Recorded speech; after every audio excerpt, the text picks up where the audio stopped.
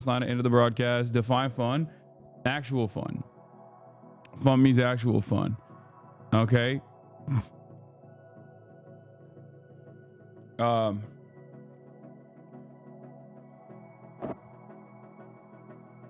means fun. We're gonna have low viewership, people coming in and complaining about low viewership, saying I fell off. That's like, get ready for it. We got it all. Okay, we got it all. It's gonna happen. Charlie Kirk ass hair. Oh no, don't say that. That's not good. Anyway, I thought to myself that I was gonna take a day off. Then I was like, fuck it. I'm not gonna take the day off. I don't take no goddamn days off. Hasan Piker, I'm a long time watcher on YouTube. First time watching you on Twitch. Hell yeah. I love when people always come in. Clip will piss you off. What is this? I love when people always come in here and say like, oh man, first time tuning into the Twitch stream. Like that happens every day, and it always blows my mind that like there's still people coming out of the platform to be like, I'm gonna make the jump here. I'm gonna actually see what this dude is all about directly, live and alive. You know, see it. I'm gonna go right to it. I'm gonna go right to the source. But in any case, what was I gonna say? Oh yeah, last night ended the broadcast, and I went and I got KBBQ with some friends. Went and got some Korean barbecue with some friends. It was crazy though. There was like, we were surrounded by HasanAbi heads. It was wild. After I was done putting down some KBBQ, played some Expedition 33, went to sleep, woke up, and that's it. Went outside, went to sleep, woke up, played some basketball. It is what it is, you know? Won some games, lost some games. I played really well. I was unafraid to play big, which was good, you know? I played like a big man. And when I play like a big man, I'm a much better player overall. I don't like to play like a big man always, but as someone who's seen very little anime, what shows do you recommend starting with? Samurai Champloo, Cowboy Bebop. Cowboy Bebop, Samurai Champloo, Full Metal Alchemist. Those are my three, like, those are a part of my top 3 anime. And it's also, I think, the best. It's the best anime to start with too. 6'6". I would hope your big ass stays in the post. I'm not 6'6", I'm 6'4". Do you have ads again? I don't. I don't. But yeah.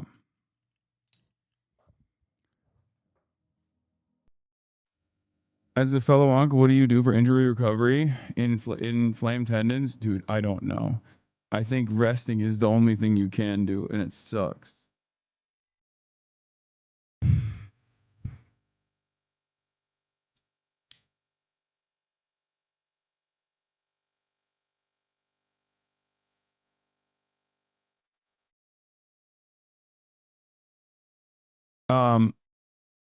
Anyway. Watch doing the streamer games. AT&T is part of the sponsors, and AT&T doesn't fuck with me. It is what it is.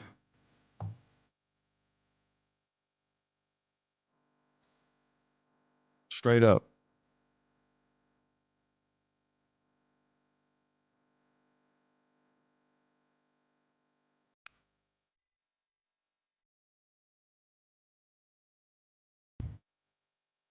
I think we all know why. Which is crazy because I'm an AT&T customer too, but it is what it is.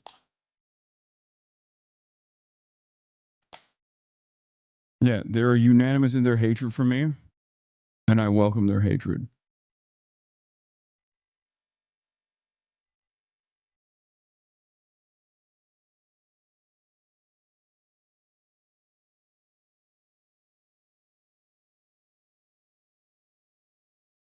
Apartheid telephone and telegraph. Yeah. But maybe we could do some crime reacts too. Potentially.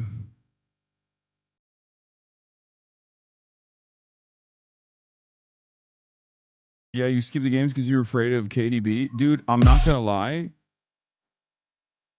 I don't really know too much about KDB, but I saw like she's like new bestie for Cutie. And I saw how she balls, and it's crazy. She's actually so good. She would cook me. She would destroy me straight up.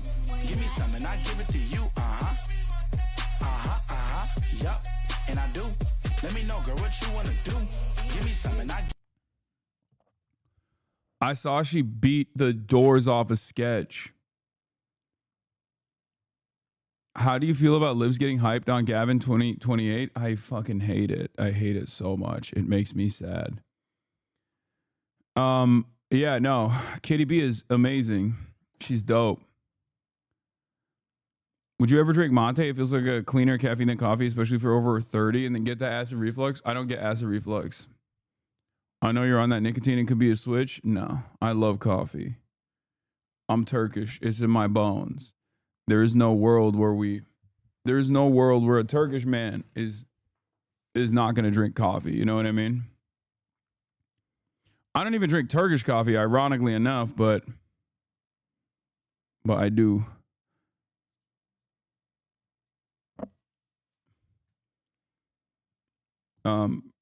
Mate is good in addition to coffee for both.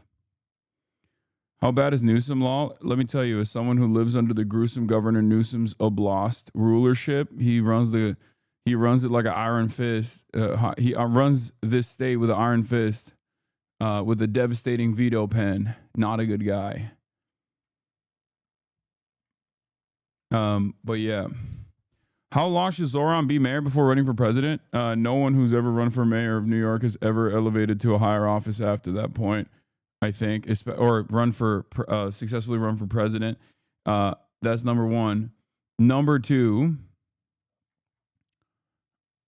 Zoran is not a born American citizen, so he can never actually run for office, which is fine. It is what it is, you know. Egghead Island is the most peak arc in One Piece. I haven't been keeping up with Egghead Island. This video is because I want to bank it. I want to bank as much.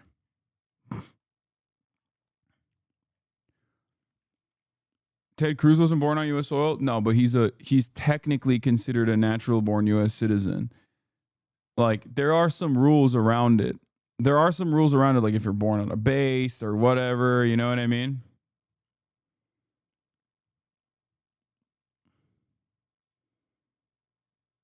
So, SRGFX, thank you for the 10 gifted. Pope John Paul III, thank you for the 10 gifted. SRGFX, thank you for the 20 gifted, technically. What was I gonna say? There was another thing I was going to mention.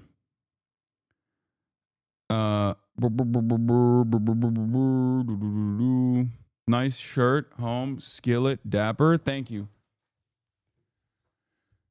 White guys get to bend the rules. I mean, low key, yes. That is, I think it was George Romney, Mitt Romney's dad, who was the white boy that actually bent the rules, because he literally was not allowed to run for president, and he did. Well, I mean, I guess you can try to run for president, you just can't be president. Mitt Romney's dad, George Romney, famously was born in Mexico, and with none of those oh, you were born on a military base exemptions or anything like that. I'm pretty sure he could not have become president even if he won, because he's from the side of the Romney family that escaped to Mexico when polygamy was made illegal.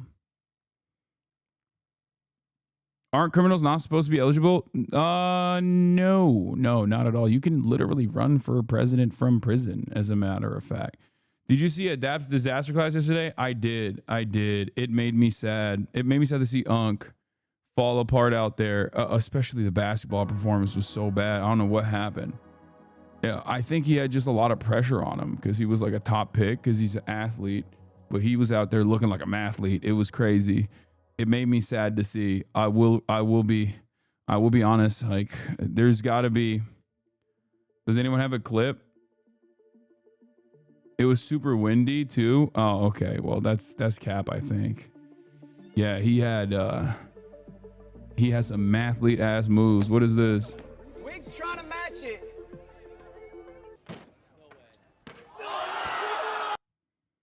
Damn, he bricked it. He broke the freaking stream. That's crazy. This is now a cardio competition. Yo, look at that. Look at that. She's got great form. She is incredible, dude. KDB is awesome. God, I'm a sucker for basketball.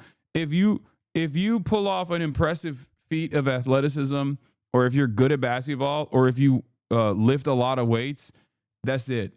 I am forever going to be. I'm like, you're awesome. You're amazing. I don't need to know anything about you. That's cool as fuck. You gotta make it. Turns out the B for KDB is for buckets, dude. It Run is back wild. and make it. This could be. Look at that. Look at that form. It's so good. Dagger. She dumped his in. Now It's she'll have a lot of fine. time to eliminate him if he misses this. He makes it. I mean, we might need to put them back to 3. We might need to put him back to 3. KD buckets, dude. KD These buckets. guys are shooters. And I say this as someone who obviously loves Nicewig. Like, I ball with Nicewig all the time. That's my GOAT. He is a sniper. He is literally a sniper rifle. Like, he has the classic big man 3 that he just like barely gets any lift off on, myself included. I mean, I'm the same way. And this is nothing for him. And yet, they're shooters. What is going on? It's a must make for Nicewig.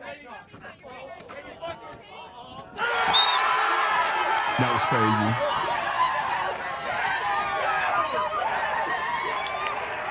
KDB. If Cutie liked Fioran, she would get KDB on. She doesn't. That's the problem. She hates Fioran. That's the issue. How come you aren't invited to these things anymore? I am. This is just the one thing that I can't do because look at that. You see that in the corner right there?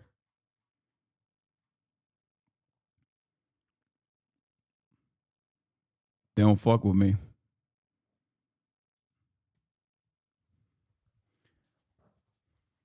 Yeah, I'm literally in the creator league. I just haven't participated in any of the events because I was injured for most of the time. Why don't they like you? I don't know, man. Think for a second. Think. Why could a major corporation, not like a particular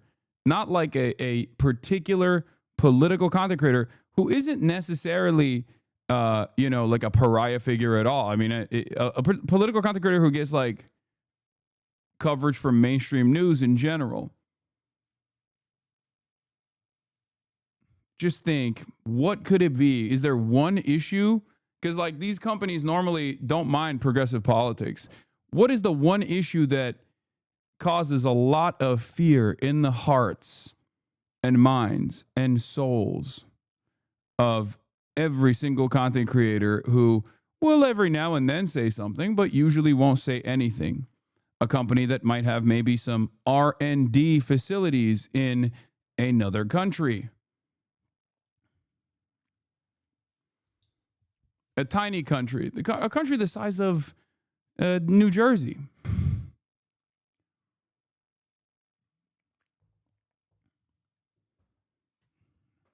That's it.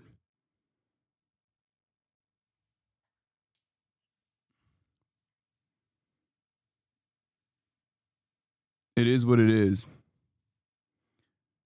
Yeah, what are you going to do? A country that's a small bean, perhaps? Yeah.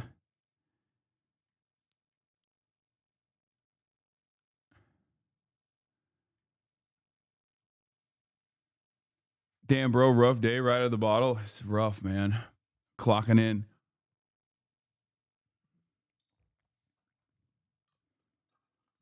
What is this? I love these videos. They're so stupid. That's so dumb. I thought it was going to be like the inside of the refrigerator. Nope. 9/11.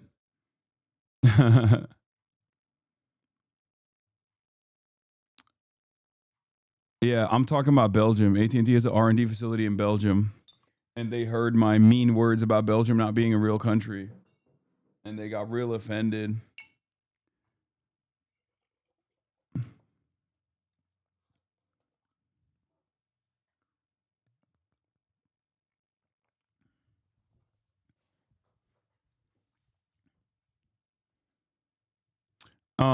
Don't forget they support Trump. Nah, let's be real. That's every big company supports Trump, including AT&T. That's not it. That doesn't. Most companies don't give a shit. Most American corporations don't give a shit. Like some just give extra shits about that, about Israel, and AT&T is one of them, which is surprising for sure. Because normally they would shy away from making a statement like that. But there are, I guess, some companies. That will take the initiative, regardless. It is what it is. Listen, this is a part of the game. Okay, this comes with the territory.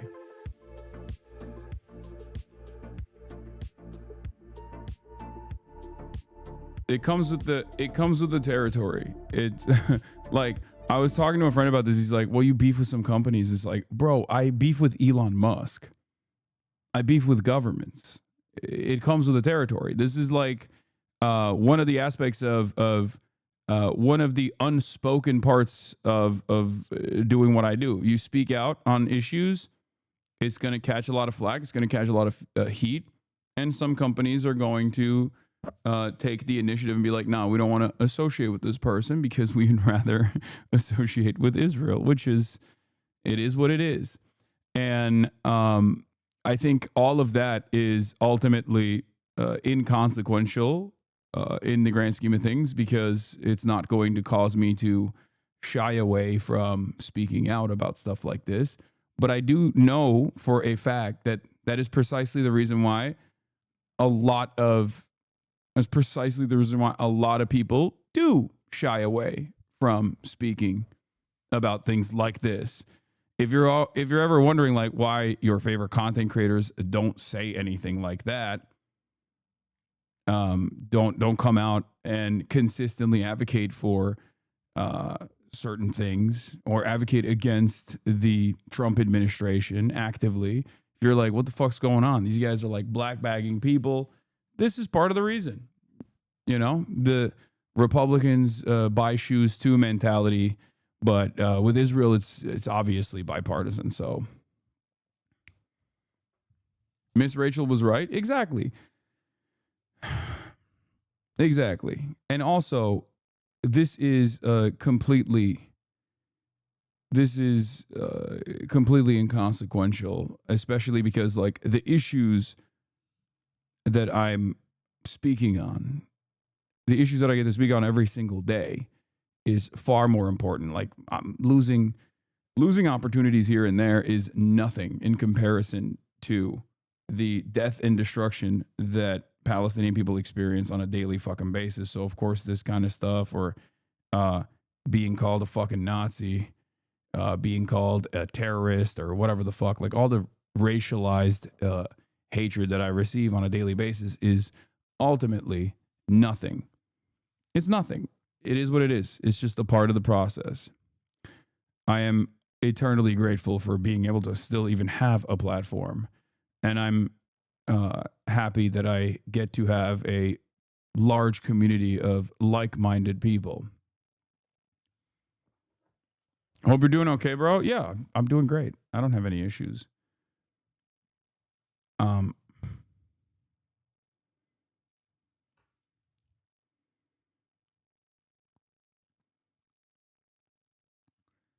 Do you think Trump is going to pull out the equation tomorrow and say in Trump voice, we're going to let them fight it out till the end and scold Zelensky again?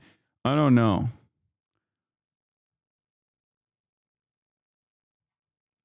Did you see Trump's team left papers in a printer at the meeting the other day? I did. I heard that. That's so funny.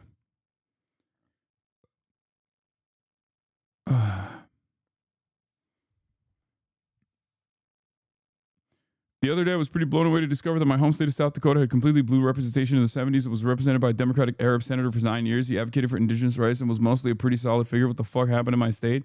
His name was James Aburezk. Pretty cool, but also bummed to see how lame this place got. Yeah. I think a lot of people forget.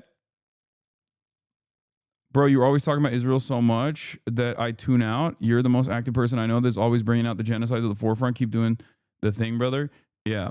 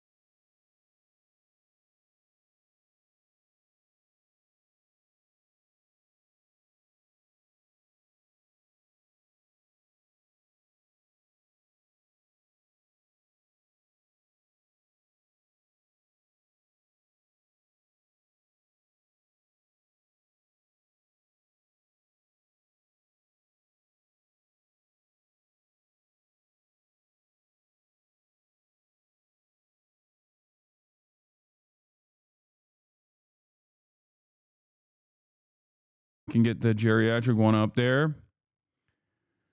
Shirtless stream when? No.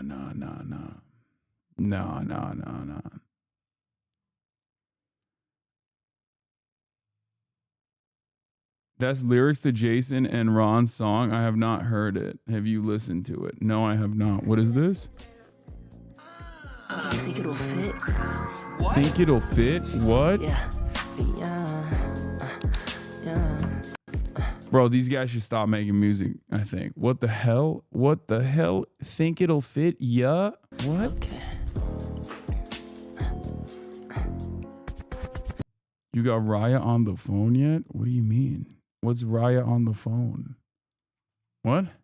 Tell me, do you love me, baby? Tell me, do you love me, baby? Flip you over, turn around, baby. Let me put it in you, drive you crazy. Look, you like Okay, this is like not bad. It's actually not bad. a lollipop. Fuck you to Oh, your do we legs, have a dog. do we have a blast off meme is what I was asking for, and no one gave me one. So I just kind of didn't blast off at all.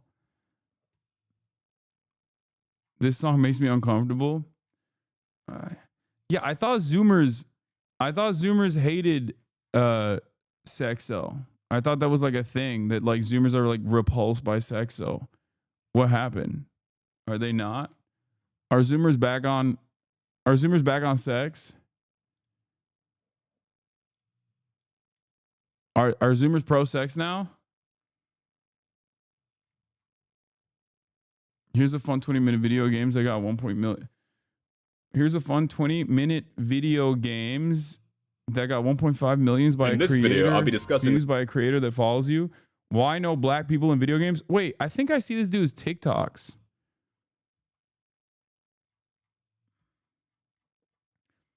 IRL sex, no, but only in emotes and D songs.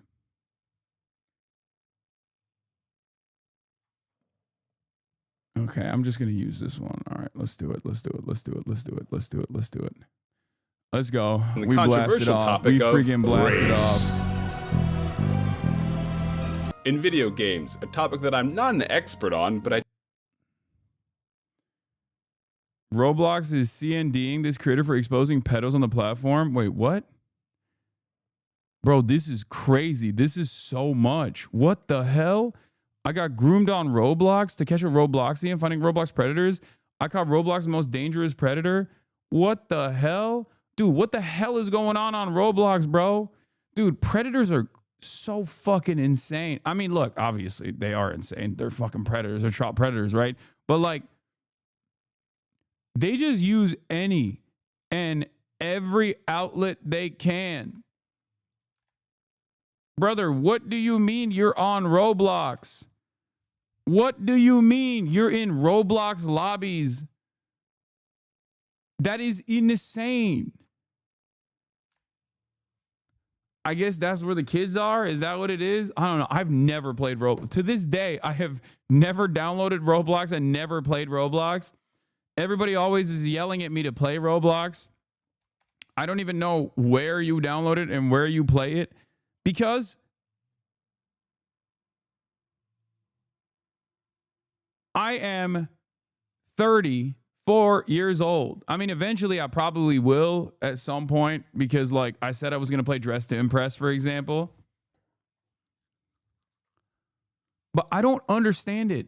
Like my old ass doesn't even understand what Roblox is because it looks like busted Minecraft, but also at the same time, there's like every time I see something that people say is Roblox is like, there's so many different versions of it.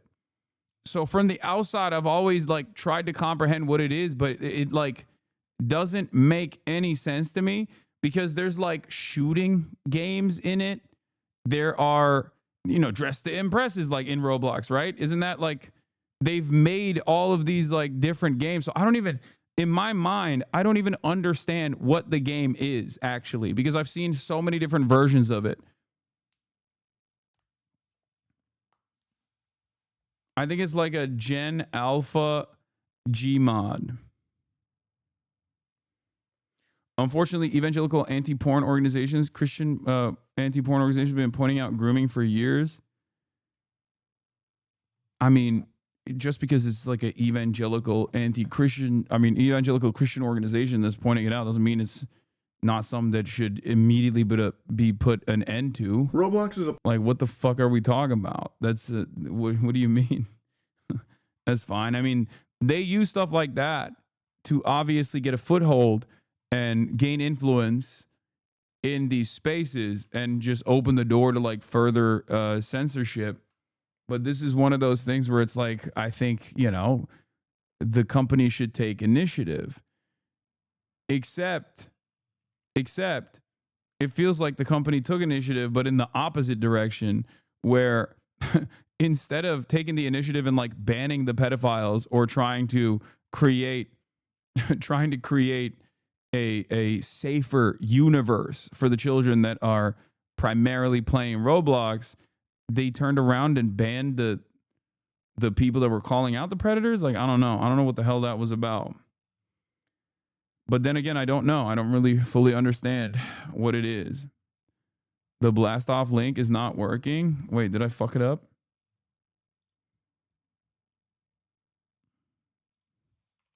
Did I write the wrong link?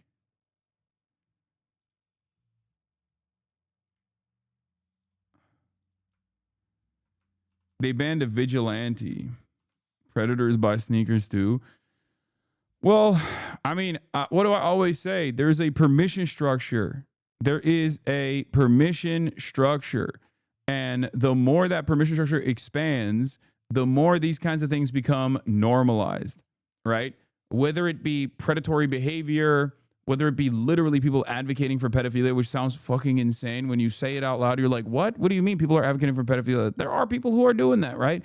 So like, the more people don't push back against this, the less there is any sort of social stigma surrounding these sorts of things that are utterly criminal and should be immediately cast aside. The more people feel comfortable coming out and entertaining this notion. Did you see Hamzat win the fight last night? Yeah, a lot of people were saying it was an underwhelming fight and it was boring. But, you know, free Palestine.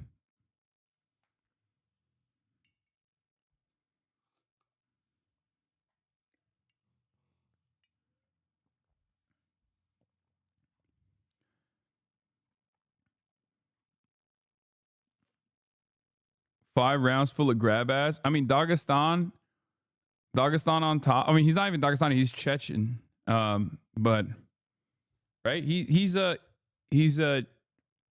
Chechen, right? And I think he had to literally, because he's like besties, because he's besties with Ramazan Kadyrov, he had to get a new passport. He had to get a Dubai. He had to go to Dubai, bro. And yeah, he's a UAE national. And I think like Donald Trump pushed to allow him to fight, right? He's they finally got him in the US this time. Yeah, Donald Trump will get anybody in here. He don't give a fuck, especially if Dana is asking for it. If Dana White is asking for it, it's good. It'll happen. 529 strikes compared to Funday 50 domination. Did you see this fatherless behavior? Are you even surprised? Oh, Destiny's son coming out as a Nazi? No, I'm not surprised. And yes, I did see it. And I talked about it briefly yesterday. Like I said, guy who fucking presents himself as like, you know, the antidote to the alt-right, literally can't even be an antidote to the Nazis with his own child. So...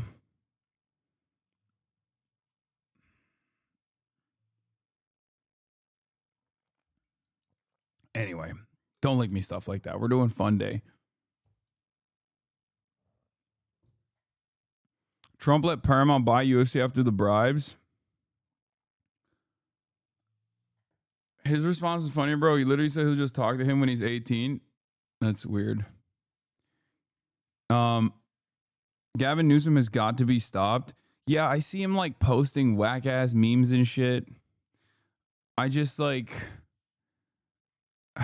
I don't know. I is this appealing to the libs? I feel like there's definitely libs that like Gavin Newsom now. They think he's like gruesome. They think he's gruesome. I don't even know what this is. Like I guess he's like trying to copy Trump. He's trying to make fun of Trump, I assume. Right? That's what this is. This is like him being like, lol, this is the type of shit that you do, Trump. And it's just like, look, what do I always say? Put the policy in the bag, okay? Put the policy in the bag, little bro. Fix the housing market in the state that you are in, okay? Defend your constituents from ICE. I'm fine with the redistricting as long as it's not redistricting done specifically so that you can have 6 additional shit lib Democrats who are just not going to fight for their own constituents and fight for the corporate oligarchs to continue dominating the American nation. We're gonna get 6 of the worst like pro-Israel Raytheon libs out of California in the new redistricting attempts, and then I'm just gonna fucking move out of this goddamn country once and for all, you know?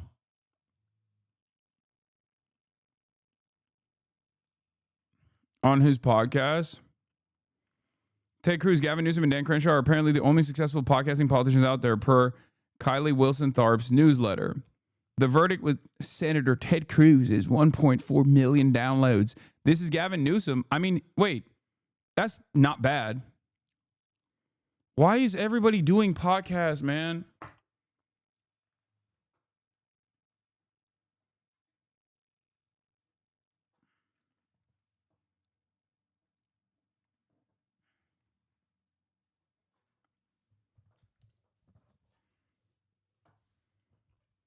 Nobody ever listens to me. Jim Clyburn has a podcast called Clyburn Chronicles. Are we fucking for real? What the hell does he talk? Okay, I gotta look this up now. What the hell could he be talking about? Podcast by Congressman James E. Clyburn. It has 0 episodes. It doesn't have any episodes.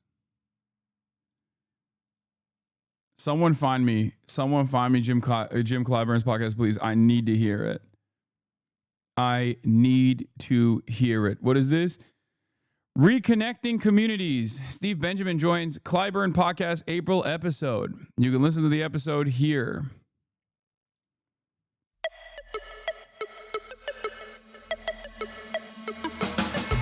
Hello, this is Congressman Jim Clyburn, and I would like to welcome you to my podcast, Clyburn Chronicles. I've always been a lover of history. I see this platform as a way to connect history with the politics of today. This is so important because, as George Santayana once said, those who cannot remember the past are condemned to repeat it. Each episode, my guest and I will have a conversation about the... Yeah, we're doing a Fear and collab. I fear. Fear and collab imminent, okay? Fear and Jim Clyburn. Sounds like a dude in 1973 who just got a tape recorder. I mean, he is a dude in 1973. Bro, this is so nutty to me. Once again, all these guys do is just sit around, collect cash, eat hot dogs, and never legislate at the behest of their constituents. What are we doing? Do your job, man. Except his job requires him to fucking defend the corporate interests, you know? Like, what do you mean you have time to do podcasts? I do not want my legislators to have time to do podcasts. You just describe yourself. Yeah, exactly. I'm not a politician. What do you mean? Exactly. Why are you doing fuck shit? I'm supposed to be the one doing fuck shit. You're not. Do you understand? That's the point. Dude, this is so crazy because, like, if your CEO was doing this kind of stuff, you'd get mad. I mean, nothing would come out of it, obviously, because what are you going to do? Get mad at the CEO? Okay, fine. Who cares? But it's wild that it's like, this is what legislators are doing. This is what they're busy with. Bro, compare fear and talking about stealing forced to politicians, fucking around and not doing their job. Exactly. Gatekeeping influencer status is crazy. I like that we just have a perma influencer economy. That's it. We just don't have anything else. We just have influencers.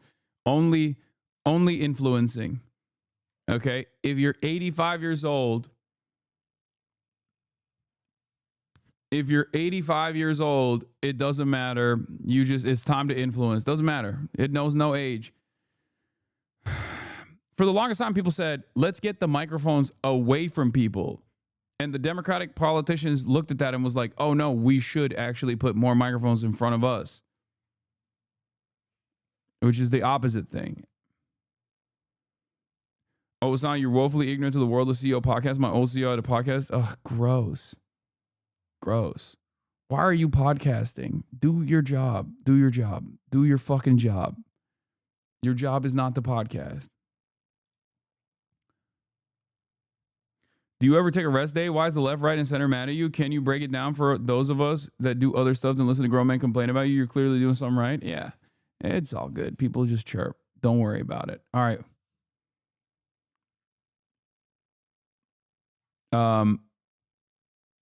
Oh, you're right. I was going to make a statement. Mister, I know we're doing Funday, but you were responding. You were going to say about James Alvarez and South Dakota being represented by Arab Dem for a decade in the 70s, and now we suck and have Christy fucking Numb chatter distracted you. Yeah.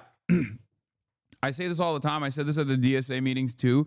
If you remember, DSA National Convention took place in Chicago. I was there. There were a lot of delegates that came from all around the country in DSA chapters, all around the nation, right? Arkansas, Ohio, everywhere. And the thing is, a lot of these areas, a lot of these rural areas are deep red, not as a consequence of the political desires of the overwhelming majority or whatever, even though there are plenty of shitheads in these places. Shitheads that could still be convinced, mind you. But it's because the Democrats have completely stopped funding any initiatives in these areas whatsoever. They just see it as a lost cause. They see it as impossible to break through. That's it. And I think for that very reason, these areas are ripe. These areas are ripe for the picking. I think like with a decent door knocking operation and like a somewhat charismatic figure that advocates for policies that directly improve the living conditions of people in these rural areas, I think that you could really push for a solid progressive base from the countryside. I mean, look, like him, hate him, you can get mad at him over Israel, but like Bernie Sanders kind of shows that reality. This whole thing with the Fight the Oligarchy tour is proof in the pudding. It's not just places like New York City that are desperate for a fighter that is dynamic like Zoran, a left candidate like Zoran. It's not even necessarily that Zoran is a socialist that he won the New York City Democratic primary, because that moniker is not seen as a benefit. It's not beneficial at all. It's beneficial here in this community, but we are marginal. Okay? We're inconsequential in the grand scheme of things in American politics. We are far more inconsequential than Nazis are, I would say.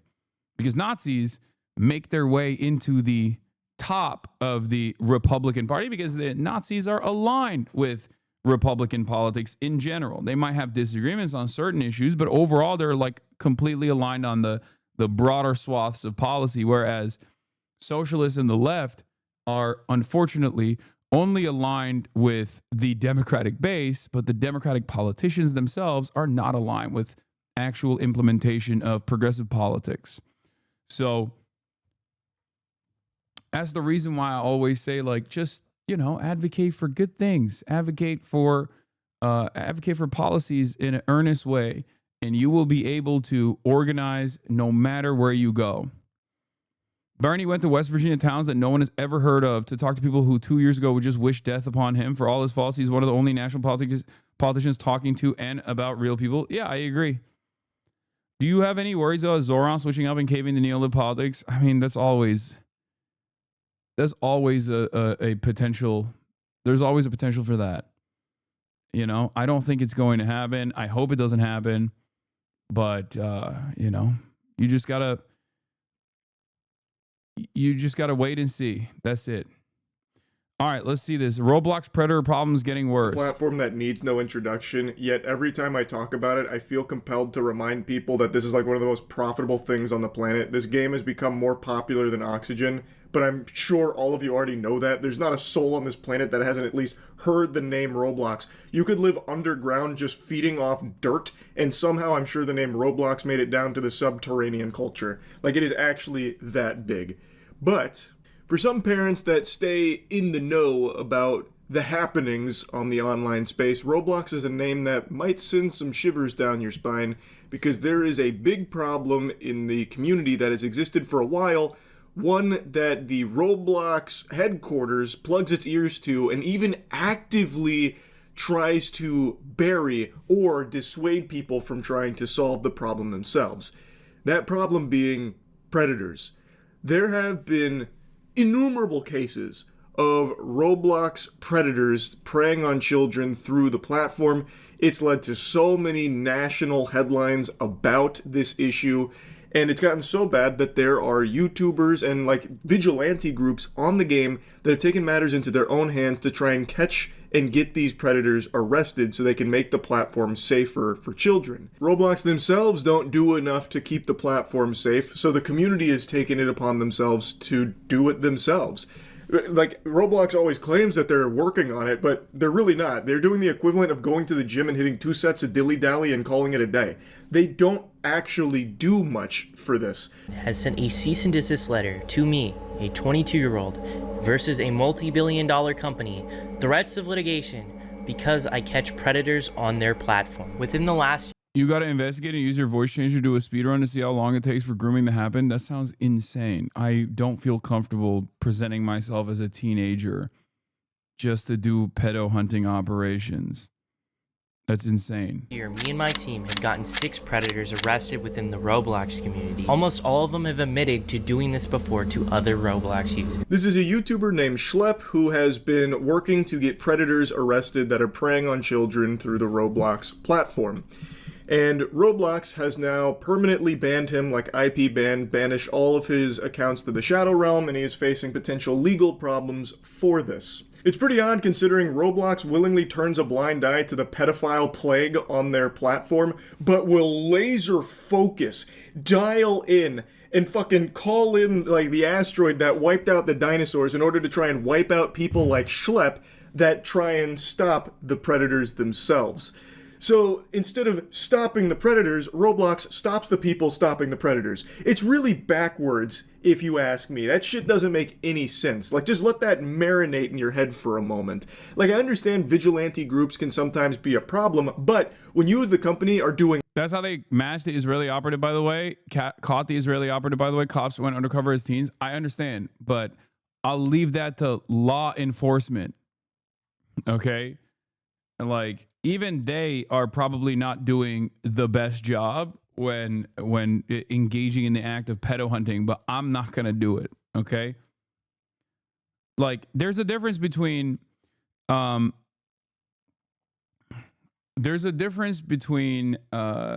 who are like actively farming, CSAM, for example, in their Discord servers, like those kick streamers that one content creator like did a massive expose on, right? Like, those guys are doing it. There's no entrapment. They're just doing it publicly. Okay. There's no like presenting yourself as a child or anything like that.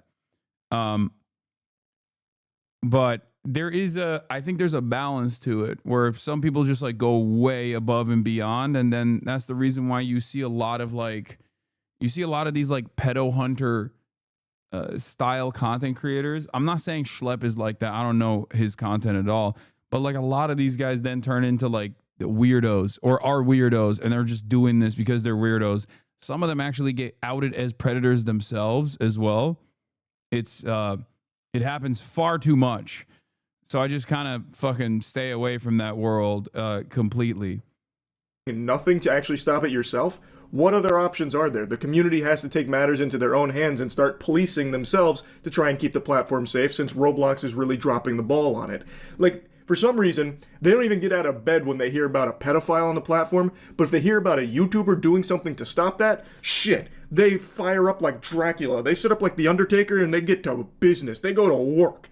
So, this is not the first time this has happened. They have come after people like Schlepp before, the people that are actively trying to make the platform safer, and it just doesn't make any sense. The CEO seems to be too busy trying to pitch Roblox as a dating platform in addition to being for gaming. I already made a video talking about the lunacy of this idea, but it is like chumming the waters for sharks. The sharks in this case being pedophiles. Anyone who knows anything about Roblox and has a functioning frontal lobe should tell you what— Bro, is the CEO a pedophile? What's going on?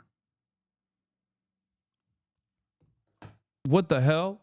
The CEO was like, oh, this seems like a fantastic opportunity to get some teenagers to meet some eligible bachelors. That's crazy. That's insane. This is just, let's dump some meat in the water where the sharks are circling. What the hell? This is the type of stuff that like parents in my generation were worried about, and therefore would, like, my parents did not want me playing any online video games or even have like MSN Messenger. You guys had AIM here in America. We had MSN Messenger in Turkey, and they didn't let me have it. Like, they didn't let me use it because they saw like one news article about they saw one news article about like a predator or a pedophile doing predator stuff to children or whatever, right? And that was a little ridiculous because like MSN Messenger was not even, you could not really communicate with strangers, it's just a way to communicate with your friends as long as you had their like usernames and stuff like that, right? I'm sure it probably happened, but you could, the proper way to do that would probably be to educate your child on best practices, like understand how this works, understand how this like communication platform works, and educate your child in the same way that you would about like going out and not talking to stranger danger in public, right?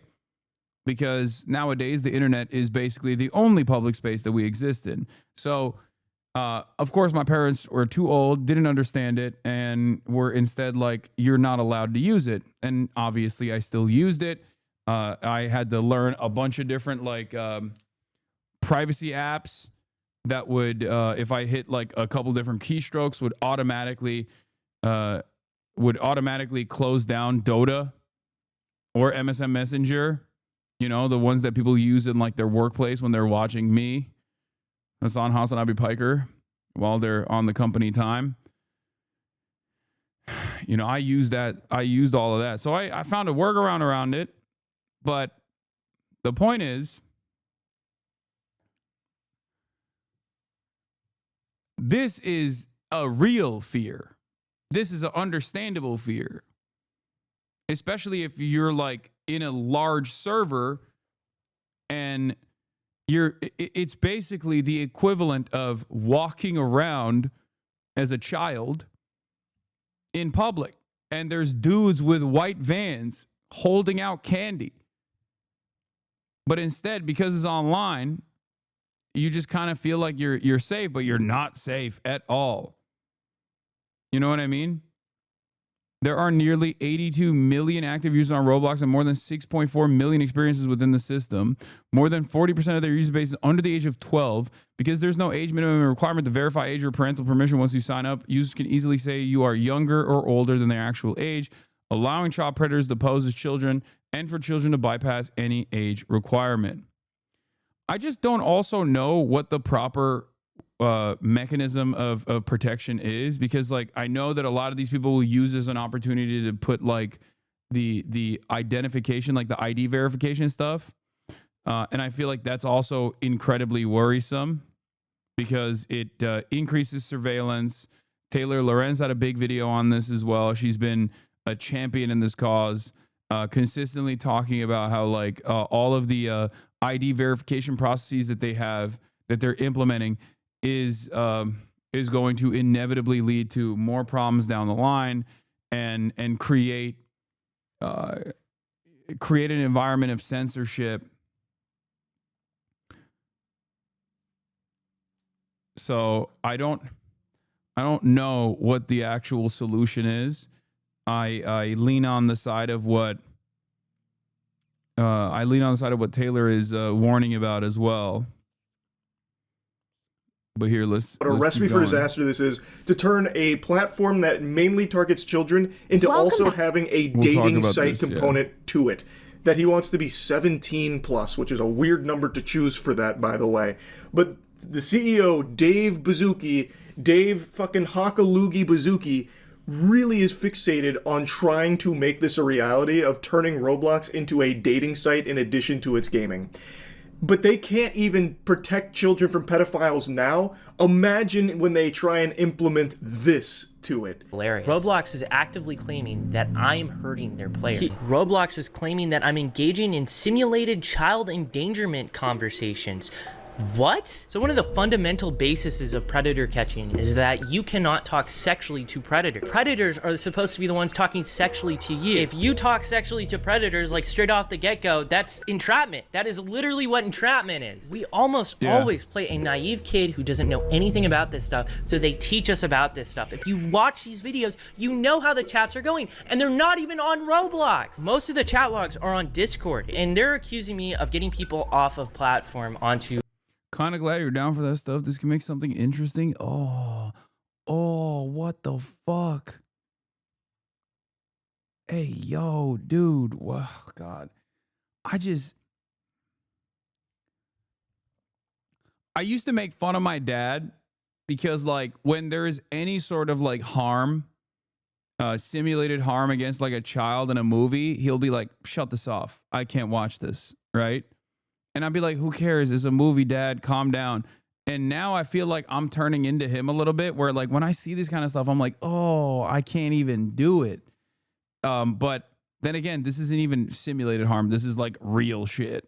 So this is like a real ass active predator out there existing in the same universe as myself, you, your loved ones, and your young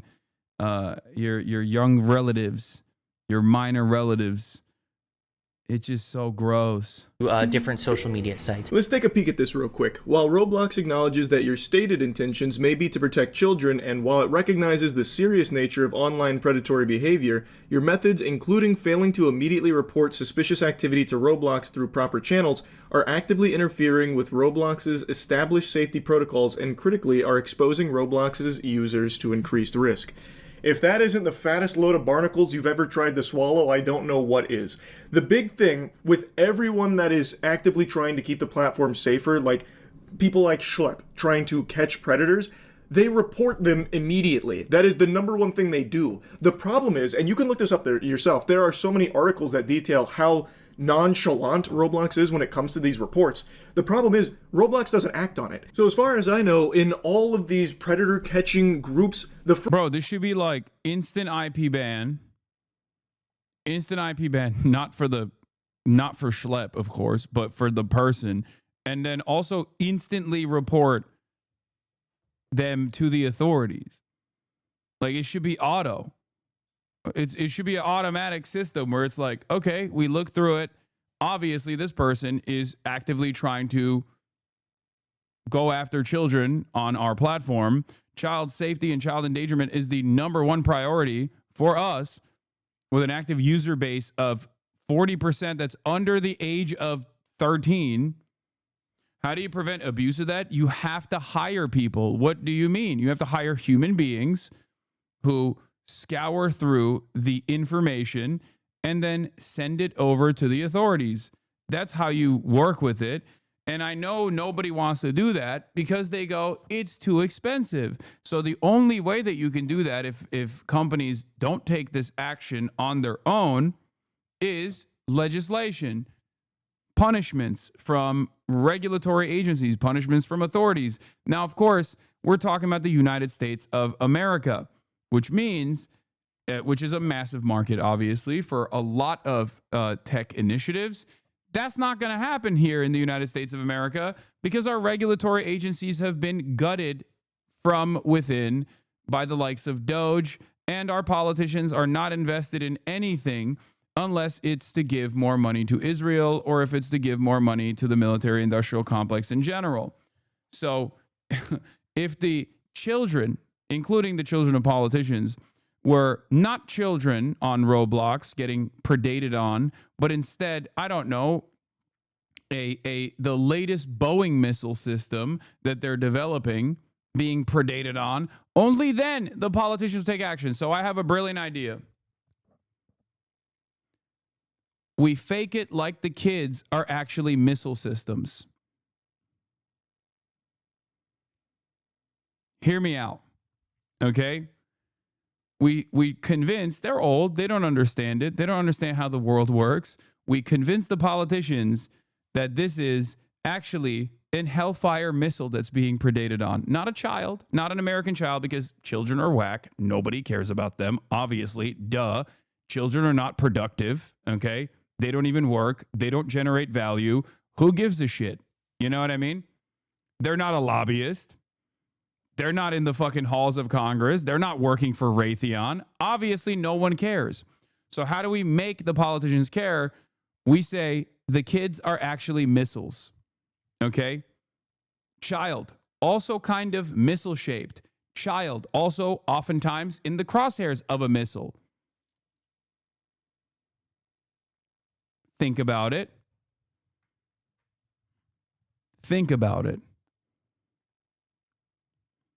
Every child that is actively attacked and predated on by a child predator online is actually a missile that could go to Israel. They're kidnapping our missiles.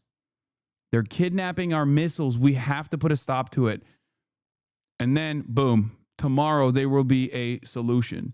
First thing they do is report it through the proper channels on Roblox, but the issue is that report just makes it directly to the shitter at Roblox HQ for them to flush it. I don't know where it goes, but I guess it just goes somewhere to collect dust at Roblox. It falls into the goddamn back rooms.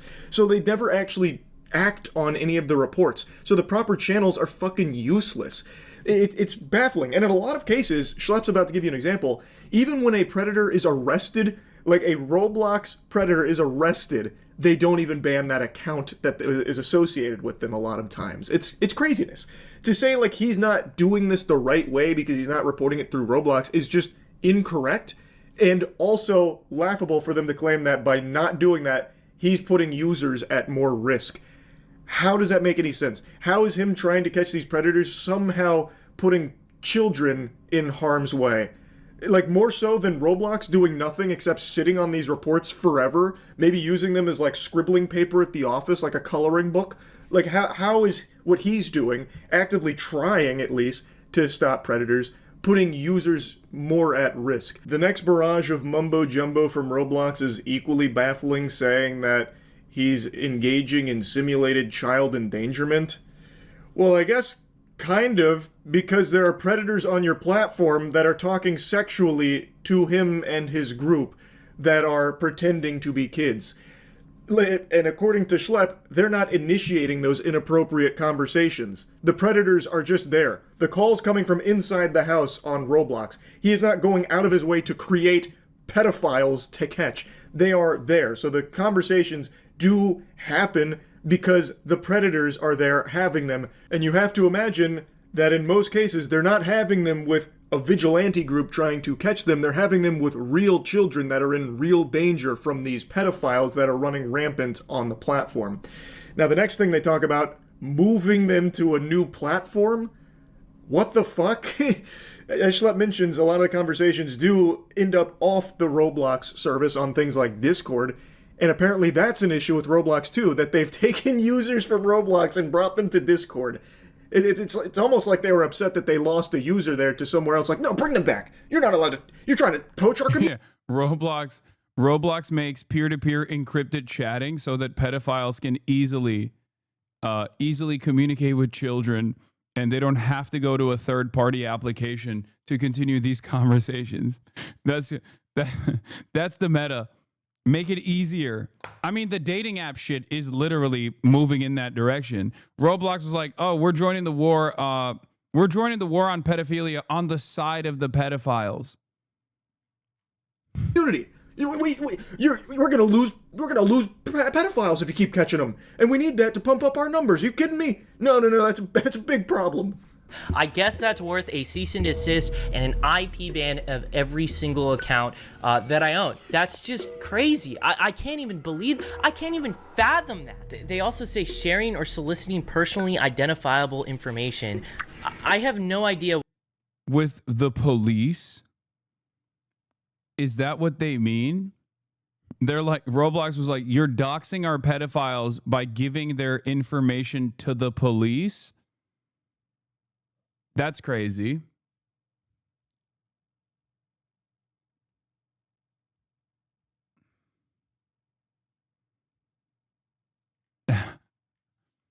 Why would you dox our big, brave pedophiles? Big, beautiful. Why would you dox our big, beautiful pedophiles? It's like you're a predator trying to hunt down pedophiles. This is messed up.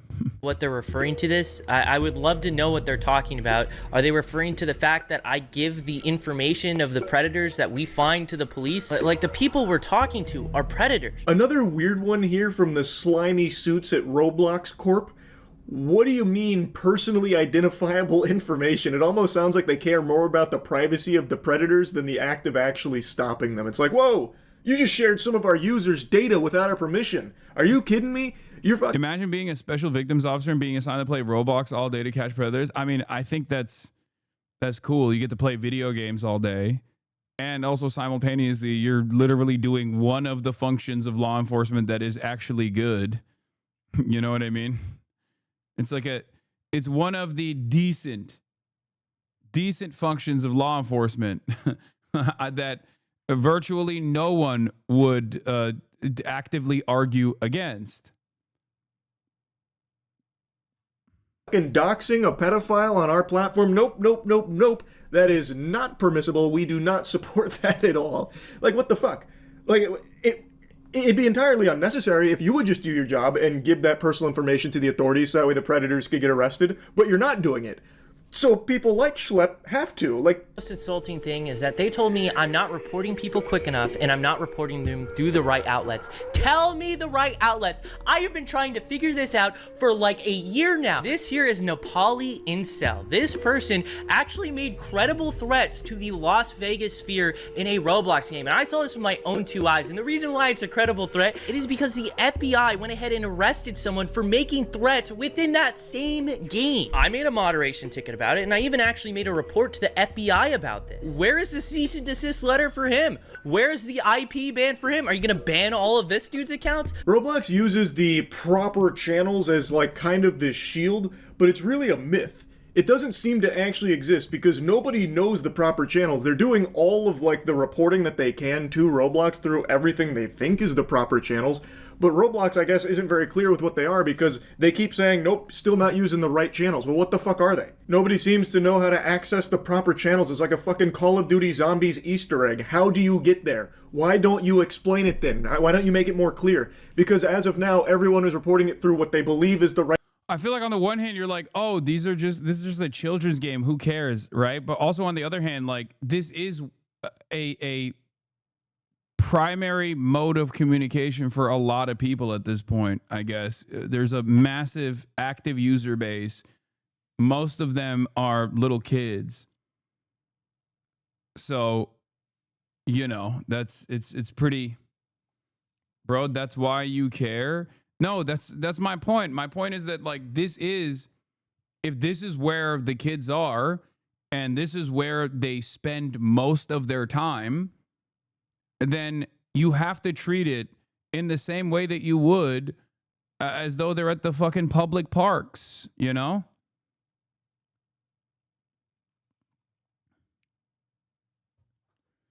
Yeah, apparently a credible terrorist attack was being planned on Roblox. Is so fucking crazy. The FBI allegedly busted a real-life terrorist attack that was planned in Roblox. I cannot confirm anything aloud at the moment but things are in motion, says Crazy Pain. James Wesley Berger, who was caught by the FBI, mugshot below, has been charged with threats communicated in interstate commerce. You can read the criminal complaint below. What?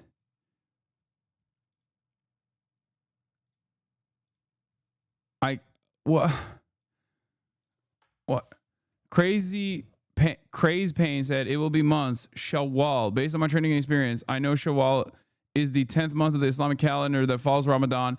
It corresponds approximately to March 31st, 2025. The witness observed messages from Crazy Pain stating that they owned at least one firearm. The following are screenshots that were captured by the witness, though not all communications were captured. Trunon did an episode on the Order of Nine Angels and how they use online games to recruit. And a deal grievous wound upon the followers of the cross. He's keeping it disclosed. We will make dua for you once, you martyr. How many days until you do that, Anna? It will be months, Shawwal, April. Wait, this guy's name is James W. Berger, and he wanted to do like Islamic style terror, Islamic Caliphate, Islamic State style terror. What the fuck? What is happening, bro? When we say Al-Qaeda, I didn't mean like they were literally becoming Al-Qaeda. How the fuck does a guy with the last name James W. Berger sounds like something I made up? Okay, like, white boy named James W. Berger doing jihad.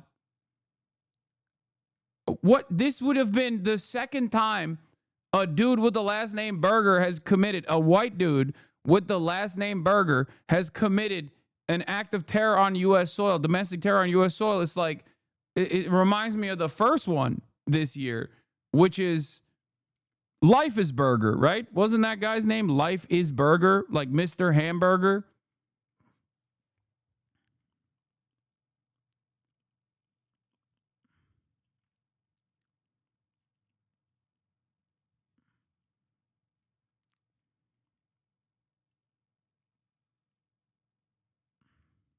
Brother, I've seen right-wing militias with up-armored Land Cruisers in Oregon. Of course, they are the U.S. Taliban. Far Cry 4 for real.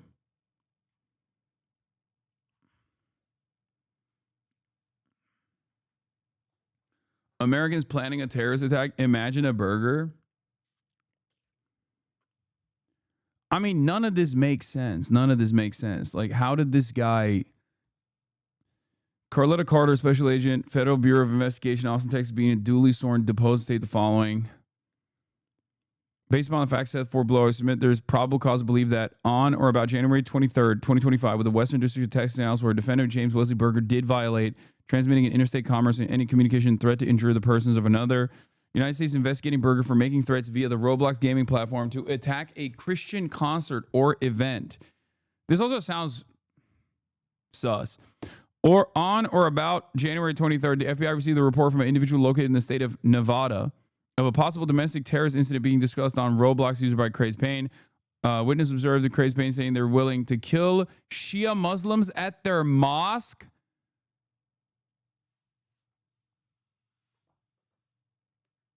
A guy named James W. Berger became like a ultra Salafist. How is that even? How does that happen? Where are even Shia Muslims in his vicinity? What the fuck? This has to be fake, right? No, I mean, he was apparently saying shit like this.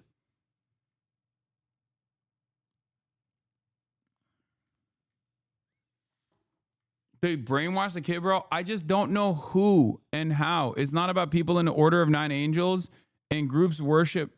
It's not about that. People in the Order of Nine Angles or Angels and groups worship ISIS. So these guys are like radicalizing themselves into being pro-ISIS. How is that even fucking possible? Why is it always us? Why do they hate the Shia so much? It's ISIS, dude. It's ISIS. That's what it is. It's like ISIS shit. No normal Muslim is invested in this kind of like, oh, we got to take out the Shias. Like, that's not real.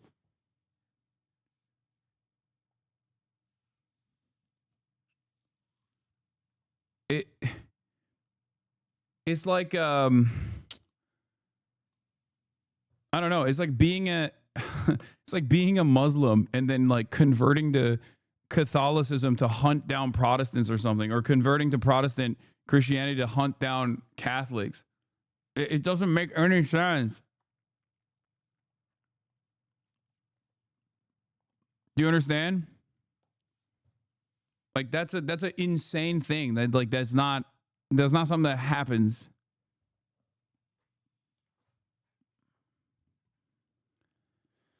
User one replied on Roblox should delete the photograph of firearms within the unknown Discord chat in case it was flagged as suspicious. The firearm should be kept hidden. Crazy Payne continues to speak on Roblox about their desire to commit martyrdom at a Christian event, that he wanted to bring humiliation to the worshippers of the cross. See, this is the other thing. This right here, the reason why I say this is fucking idiotic is because Muslims do not actually want to kill Christians. This is what Christians in the West think Muslims want to do. Okay? That's bullshit. The idea that like Muslims are we're going to go and kill the worshipers of the cross. Like, what the fuck do you mean? Muslims respect Jesus. Jesus is a fucking prophet in the Quran. This is a dude who got one-shotted by a very specific understanding of quote-unquote Islam that mostly manifests in the West. It's like guys that say, oh, I've reverted to Islam because I want to lower the age of consent and have 4 wives and you know, do harm to those who speak out against the prophet or something. Like, that's, you literally are invested in the memeified right-wing version of Islam that America has presented to you as the only form of Islam. It's like, ironically, an Orientalist framework.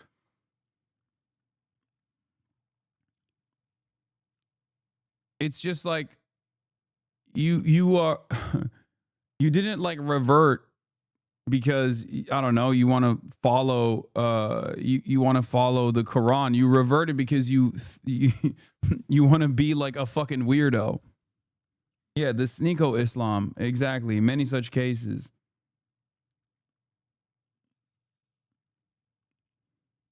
Christ Bane said it will be months, Shawwal, April. Based on my training experience, I know Shawwal is the 10th month of the Islamic calendar that follows a Ramadan. It corresponds to approximately March 31st. The witness observed messages from Crazy Payne stating that owned at least one firearm. Based on the billing information provided by Roblox, the name associated with the Crazy Payne account was James V. Durger with an address in Texas and a Gmail email address. Roblox also provided it seems like Roblox was also doxing the user's privacy here. Really messed up of Roblox to do so.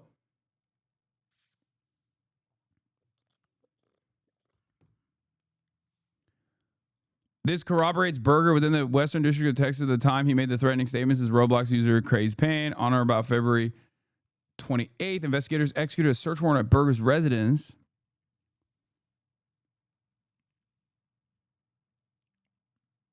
What? There's thus probable cause to believe he was the user. Berger typed the W Isa backspace. Assalamu alaikum. I've come to conclude it will befall the 12 of Shawwal, and it will be a music festival attracting bounties of Christians. Inshallah, we will attain martyrdom and deal a grievous wound upon the followers of the cross. Pray for me and enjoin yourself to martyrdom. How does a white dude named James Berger arrive at ISIS?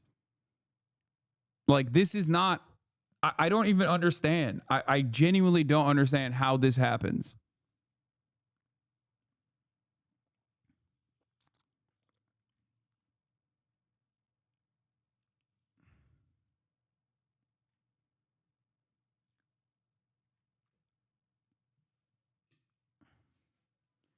Order of the Nine Angels are a bunch of edgy troll Nazi Satanists. They are not Muslims. They just love edgy violence wherever it comes.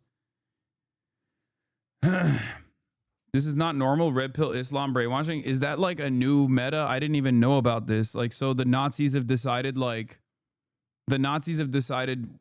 is it angels or angles? The Nazis have decided, like, oh, the regular, like, white supremacist stuff that we were doing is not popping. We need to just be like, we need to do the we must kill the Shia version of, like, ISIS style, Al Qaeda style fucking psychotic nonsense. I guess it's like two birds, one stone because they don't fuck with Muslims anyway.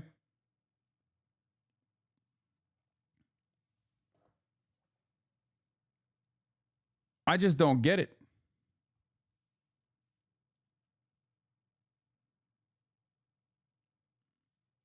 I don't get it.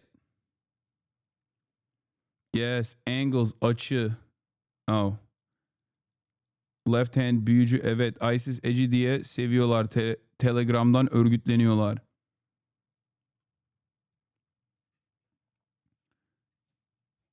It's angels. The other dude can't spell. No, other people are saying angles. Some people are saying angles. Some people are saying angels. I don't know.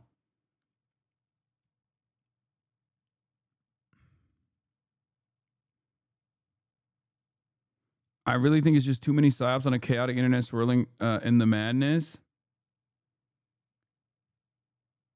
There's going to be a split in the American Nazi movement where the pure Christo-fascist crusade against the Islamo-fascist Nazis. I don't think that there's any real meta here, but maybe I'm wrong. I don't know. I think these guys are just like, I think these guys are entirely invested in, like they're just invested in chaos, and it's a win-win. The Order of Nine Angles, ONA, is a satanic left-hand path and terrorist network that originated in the UK, but has since branched out to other parts of the world.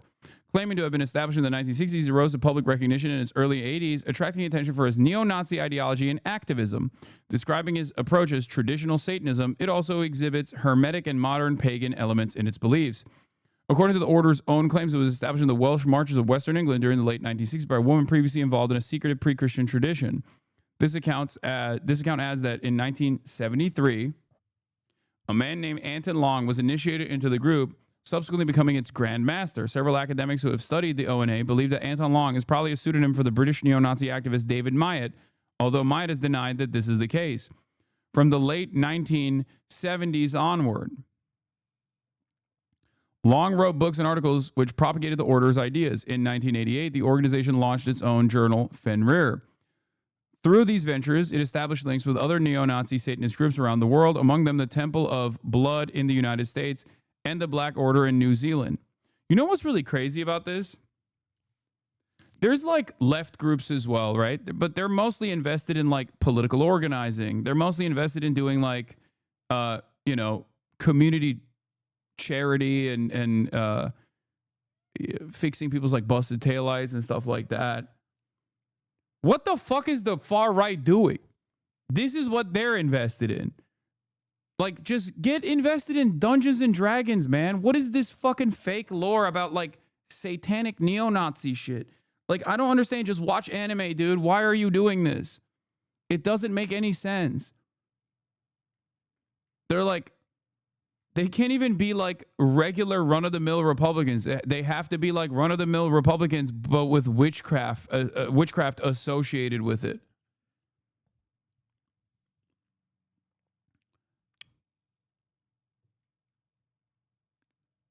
By the 2010s, it was attracting further attention for its influence over neo-Nazi militant groups such as Atomwaffen, which is one that primarily recruits from the military. Atomwaffen is like the neo-Nazi group that goes to like military veterans and active duty service members, and they actually have done a bunch of domestic terror in the United States and all around the world as well, where they'll like steal actual explosive ordnance from military bases and then we'll go and like blow shit up. National Action as well as broader extremist networks like 764. How many of these fucking things exist? What the hell? The ONA promotes the idea that human history can be divided into a series of aeons, each of which, okay, I don't care about any of this. This is so fucking stupid. The ONA eschews any central authority or structure. Instead, it operates as a broad network of associates termed the Collective, who are inspired by the texts, which were originally authored by Long and other members of the inner ONA. The group is composed largely of clandestine cells, which are called nexions. Some academic estimates suggest that the number of individuals who are broadly associated with the order falls in the low thousands. Various rapes, killings, and acts of terrorism have been perpetrated by far-right individuals influenced by the ONA, with various British politicians and activists calling for the ONA to be prescribed as a terrorist group. Nah, they're too busy prescribing Palestine Action as a terrorist group. Sorry. You know, sorry, can't do that. Best we can do is Palestine Action. If you're an 84-year-old lady who's like blind and can't walk, we're going to put you in jail if you put up a placard that says, I support Palestine Action. That's what England is worried about currently. The ONA has been characterized as a new religious movement. Group presents its teachings as traditional Satanism. Other scholars have portrayed it principally an overlap between Satanism and Nazism, and the historian of religion, Nicholas Goodrick Clark, called it a satanic Nazi cult, while the specialist in far-right politics, Jeffrey Kaplan, and Leonard Weinberg characterized it as a National Socialist-oriented satanic group. Further academic descriptions have highlighted other links. The religious studies scholar Connell R. Mollett called it a blend of Satanism with Hermeticism and some pagan elements.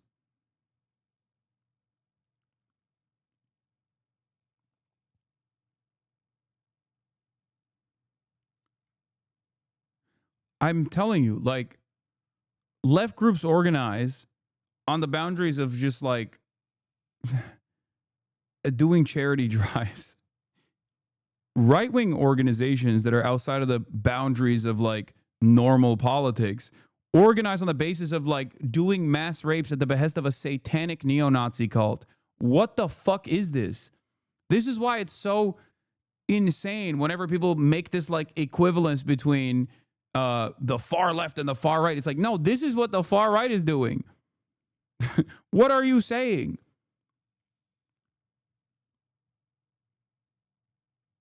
Who has time for this? I can't do more than watch a movie and clean my apartment on the weekend, and these guys invent new Magic the Gathering every 2 weeks. Yeah, but it's like Magic the Gathering is fine.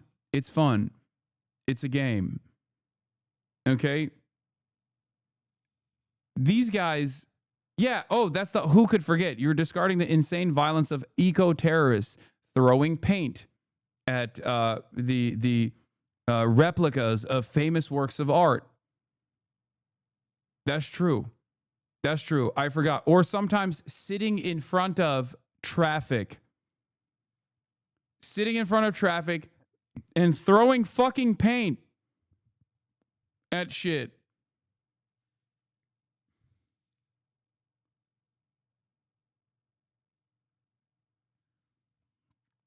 It does blow my mind that while there is no equivalence between the most extreme versions of like left organizing and the most extreme versions of right organizing, and there's no equivalence between the violence that these groups engage with, the amount of time spent on left groups, the amount of time spent on anti-fascists far outweighs the amount of time spent on this shit.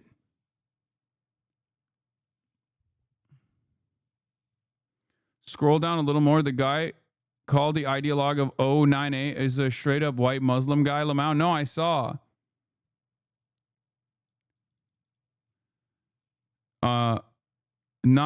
Here, Anton Long's identity. Oh my God. David Myatt, pictured in 1998, is often cited as a central ideologue. The real identity of Anton Long remains unknown for both members of the order and to academics who have studied. However, a 1998 issue of the anti-fascist magazine Searchlight claimed that Anton Long was a pseudonym of David Myatt, a prominent figure in the British neo-Nazi movement. Shared ideas between the two include the belief in a causal realm where the laws of physics do not apply, the idea that human history divides into distinct aeons, support for future colonization of space, and the Star Game, a board game that Myatt claimed to have developed in 1975. Oh my God, these guys always love sci-fi so much. Dude. Born in the early 1950s, Myatt had a long history in neo-Nazism, serving as a bodyguard for Colin Jordan of the British movement before joining Combat 18 militia and becoming a founding member and leader of the National Socialist Movement. In 1973, Myatt has claimed he formed an occult group to serve as a honeypot to pull occultists towards neo-Nazism, but that he left its organization largely to a man from Manchester. Myatt's text on the Practical Guide to Aryan Revolution, in which he advocated for violent militancy in the aid of neo-Nazi cause, was cited as an influence for nail bomber David Copland. Myatt converted to Islam in 1998 and remained a practicing Muslim for 8 years, in which time he encouraged violent jihad against Zionism and Israel's Western allies. in 2010, he announced that he had renounced Islam and was practicing an esoteric tradition that he termed the numinous way.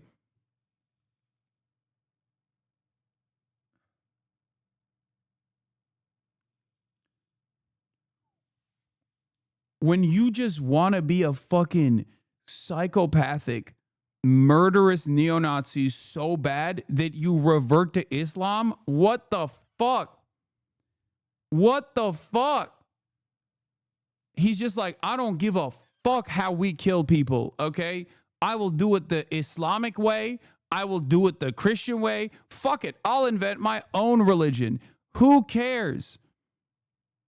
That is insane, dude. Academic scholars of esotericism who have supported Long's identification as Myatt include Goodrick, Clark, Faxneld, and Jacob C. Senhold. Myatt has repeatedly denied allegations that he has any involvement with the ONA, maintaining that he has never used the pseudonym Anton Long. He has claimed that he had personal contacts with people involved in the ONA around the 1980s and that similarities between his ideas and those in the ONA result from the latter's borrowing from him. He said, they jacked my shit. Public emergence. The ONA came to public attention in the early 1980s. At this point, Gregorius noted it was most likely very small, possibly having only 1 or 2 actual members. Over the coming years, it issued material for public consumption. It's a secret society, outer representative. Niners, Bolobians, and Rune Witha?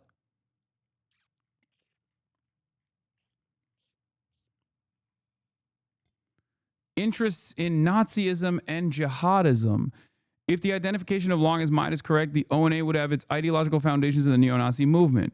The ONA's material contains various positive references to Nazism and neo-Nazism, praising Nazi Germany as a practical expression of the satanic spirit, a burst of Luciferian light, of zest and power in an otherwise Nazarene, pacified and boring world. So these guys are just like, I mean, you know this is white people shit because of that. Okay? This is white people shit exclusively because of that fucking statement. Because ain't no fucking black person, brown person is like, man, the world is so boring and so passive. We should do maximum violence. Okay?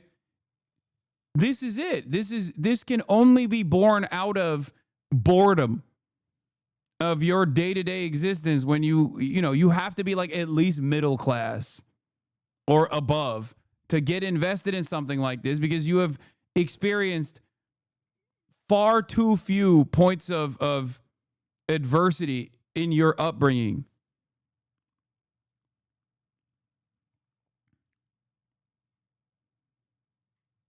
The ONA also evokes the Nazi leader Adolf Hitler as a positive force in its text of the performance of a black mass, embracing Holocaust denial. It claims that the Holocaust was a myth.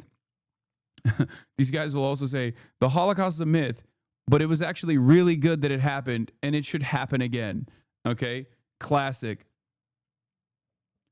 In order to denigrate the Nazi administration after the Second World War and erase its achievements from the psyche of the West, the group believes that the neo-Nazi revolution is necessary in order to overthrow the Magian Nazarene domination of Western society and establish the Imperium, ultimately allowing humanity to enter the galactic civilization of the future.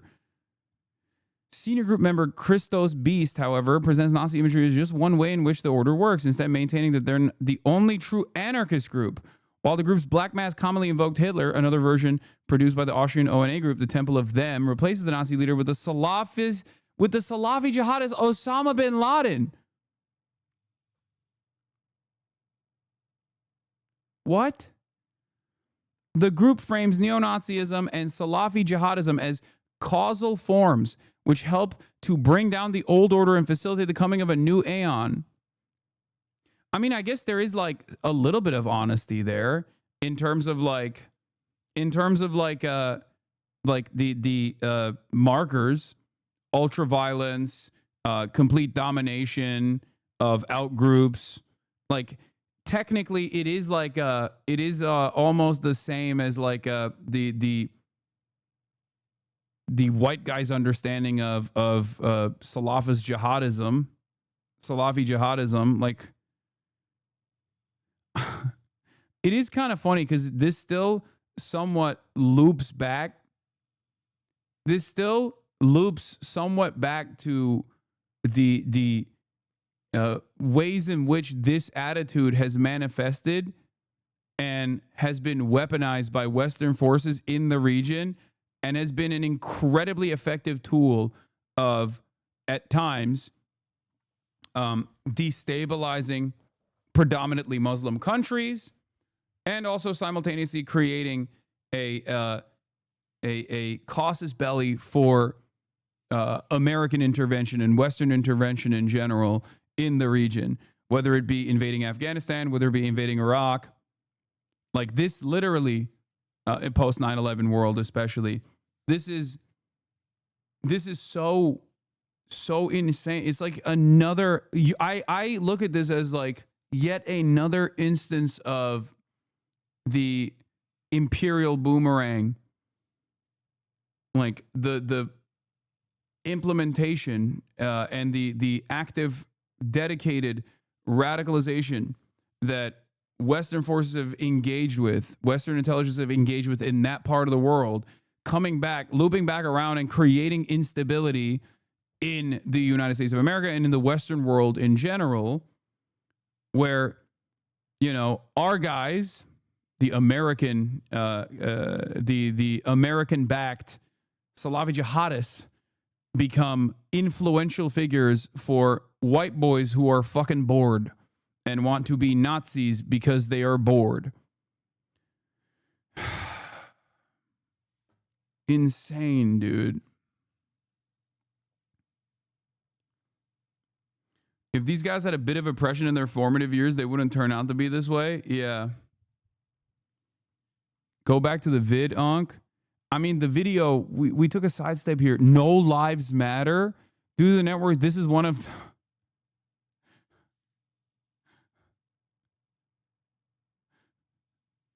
This is one of the network's branches. 2021 by Bradley Cadenhead, a teenager from Stephenville, Texas. The group derives its name from the town's zip code. The network is most present on Discord and Telegram and usually targets children aged 8 to 17, particularly marginalized children or those suffering from mental health challenges. Victims are often forced to commit recorded acts of self-harm and animal cruelty to disseminate internally or share on social media platforms, asked to carve names on their skin as cut signs, a form of branding to show their subjugation by the group, and given the end goal of committing suicide on live stream for the network's entertainment or for the perpetrator's own sense of fame within the network.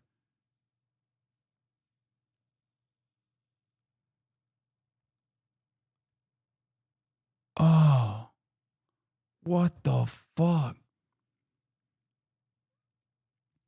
When aggregated, the community surrounding these groups commonly referred to as the COM, shorthand for the community. Law enforcement estimated in 2024 that the COM network includes hundreds of such members who engage in extortion and harassment using various cybercriminal tactics such as swatting and doxing, as well as thousands engaged in other cybercriminal activities.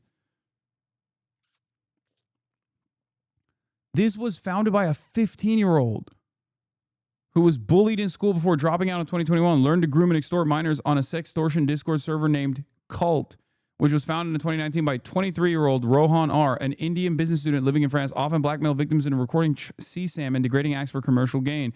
Rohan R. told the French court that he was inspired by neo-Nazi and Islamophobic rhetoric, as well as a desire to build a reserve of slaves to fuel his sadism.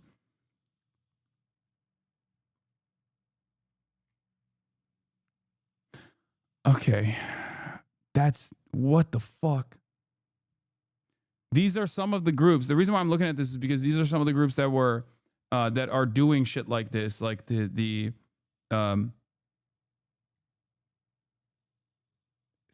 that they're going to commit an act of terror on Roblox.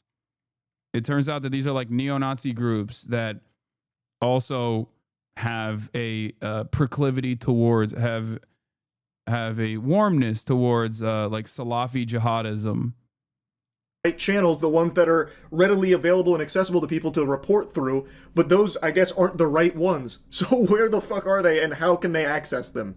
It's ridiculous. It is absolutely absurd. Big Balls was in COM. Check it out. Wait, what? I mean, I know... fuck.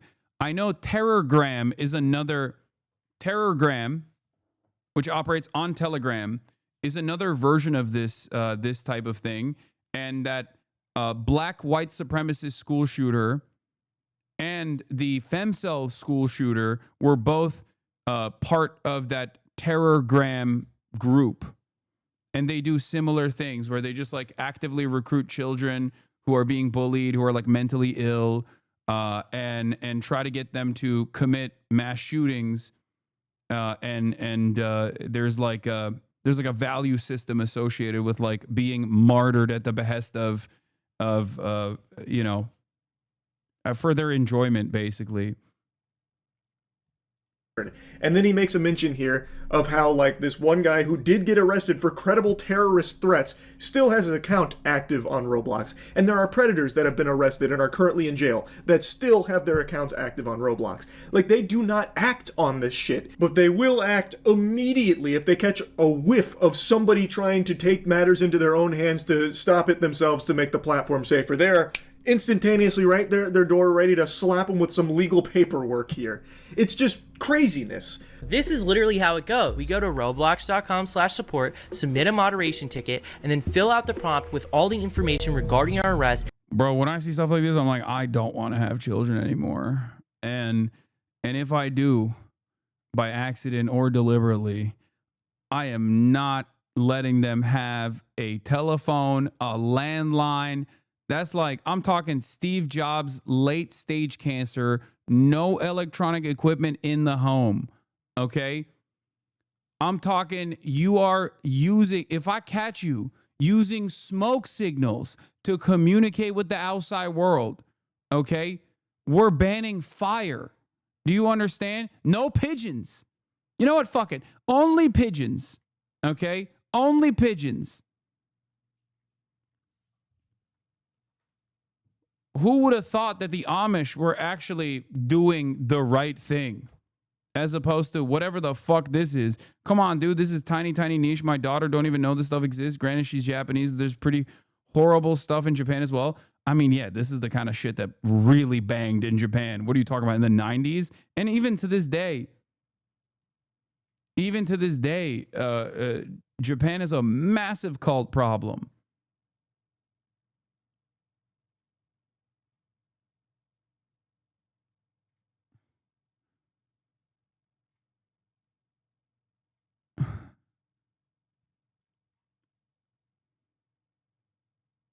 There's an official spec for the TCP IP protocol for carrier pigeons. Oh, here we go. And give you guys the same Google Drive that we give to the cops. And in a lot of instances, Roblox won't even ban after we reach out to them regarding felony arrests. What I typically have to do is report cases to the National Center for Missing and Exploited Children, or go on the news to show gameplay of our decoys with the predators on Roblox. I've literally felt so lost at trying to get the attention of Roblox regarding these predators. I've created binders with all the chat logs, and I've sent it to their headquarters in San Mateo, California. This is the first time Roblox has ever directly reached me out. Instead of trying to say, hey, we want to work with you, or literally giving me a line to report these people, or simply saying, don't make these videos anymore, we're gonna ban you, Roblox just terminated every account I own and sent me this cease and desist. I feel like it's pretty clear in this case, Schlepp has literally done everything he can to try and let Roblox be the one to get these predators off the platform, putting the ball in their court, hoping that they will do the right thing and act on this information, at the very least investigate it, but they're not. Like, normally these pred hunters are kind of weird, but this dude doesn't seem that weird. I know you're being hyperbolic, but the best thing for kids to have is a minimal screen time so they aren't tech illiterate and to just heavily monitor internet access and what they can see. Oh no, for sure. Wild take from that chatter when the last prime minister was assassinated because of how invasive a cult that managed to acquire so much power that it was able to evade regulation from the government. Yeah, that's true. Shinzo Abe's assassination came from yet another CIA-backed cult that is incredibly influential in Korea and also in Japan. That's true. Which is why there are groups that are doing it themselves. That's the issue. He has literally exhausted every possible avenue and I guess still hasn't found the proper channel, even though he even sent like physical evidence to their actual brick and mortar location and still got nothing. Like, it's very clear that there is no real proper channels, but they really don't like people trying to stop the predator problem themselves. But Roblox also doesn't want to do it either. So, I mean, what options are left? Just let that continue, let that fester, let Roblox be a platform where children are just completely unsafe? I don't think that's exactly a bright future. This is a platform. I've heard of this nonsense out in China. That sounds crazy. The reason why I say that sounds crazy is because, like, the Chinese government is so fucking hands-on, too hands-on, with actively monitoring things exactly like this with the hopes that this doesn't happen. So that is actually surprising. I mean, it's not surprising that there are cults in China as well. Obviously, Falun Gong is one of them. Again, also aligned with the CIA. I know, it's crazy. But why do so many of these cults all around the world always have some level of involvement with the American State Department? I don't know. But this is interesting because, like, it's that kind of cultish, ultra-violent attitude that manifests in the heart of empire as well. The Chinese firewall is good, actually. Oh, this is another HasanAbi head. No way, no how. Yes, Falun Gong is the same people that produce Shen Yun. Yes. Yes.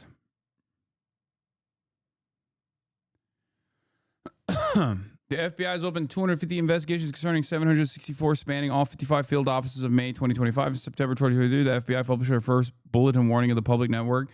Man, it's crazy because, like, for me, I'm over here worried about, like, regular right-wing to far-right radicalization. And I can't believe that there is, like, another flavor of this that even goes beyond, the through line between Asmongold and, like, Nick Fuentes. I'm over here worried about, like, Fox News to Asmongold to Nick Fuentes as the pipeline, okay? Or more so just the Asmongold to Nick Fuentes pipeline. Meanwhile, there are even layers beyond that that contain multitudes and are even more violent and even more indecipherable in their goals. Holy fuck. Also, Slasher says, I went to a games advertising conference featuring Activision Vision Blizzard and Twitch, where Roblox got by far the most interest. In the 2 days of talks from ad execs, the average age of Roblox user was never mentioned once. Roblox has never cared about the safety of their core players, kids. An interesting anecdote with an extreme and irresponsible extrapolation. Extreme and irresponsible, such as Roblox's failure to act on dozens of reported sexual misconduct instances leading to a YouTuber having to get a senator's attention to prompt a change in policy in the first place. Is that what you meant? Now, this is a more reasonable and responsible commentary on this man. Oh, God, these guys, man. I fucking hate this. I hate guys like this who are just, like, so pedantic. Very irresponsible in your reporting. And then they fucking agree.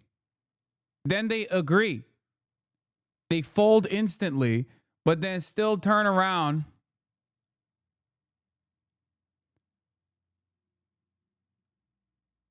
They will still fucking turn around. That's like half your viewers. I know. I yell at them all the time.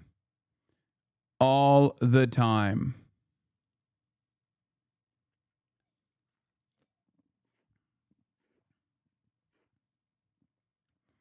We are unable to do anything to predators that hang outside of group homes and they actively steal and traffic the children. Why do you think we're going to do something to protect children online? Platform that does desperately need to be cleaned up. It is a huge problem there, and Roblox isn't doing it. Schlepp then tells a very personal experience he had on Roblox when he was a kid, and how he was also a victim of these type of evil people. And when his mother reached out to Roblox to report all of that and give the evidence about everything that had happened to her son, Roblox didn't act on it, and that individual still wasn't banned until years later. There is a problem, and Roblox isn't solving it. So the community is doing what they can to try and keep it safer. But Roblox is attacking the community that is actively trying to do that for them. I think it's bullshit. I think that is fucking baloney right there.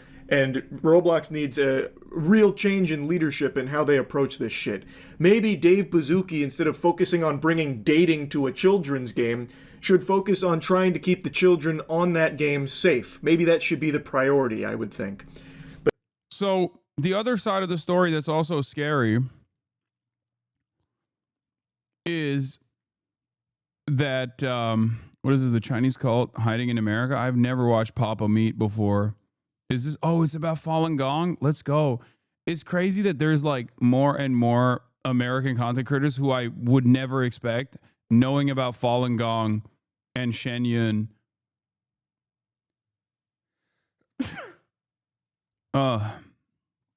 No, I know Papa Meat is Meat Canyon. I'm just saying, I would not expect someone like Meat Canyon to be tapped in and know about like Epoch Times, Falun Gong, all the stuff. So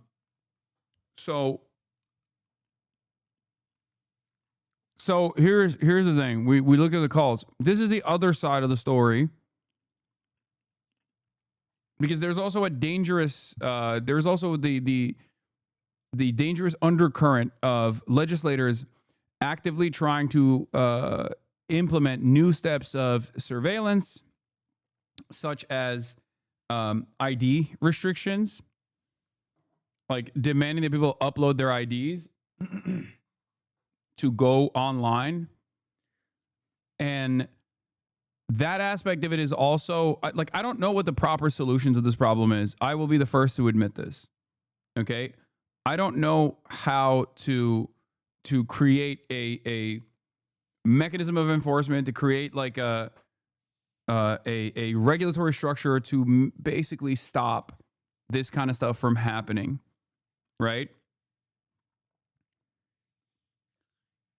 Perhaps age-gated hardware could be one of those things, but doing it at the point of like the websites seems like one of the worst possible options.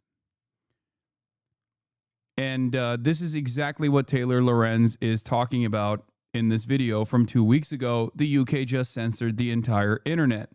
Back to Free Speech Friday, my series where I cover the fight for free expression, privacy, and civil rights online. The UK's new age verification law just went into effect, and it's already preventing anyone under the age of 18 from accessing information on Reddit about Israeli war crimes. This is yet another example of why these kids' online safety age verification laws are really only about one thing: censorship. The law mandates age verification across all platforms that carry adult content. But as I'm going to explain in this video, that means every single platform. Because while these laws are falsely framed as cracking down on porn, what they deem adult content is far more wide-reaching than you might think. This is why young people suddenly have to upload their government ID or face scan themselves to do things like listen to Spotify or watch YouTube. Every social media app, because it contains news content, is considered adult. This means that everyone, not just kids, but everyone, is now legally required in the UK to upload things like their government-issued ID, live selfies, biometric facial recognition. I feel like this is one of the most insane ways to try and actively combat the problem of child predation, or like exposing children to what the government decides is inappropriate content. The reason why I think this is incredibly scary immediately is remember that app that came out? I didn't really cover it that much. I briefly touched on it. The T app. It initially started as an application with, I guess, some semblance of honest concern. It was supposed to warn other women that were on the app of like bad men that might do something violent to them, you know, men that have done things that are violent. But it very quickly also spun out of control and turned into like a gossip application. There is no like proof that anyone was doing anything else. Like, you know, people who were scoring could just like easily fucking be like, this is a bad person, this is a rapist, whatever. I mean, it's literally titled T-App. But the story doesn't end there. The T application got hacked. And a part of the T application was that you had to upload your identification to use it. And then all of the people that had uploaded their IDs to actually, use the app created a fucking map basically with their zip code, their permanent home address, their identification, their faces. It's crazy. Men downloaded the counter app using the same programming and got their info leaked too. Yeah, and then there was another counter app that came out as well. So anyway, the application started. The application started off with let's say earnest intention, and then it turned into something that might not be so earnest. But then also, as a counter to that, people went in the opposite direction and leaked the personal data of so many people. And then on top of that, incels went and made a fucking reverse version of this where like, men talk about shitty women. Okay. And then now that application is also leaking data. T on Her, the male version of T, is leaking personal information on its users too. Last week, we reported about some serious leaks in T Dating Advice, an app that provides a space for women to exchange information about men they know, have met, or have dated in the past. The app aims to provide a platform where people can share relevant information about, say, potential abusive partners. However, it leaked images and private messages, leading to 10 potential class action lawsuits in federal and state courts for negligent data practices. Now it has been revealed that the male equivalent, T on Her, has exposed users' personal information as well, including government IDs and selfies. T on Her, which ranks high in the lifestyle apps category for iOS, allows men to share photos and information about women they have dated. It appears to have been designed with a sense of vengeance against the T dating app. It uses similar language to the App Store description, and as it turns out, is just as leaky.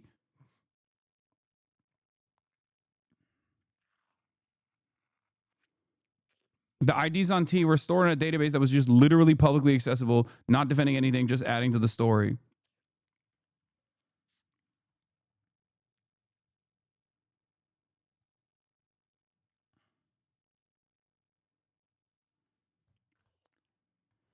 TechCrunch reports it found at least one vulnerability that allows any user access to other users' email addresses, driver's licenses, self-reported location, and selfies. Perhaps most distressingly, the news outlet also discovered that guest users could view explicit images of women, likely shared without consent.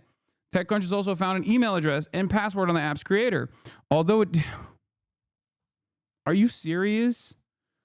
Are you fucking insane? TechCrunch found an email address and password of the app's creator?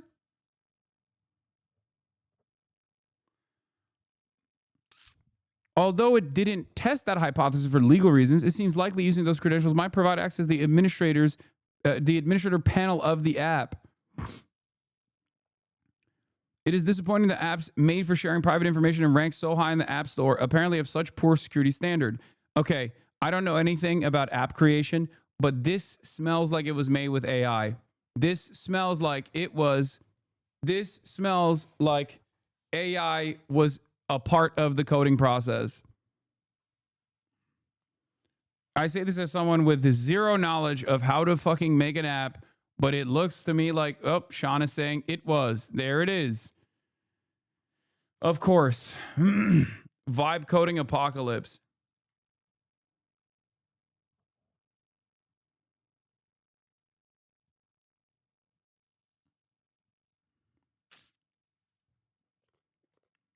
He admits to using Claude.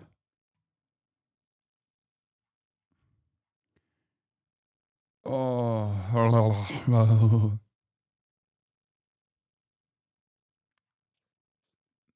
It's really cool that a lot of these companies are actually moving in the direction of using AI instead of real humans too, by the way.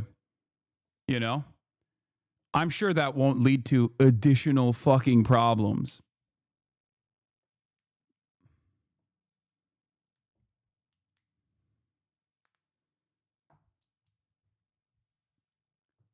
Amazing. Amazing. This is what TechCrunch found. Bro left his email and pass in the API documentation. No way. Okay, that has to be a honeypot then. No way. That seems like that was done deliberately then to get like a bunch of men who wanted to get on the Vengeance app. Oh my God, his password was password 1. I'm seeing it in front of me. In the document cloud, it's the back end page. It has it all. Are you fucking kidding me? His password is password 1 exclamation mark. Are you fucking joking? Why is that in the T on her API backend page?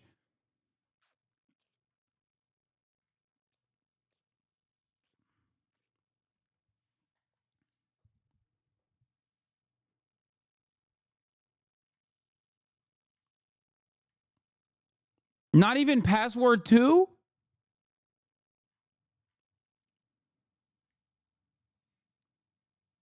Password 1 is like the 1, 2, 3, 4, 5 of passwords.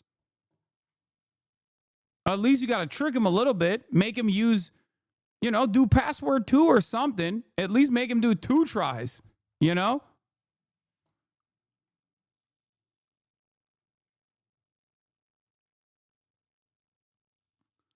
Password 1 is actually very secure because nobody would try something that simple.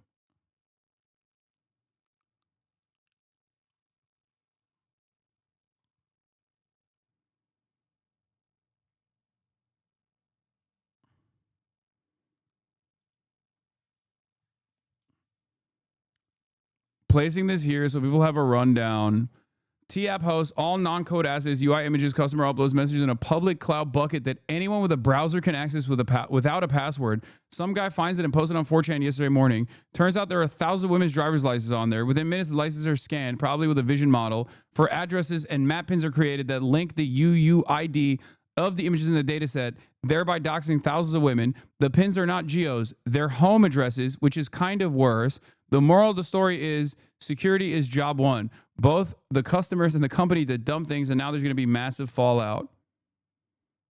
Yeah, they literally, they call it the roasties, which is, 4chan, incel speak for women, and they're saying like, to say, is an incel gross word to say women.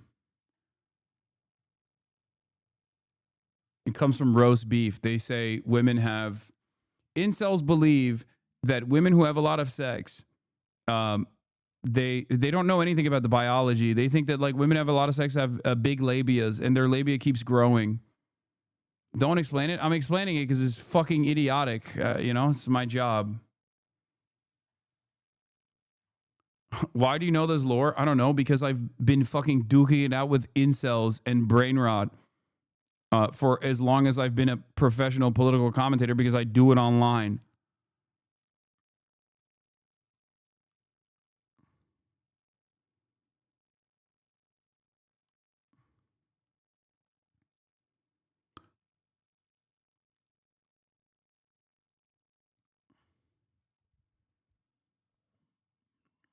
Also, explaining it is good because then you know when you see it in the wild. Credit card info, and more, just to use major platforms like Reddit, Twitter, Blue Sky, and thousands of independent websites. I have an entirely separate video breaking down the problems with age verification more broadly, which I'm linking here. But privacy issues aside, these age verification systems are going to lead to devastating censorship of our news and information landscape, which will ultimately leave young people less informed. Like all of these terrible online censorship bills, the Online Safety Act claims that it's about protecting children from the evils of pornographic and adult content. But immediately after it went into effect, platforms began classifying nearly all breaking news footage, investigative journalism, political protest material, and reporting on the ongoing atrocities around the world as explicit, harmful, and adult content, blocking anyone under the age of 18 from accessing it. In the UK, under the Online Safety Act, access to subreddits dedicated to covering war crimes. Am I crazy, or is this UK digital panopticon law the latest iteration of Gaza is the trial run for what Western governments can get away with doing to their own citizens? Yes. No, it is absolutely that. The prescription of Palestine action is another one. Dude, there's still people coming in here to be like, you're a fucking terrorist piece of shit. It's like, dude, give it up. We're fucking cooked. All of us are, whether you hate me or not, all of us are in this together. And the quicker you recognize that, the easier things will go for you. Or else you're just going to be angrily posturing all up and down the internet in perpetuity, not realizing why things just suck. Why there is mass surveillance, for example.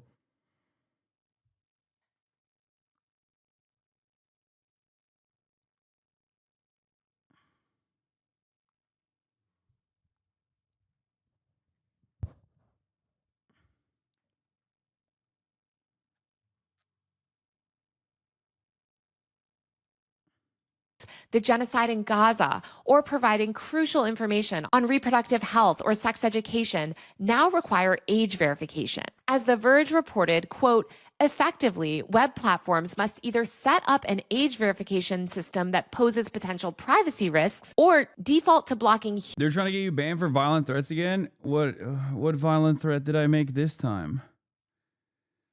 Ugh. What happened now? Okay, don't say re. What is it? God damn it, man. Okay, calm down. I want to know what it is. Now I want to know what it is. Is it ban that chatter? They're saying you called H a valid military target. I mean, if someone is participating in a raid in the West Bank, if someone of the Israeli occupying force is participating in a raid in the West Bank, in the process of participating in that raid, just in the process of participating in that raid, yeah, they are a valid military target. This is just the international law. It's not me that is threatening anybody. It's, take it up with the United Nations. It's also something that supposedly Ethan Klein himself believes. So I'm confused.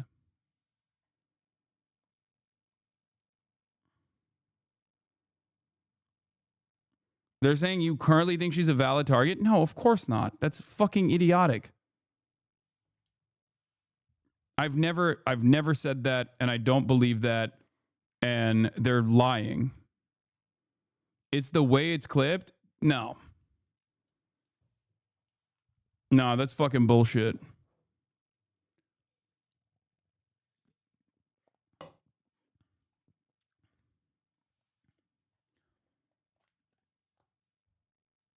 Reddit seems more obsessed with you than usual lately. I know.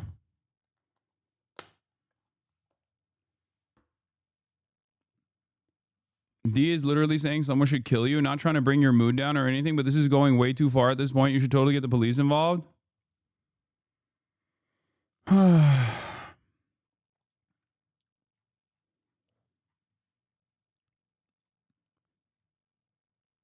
Oh, this. So if I started saying shit like Hasan is Hamas propagandist and therefore a legit military target, which, by the way, he does say that. What? He says that every day, which I do not believe.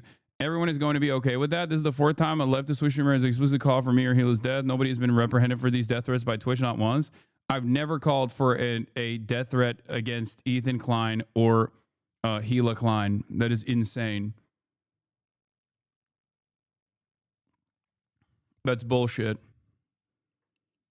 And he knows that that's bullshit. He's just actively trying to victimize himself. For comparison on YouTube, Bad Empanada played an FPS game where he played Hamas and murder Israelis. He simulated murdering Hila in a game, resulting in a week-long suspension. I don't even think that happened.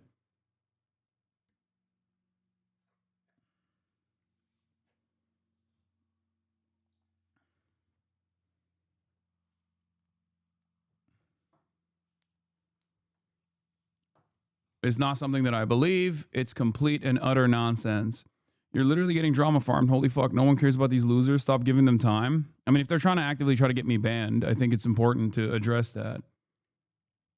That's completely made up. It's utterly delusional. It's ironically something that Ethan himself has said he believes.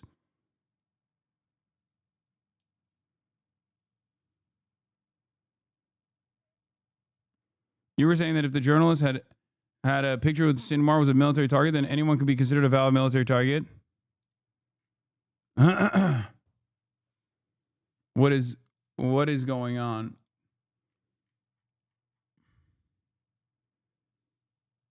What? Even the Nazis weren't this blatant? This is just far beyond the pale. It's actually unbelievable. Honestly, think you could perfectly justify attacking and killing Hasan IRL for statements like this. Wow. My cyber stalker cult community leader is saying that it's justifiable to attack and kill me in real life. That's definitely actionable, I'm pretty sure. It's also weird that this guy gets to have a YouTube account. He said that today. Wait.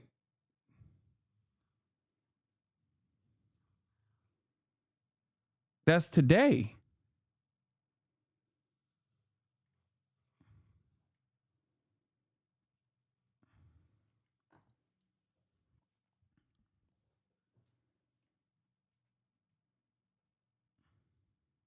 If we're going to talk about this, the full context and the clip itself, you literally say if it were a part of an active raid in the West Bank or Gaza, that'd be a valid military target. Is so dumb. Yeah, it was linked in the mod chat. Okay, now you're calling for his deplatforming? I'm memeing. He committed a crime, by the way. Yeah, what?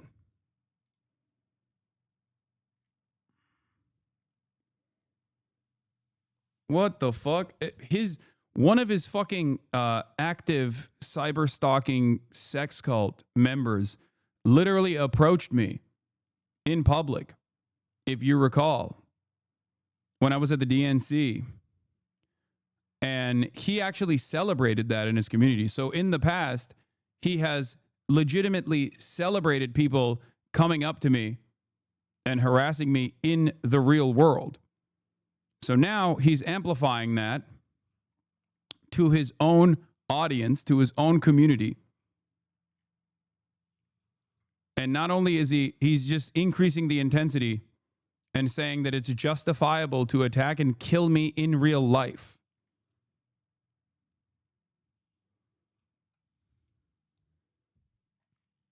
I think this goes maybe a step beyond drama at that point. Like, you get to stay on Twitch, Hasan. You got laughed out of the DNC. That's crazy that you're watching your favorite content creator issue a death threat to me, and you're in here at his behest, and you're talking about, I got laughed out of the DNC. This doesn't seem like a clip chimp. This seems like something that is actionable.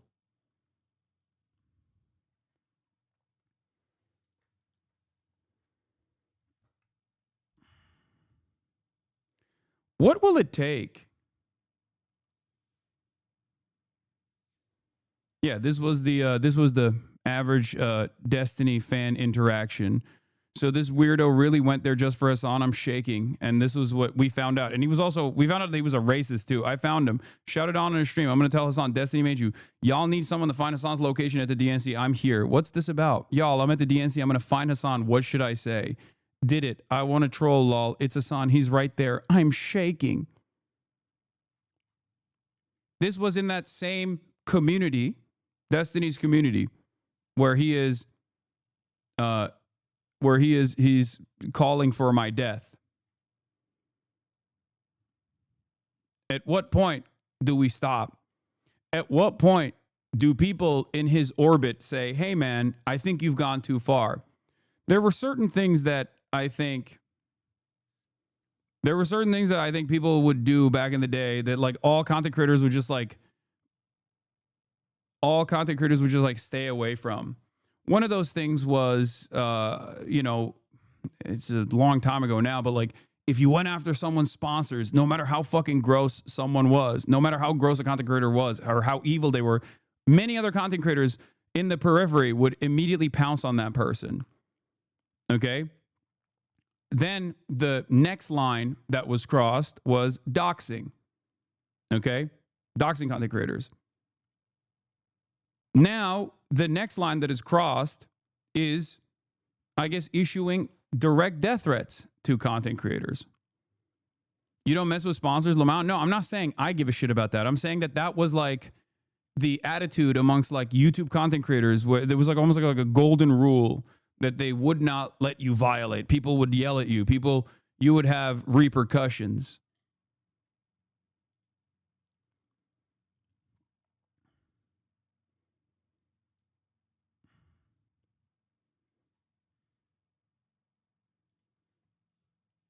So where is the original clip? Like, I know this is the original clip, but where is the clip that was clipped out of context to demand my banning?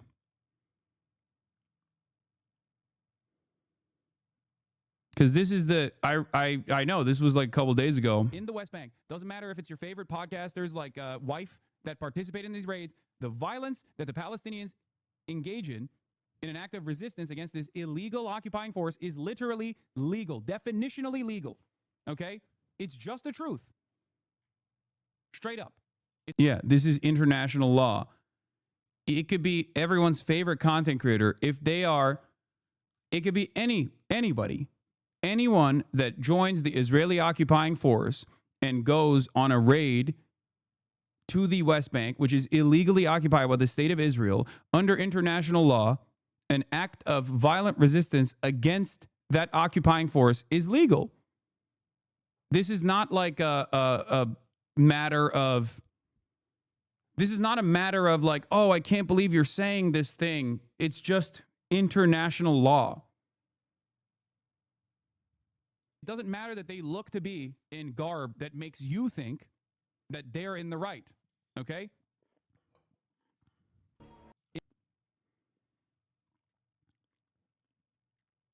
This is not my opinion. This is not a matter of my own personal opinion.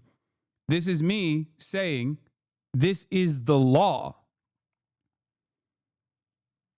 Okay? It would be a mistake not to be alarmed about this. What do you think is going to happen if you talk to him directly at this point? I'm not saying it's a good idea, but he's crossing a line. I think he has lost his mind a long time ago.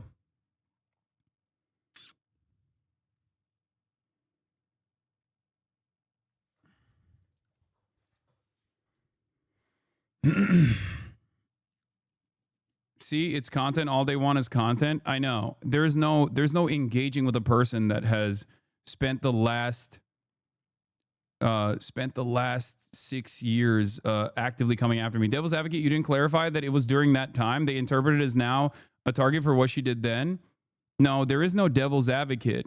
This is the clip. This is the context. In the West Bank, doesn't matter if it's your favorite podcasters like Wife that participate in these raids, the violence that the Palestinians engage in an act of resistance against this illegal occupying force is literally legal, definitionally legal.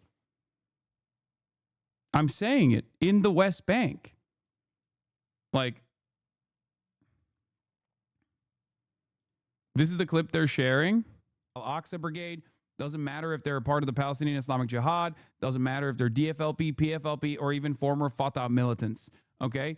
It is perfectly legal, perfectly valid, and perfectly moral, okay? 100%. This is not like this is not a gray area. This is black and white, okay? It doesn't get more black and white than this. So what's the clip? What's the clip that people are using? I'm confused. He's always going to take you out of context. Got to start ignoring these assholes. I mean, ignoring these assholes is one thing, but if people are... It's a simple concept. In America, we call it very similar idea castle doctrine. This is the clip. This is 49 seconds. Oh, this is from 12 hours ago. No repercussions, PFLP, or even former Fatah militants. Okay? It is perfectly legal, perfectly valid, and perfectly moral. Okay? 100%. This is not like this is not a gray area. This is black and white. Okay? It doesn't get more black and white than this. Israel is in the wrong. Israel is actually engaging in an apartheid, which is a crime in and of itself. Israel's doing a genocide in Gaza and an apartheid in the West Bank. 2 crimes in and of itself. And every type of armed resistance against both the settlers and also the Israeli occupying force in the West Bank. Doesn't matter if it's your favorite podcasters like Wife that participate in these Iranians. Doesn't matter if wait. The clip also features I'm so confused. The clip also factors the context. Bro had to make absolutely sure he knew he was talking about Healy here. For real, I thought the title was saying she was included in the people. Twitch is probably going to donate subs to him for that one. Bet he won't get banned for this. Yeah, this is me talking about, in the process, in the West Bank, an illegal raid that the Israeli occupying force is conducting. This is not this is not a matter of my opinion. This is just international law.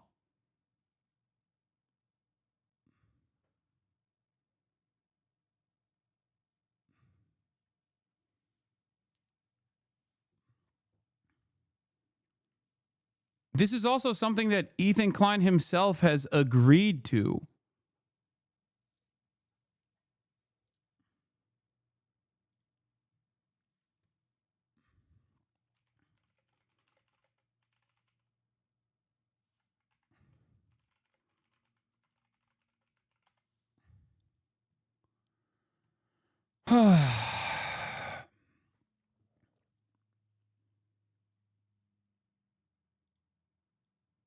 The dumbest people on the internet think this is a death threat. Why is it always a problem if people lack listening comprehension skills? There's this is okay. Under international law, okay? Under international law, armed resistance against the occupying power is legal. Okay? It's just legal.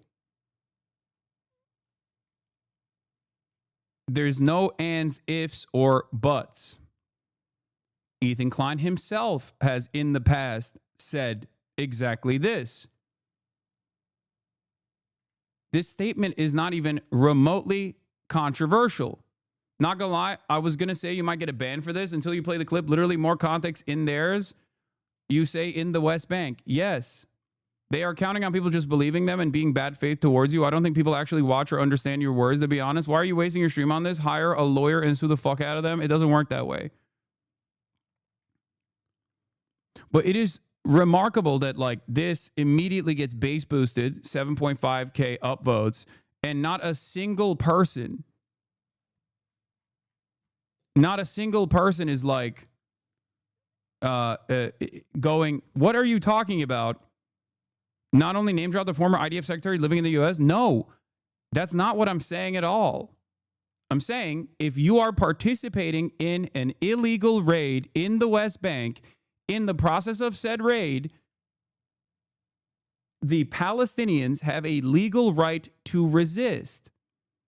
They believe you said violence against HK right now, not when she's doing illegal raids is acceptable. You didn't say this. The context is in the clip, but everyone is just going along with it. There is no point where I have said violence against someone who is not actively in combat is permissible. Okay? That is ridiculous. I don't believe that. That is illegal. This is not, and also immoral. It's a big part of the reason why I also advocate against what Israel is doing. I have also specified that IDF veterans are not valid military targets. Okay? Just because someone is an IDF vet or a veteran in general, if they're in a hospital bed or if they're fucking living out their days, that doesn't make them a valid military target.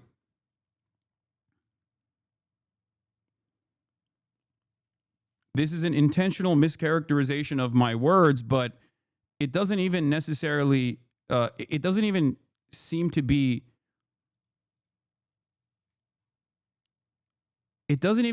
out of context. They take out of context what you said, that if everyone behaved like the IDF, then nuking Tel Aviv is permissible. Yeah, if Israel's targeting standards were international law, where you could literally kill people and their family members, as Israel has been doing in Gaza, then yes, I don't believe this, but that would be the case. I don't think it's appropriate, and I don't agree with it.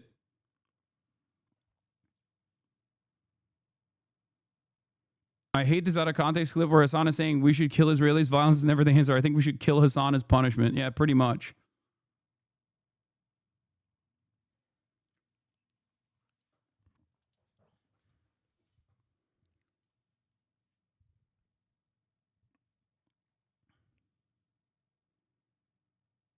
The meta is now clips go viral on here and then get shared on Twitter. You even said in your original debate with them that she's not a legal target. These people are just making controversies for the fun of it. Yeah.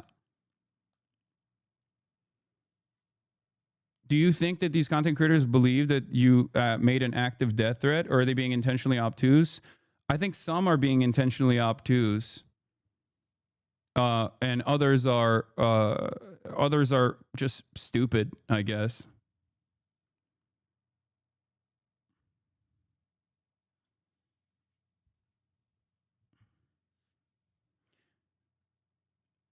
I mean, that subreddit is directly owned by someone who billed himself as Destiny's top orbiter.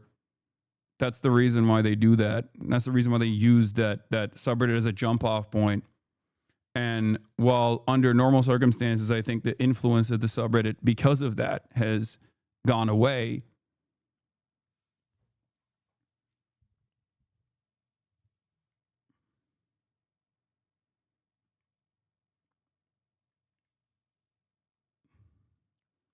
they still sometimes have a tendency to make impact like this, I guess. And people are not watching the video or trying to understand why it's clipped the way it is. Back in the day, the meta used to be clipping someone out of context to make it seem like they're saying something that they're not saying. Nowadays,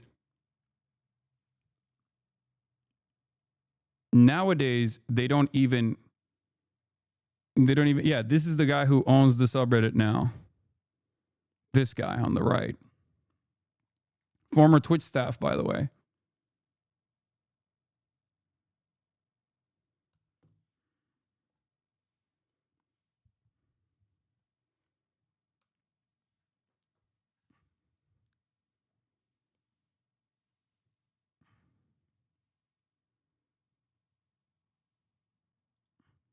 I've been in here for all the clip streams for the last 4 years, and so, dude, this is the most pathetic one. They just clip something they disagree with. You aren't saying anything wrong here. Yeah. It's very strange.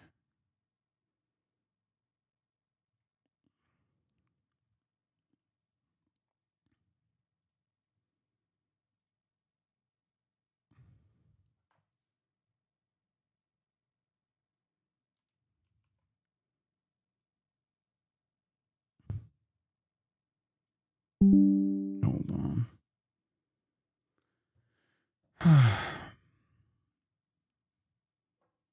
Every time there's an article on you on major media, I know.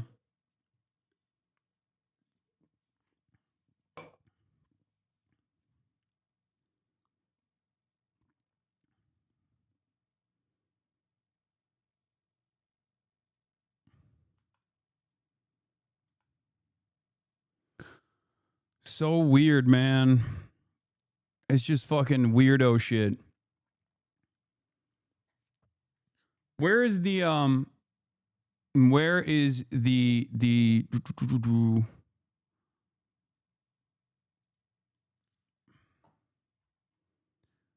Asserting the internationally recognized right of occupied people to resist their occupation, including with armed force, isn't even an implicit call. Yeah, I saw this. This is okay. I'm liking this. Asserting the internationally recognized right of occupied people to resist their occupation, including with armed force, isn't even an implicit call for your death, let alone an explicit one. You hysterical crybaby. This is desperate desire to be the victim is genuinely pathological. First on all, Oxa is an FPS game where you and then the rest is, I guess, bad empanada. Also, Ethan Klein has incessantly labeled a teen Yemeni TikToker Houthi. Yeah. What is this? CC Jake Tapper, Leo Terrell, New York Post. Stop anti-Semites. Ynet. Is this a joke or is this like a real fucking post?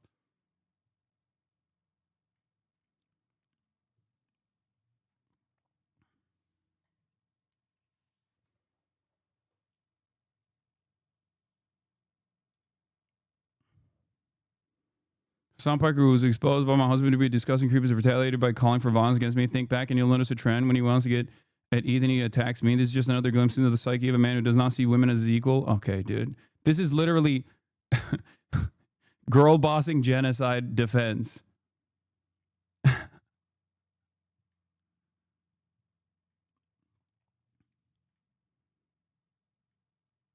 Is a reply to a Visegrad post of that clip. No joke. Visegrad posted it. Wait, send me the Visegrad link.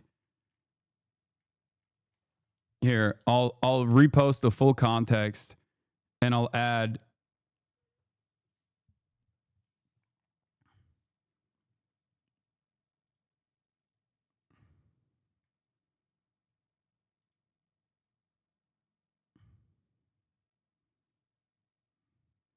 Hasan Piker, armed resistance against settlers in the IDF is justified. Doesn't matter if your favorite podcaster's wife participated in these raids. Grok more info. Hasan Piker's statement from an August 13th Twitch stream defends Palestinian armed resistance against West Bank settlers and IDF as legal and moral, even if targets include your favorite podcaster's wife, Hila Klein, Ethan's spouse, who's an IDF. Critics view it as inciting violence against civilians. Proponents argue it's valid resistance to occupation. What do you mean critics view it as inciting violence against civilians? You openly, literally say this is in the process of a raid.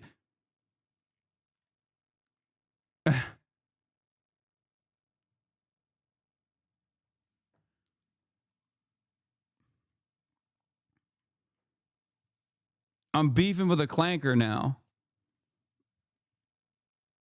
Hey, dude, you really need to learn about the attention economy. I don't know what the fuck you're saying.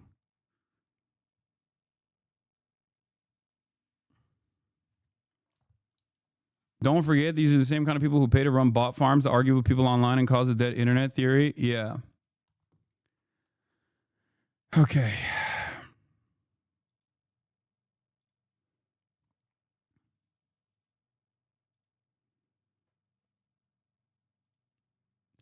I was going to post a longer clip with the context in it, but honestly, am I hug boxed here? Like, what's going on? Because, like, this post is not even the longer clip. This post is just the clip. It's a shorter clip. In the West Bank, doesn't matter if it's your favorite podcasters like wife that participate in these raids, the violence that the Palestinians engage in an act of resistance against this illegal occupying force is literally legal, definitionally legal. Okay? It's just the truth. Straight up. It doesn't matter that they look to be in garb that makes you think that they're in the right. Okay? Like, the context is in there.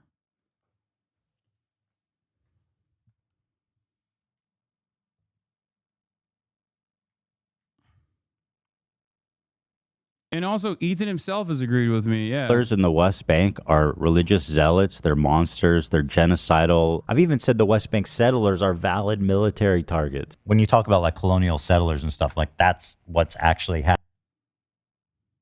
happening in the West Bank right now. And these people are more or less valid military targets, in my opinion. But it's not rocket science. Let's get back to the IDF. You said the IDF is maybe not a terror organization, but the IDF is a terror organization. I didn't say that. Wrong. Through and through. Wrong. Again, a liar. Okay, so you think the IDF is a terror organization? I said yes. You believe the IDF I think it would be. Okay. I think it's fair to characterize them that way.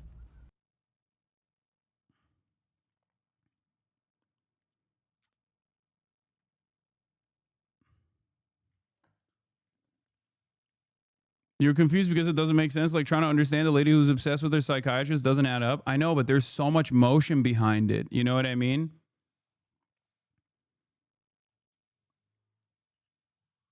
It's just like that's what fucking is crazy about it.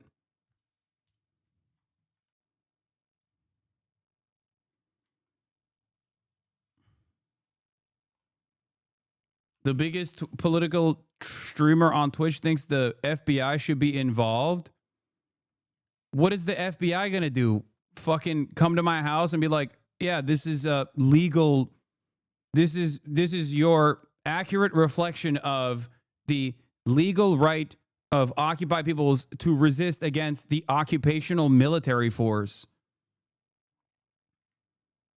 Like wife that participate in these raids, the violence that the Palestinians engage in. When did you become so sensitive?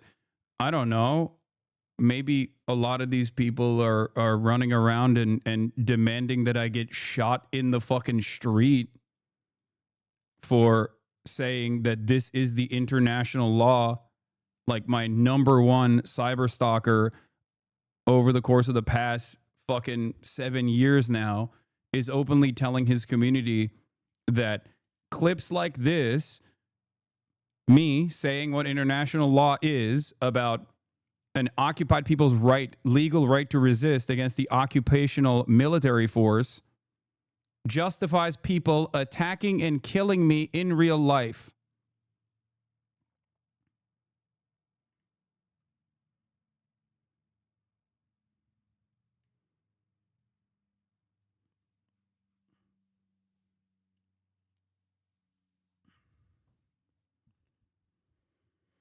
It is literally in the UN resolution. The General Assembly reaffirming its faith in the importance of implementation of the Declaration of Granting Independence to Colonial Countries and Peoples continued in its Resolution 1514 of December 14th, 1960. This is the importance of the universal realization of the right of peoples to self-determination and the speedy granting of independence of colonial countries and peoples for the effective guarantee and observance of human rights. Wait, this doesn't have the resistance. I don't think.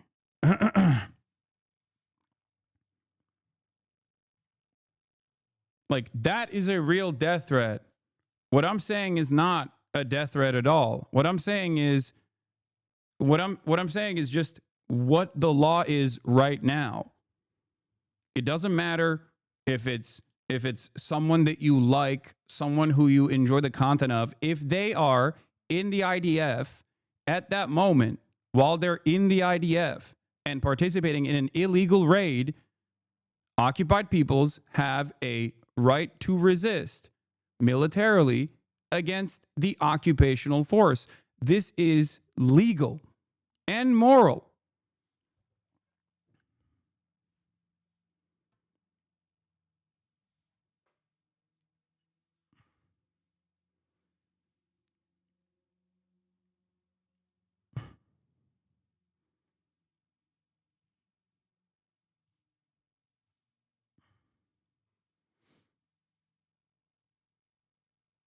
Here. If the occupying power considers it necessary for imperative reasons of security to take safety measures concerning civilians, it may at most subject them to the assigned residence or internment. Assigned residence could mean their own homes or elsewhere, as with the temporary evacuation described above. After effective occupation of territory, members of the territory's armed forces who have not surrendered, organized resistance movements, and genuine national liberation movements may resist the occupation. If they do so, they must distinguish themselves from the civilian population on the basis of GP1, at least carry their weapons openly during attacks and deployments. Civilians who take direct part in such hostilities lose their protection against attack for the time of their direct participation, but not their civilian status. If they do not participate directly in hostilities or no longer do so, for example, if they are hors de combat, which means no longer a participant in combat, as in, even if you are a member of the military, and this goes for members of the military, if you are retreating, if you are fleeing the battle, if you are a prisoner of war, there are new rules applied. If you're in the hospital, you are not an active enemy combatant. You cannot be killed by the occupational forces. You cannot be killed by the resistance forces.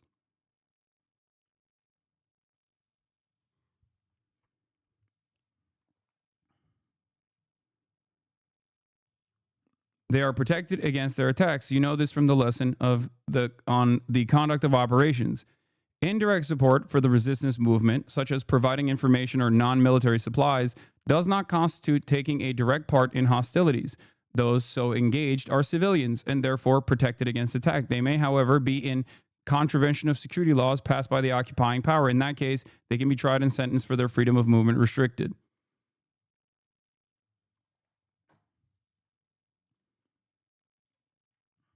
Here.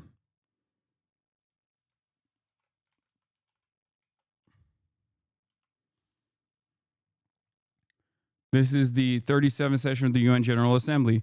Reaffirms the legitimacy of the struggle of peoples for independence, territorial integrity, national unity, and liberation from colonial and foreign domination and foreign occupation by all available means, including armed struggle.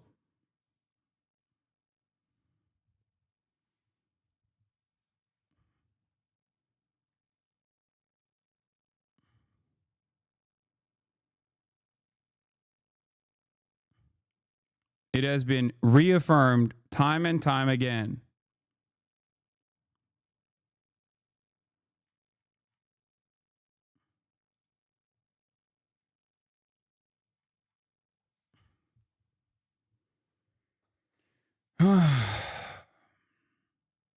Are you worried? No.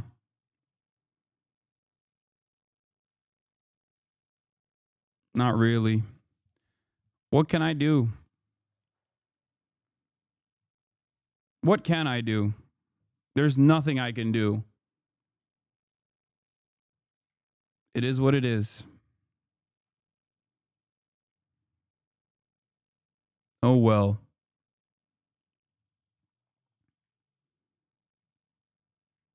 I do think that it's gotten worse over time and will only continue to be elevated by Asmongold and many other people like this who are just like awful, awful, monstrous sociopaths.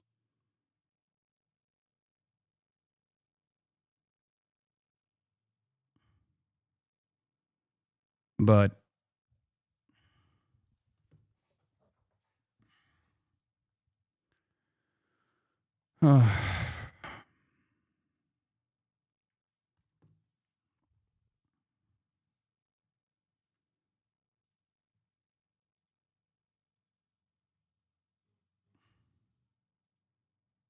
that's crazy. It is what it is, I guess. The resistance against this illegal occupying force is literally legal, definitionally legal. Okay? It's just the truth. And no, it's not. If somebody attacks Hila Klein, they're gonna go to jail. Yeah, no shit, you fucking moron. I'm talking about in her participation in an illegal raid in the West Bank.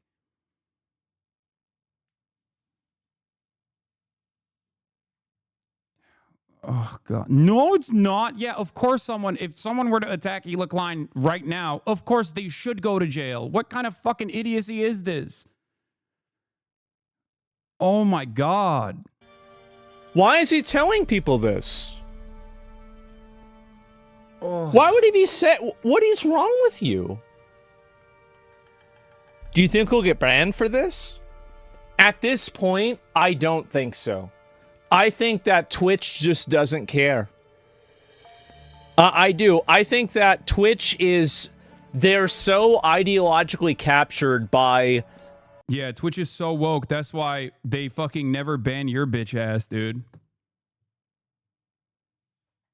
I don't know if they're actually intentionally obtuse or they're this stupid. Hasan, he's not misreading you by mistake. He's moving the conversation to something that makes you look bad. Yeah, of course. I know. I understand. I mean, or maybe he's that stupid. I don't know. He's definitely that stupid.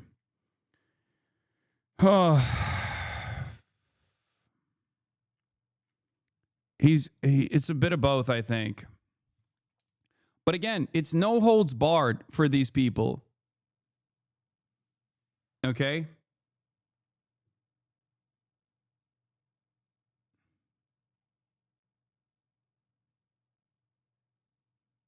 What is this?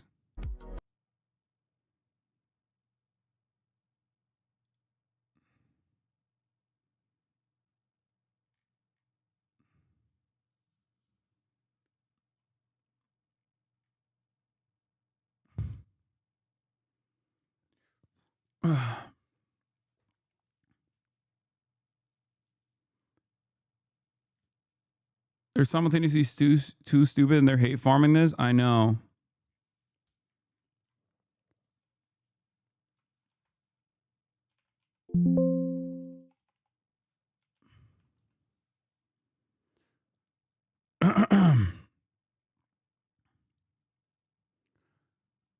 All right.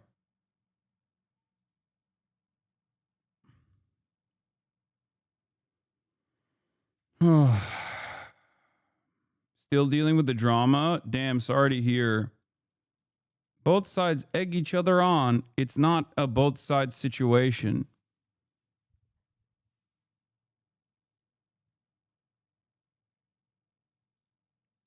It's not. It's not a both sides situation at all. This is just one side actively choosing to lie about what the contents of the video openly states.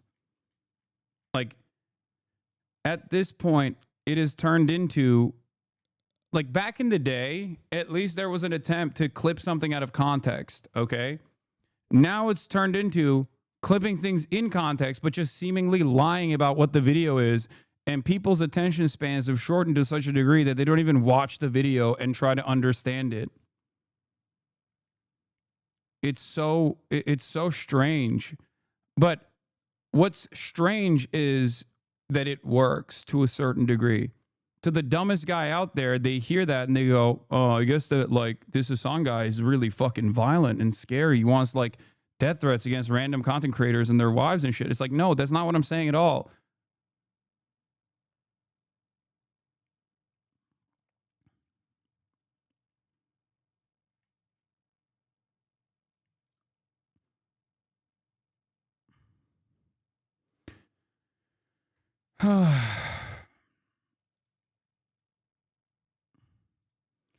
Yeah, it's just every time I get like positive press or something, these guys go gung ho and try to find any way to like actively get the internet communities to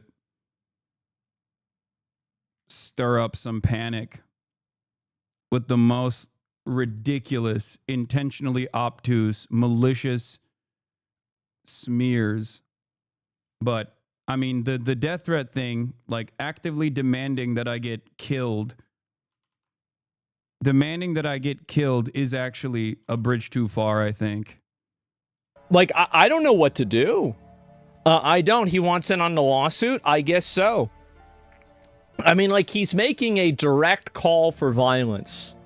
A direct and immediate call for violence against people that are American citizens. That's insane. Oh my God. Yeah, now you come to that conclusion.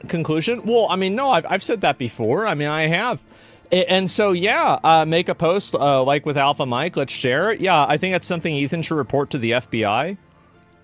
Honestly, yeah. Bro, this fucker has the most whiny way of speaking. It's so blatantly fake.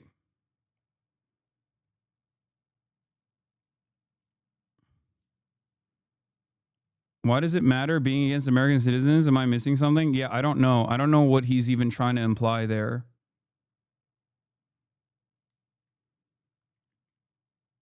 It is pretty crazy, though. It's going to get you even more lost souls to convince the more jingoistic they go. Don't give them the satisfaction or even being seemingly worked up. They get even more feral. You've done nothing wrong. No, I know.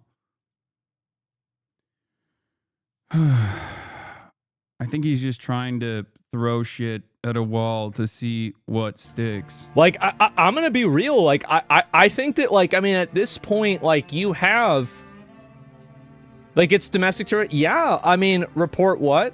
Report that you have a person that's on a platform that's making an open call for violence and insinuating that one specific person should be a victim to that.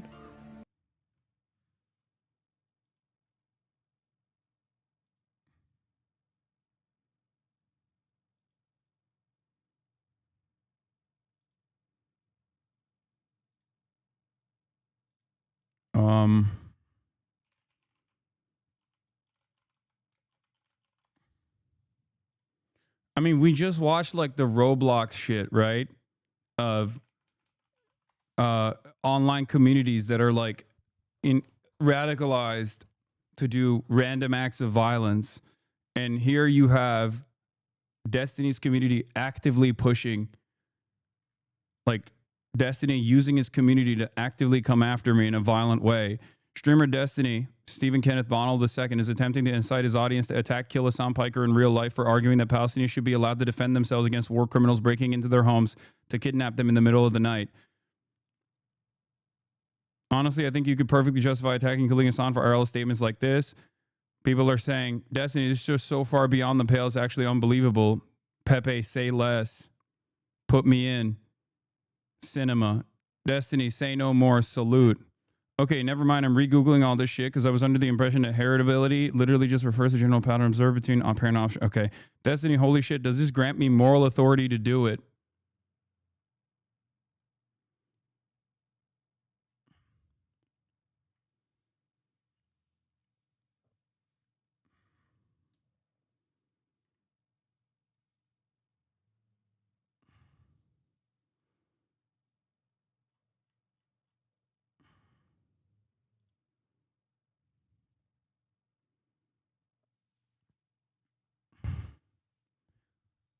Will Asmongold talk about how unacceptable this is? Probably not. Considering that he himself is talking about how this should be like my accurate assessment of international law in the process of an illegal raid that an occupational force is conducting on an occupied peoples that is illegally occupied is what he perceives as a death threat. I fucking hate this industry, man. It really sucks.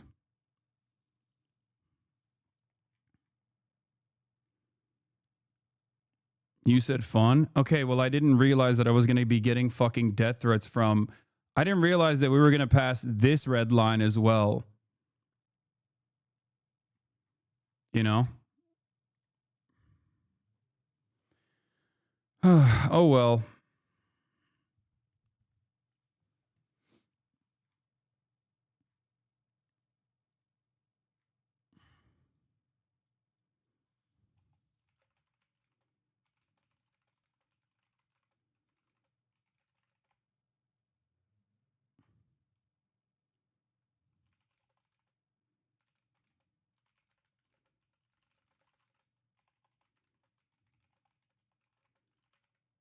International law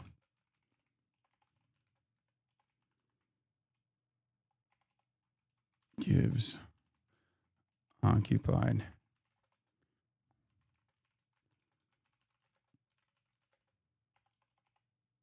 stop being so passive.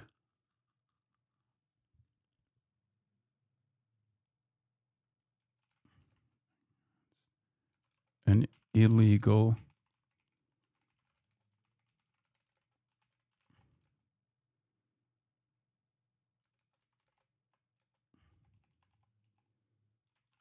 content creator or not.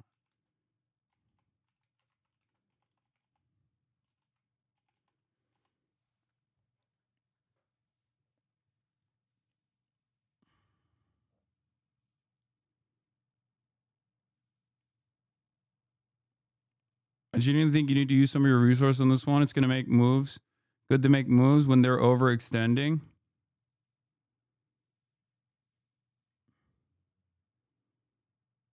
Yeah.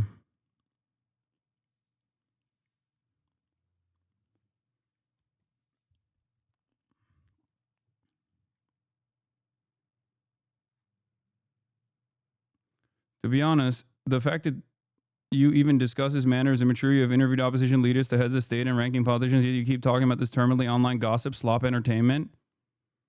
Well, I don't know if you noticed this, but the terminally online gossip, slop entertainment is being used as a vehicle to try to deplatform me for doing exactly that. And not only that, but also it has led to people issuing active death threats to their communities against me. So I think it's a little bit different than just like immature online gossip slop. At what point does it turn into like a real crime? I think this is the point where it has turned into a real crime. But will you consider it to be something beyond online gossip slop when I either get deplatformed or when I get killed, potentially, by a psychotic cult fan? I mean, that's a death threat. If I can't be upset about an active death threat, what can I be upset about? If an active death threat is considered gossip slop online.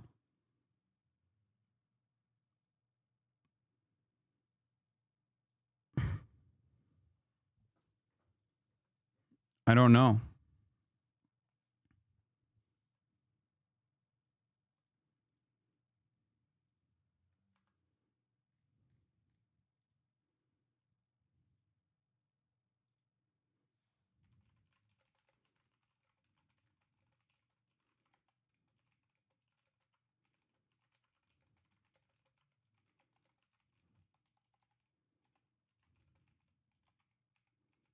Sociopathic.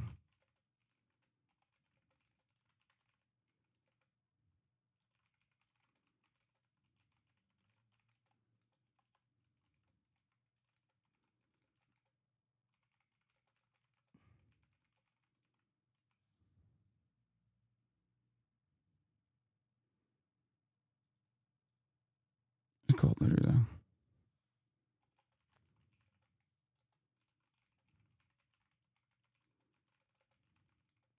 Right.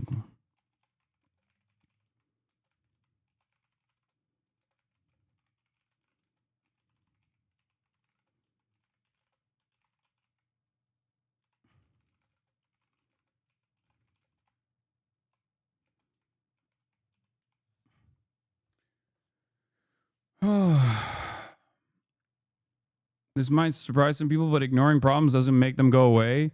Yeah, I mean, I wish it was the case. I wish it did. I have ignored it quite a bit. I've ignored it for the longest time, hoping that it does go away, but it seemingly does not. You know?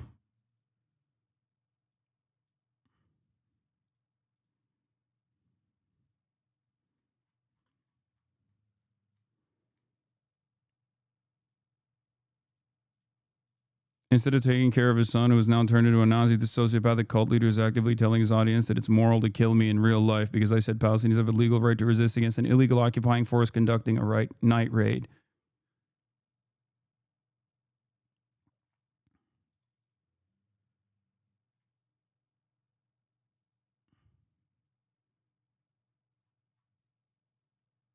Anyway. That's insane, man.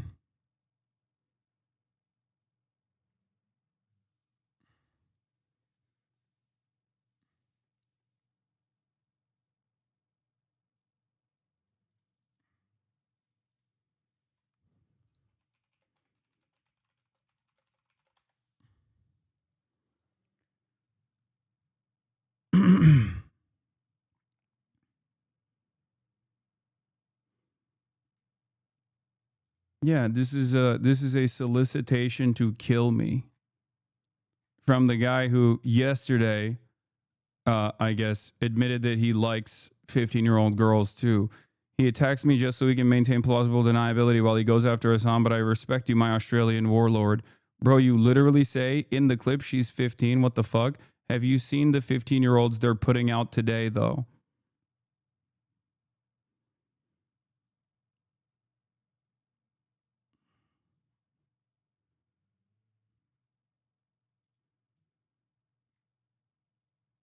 Yeah, no, I mean, I posted this.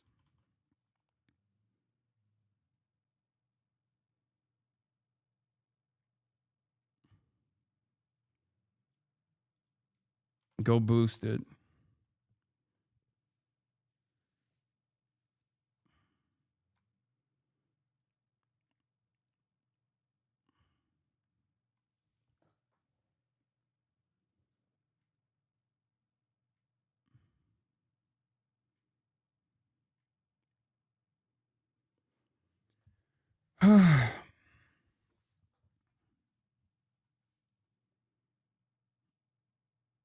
No, this isn't fucking edgy humor, chat. That's crazy.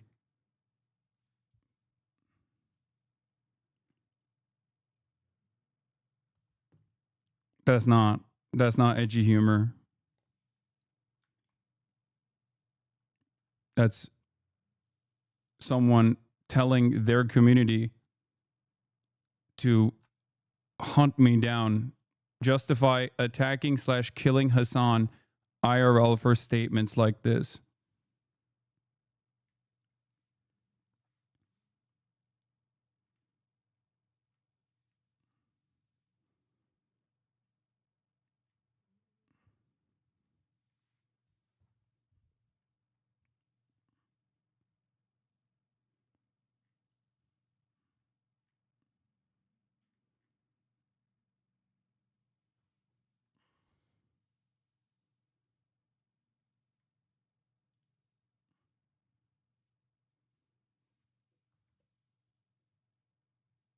Anyway.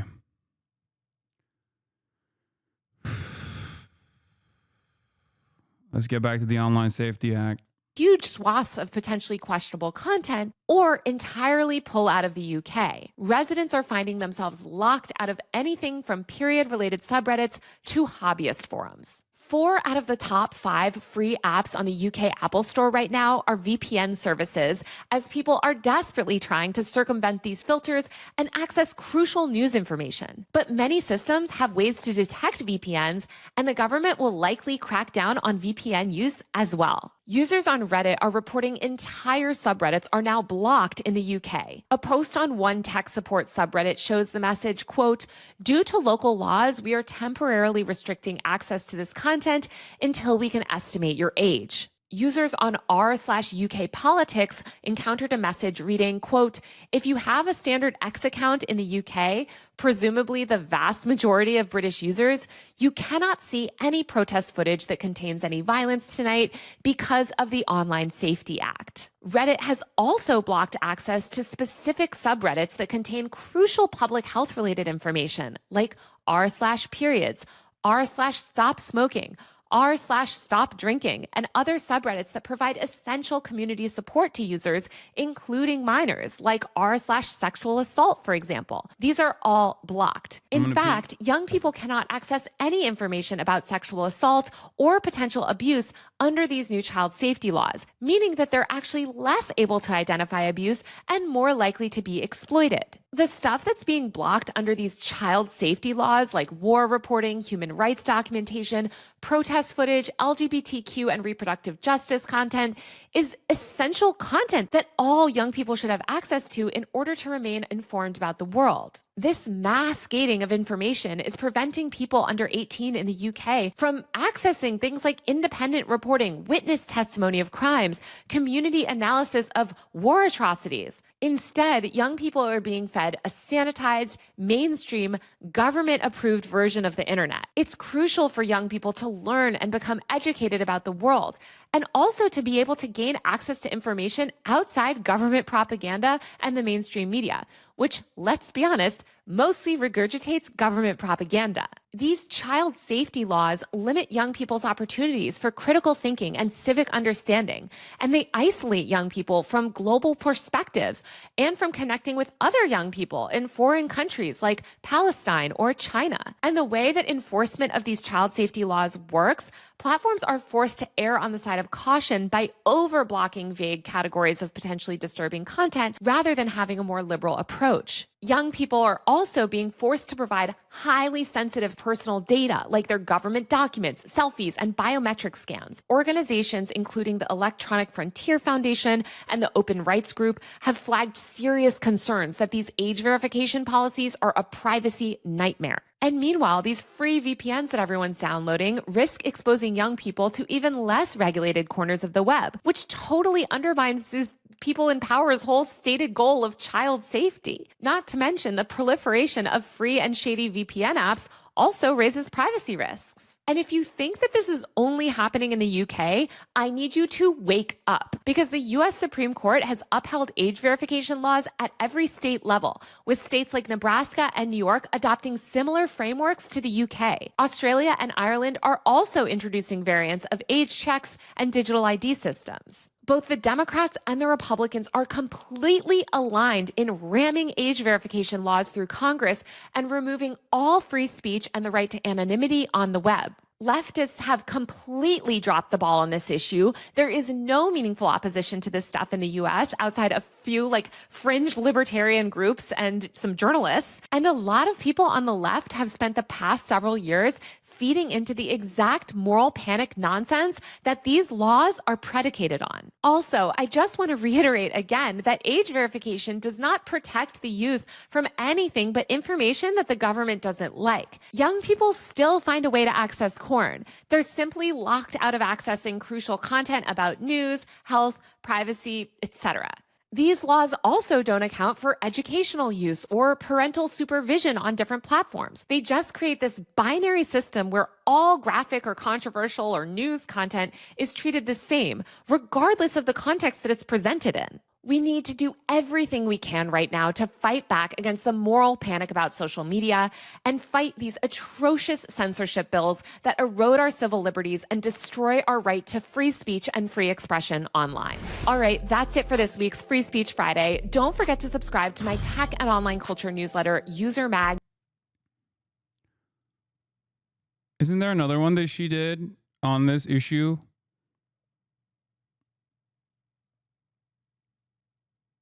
Oh, the worst full updated biometric scans just to watch certain YouTube videos. YouTube is the... Welcome back to Free Speech Friday, my series covering the fight for free expression and civil liberties online. This week, YouTube rolled out automatic age verification in the US. It forces users who the company's AI system guesstimates might be under 18 to submit their government IDs or full biometric scans just to watch certain YouTube videos. YouTube is the first major tech platform to preemptively normalize invasive identity. Here's a video on COSA. Oh, this is the one I was looking for. What we're doing is handing a weapon to the government that can be whatever the government wants. And when that weapon targets speech and ideas, it's a real big problem. Welcome back to Free Speech Friday. Today, I want to talk to you guys about one of the most dangerous laws in Congress right now. It's called the Kids Online Safety Act, and it was recently reintroduced by a bipartisan group of lawmakers, but it's being heavily pushed by the Democrats. It's a law that claims to make kids safer online, but please don't let the name fool you, because this law would give the government unprecedented power to censor speech across the entire internet in the name of protecting kids. From mental health support communities to LGBTQ forums, COSA endangers the very spaces that young people turn to for help, identity, and connection. The Heritage Foundation has come out and said that it plans to use COSA to censor LGBTQ content off the internet. And Marsha Blackburn, the bill's co-sponsor, said that COSA must be passed in order to, quote, protect minor children from the transgender in this culture. Today, to help me break the whole bill down, is Ari Cohen from the Foundation for Individual Rights and Freedom. He's a brilliant tech policy expert and one of the foremost free speech lawyers in the country. Ari, welcome to Free Speech Friday. Thanks for having me. I feel like you and I have discussed COSA before on this very podcast, I think. Too many times. Okay, so this law sounds pretty good, I think, to a lot of people that don't know what's going on. Why is it so dangerous? Walk me through kind of the biggest reason why COSA is so harmful and will lead to such censorship. So the law includes something that's called a duty of care. And it requires social media platforms basically to protect people against certain kinds of harms like anxieties, suicidal ideations, eating disorders, things like that. That requires platforms to look at content and say, this is going to cause someone harm, And if it is, what they're going to do is they are going to stop kids from seeing it because they could get in trouble if it causes some kind of damage, or even the government thinks that it might. So I want to give people a concrete example, because when you say it requires the platforms to prevent showing harmful content, that sounds good, right? Give me an example of how that might play out in a negative way. Because I think the biggest issue here is that platforms, what someone considers harmful content, especially under the Trump administration, is LGBTQ content, right? That's exactly right. And this duty, it applies to the design features. So say the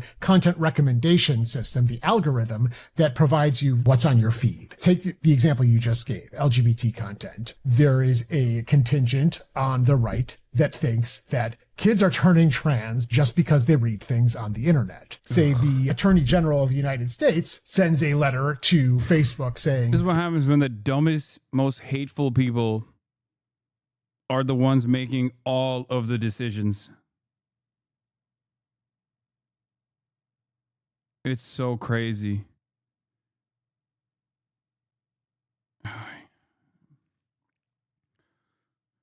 this is harmful material for children. What's Facebook going to do? They're going to tailor the content recommendation system so that it excludes anything related to being transgender whatsoever, because that is the safest thing for them to do, so nobody can say you're causing kids harm.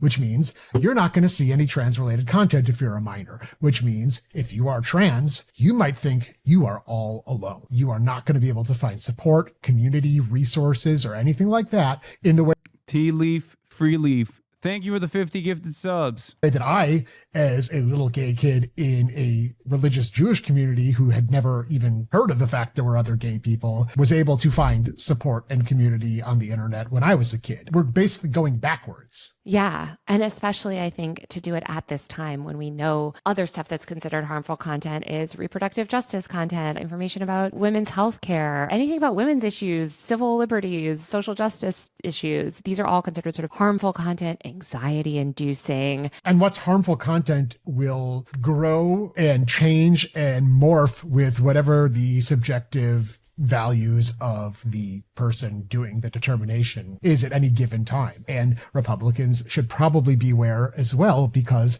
when Democrats get elected into office again, should they ever decide they want to win an election, what's going to happen? They're going to target stuff that the right likes and say that's harmful to minors. What we're doing is handing a weapon to the government that can be whatever the government wants. And when that weapon targets speech and ideas, it's a real big problem. Well, let's talk about some of those problems, because everything you just said, I think, again, to people sounds great, right? Like all they hear about all day is the harms of these platforms. And obviously these platforms do a lot of really nefarious bad things. But this law, I would argue, is really dangerous and bad. Number one is the censorship, right? Like this is essentially a coded censorship bill. So can you sort of walk me through how that sort of like duty of care could be weaponized to silence speech? Quite easily, in fact. First of all, the original version of COSA didn't revolve around quote unquote design features. What it did was it imposed a duty of care to prevent and mitigate those classifications of harm. And that initially drew criticism, including from me, because a duty of care means platforms, first of all, they have to figure out how users will reasonably react to certain content. And the problem with all of these kids bills so far is that they treat minors as a monolith. They treat them as a big group that all have the same interests and the same mental state, the same capacity, and it requires them to treat them all the same. But different kids,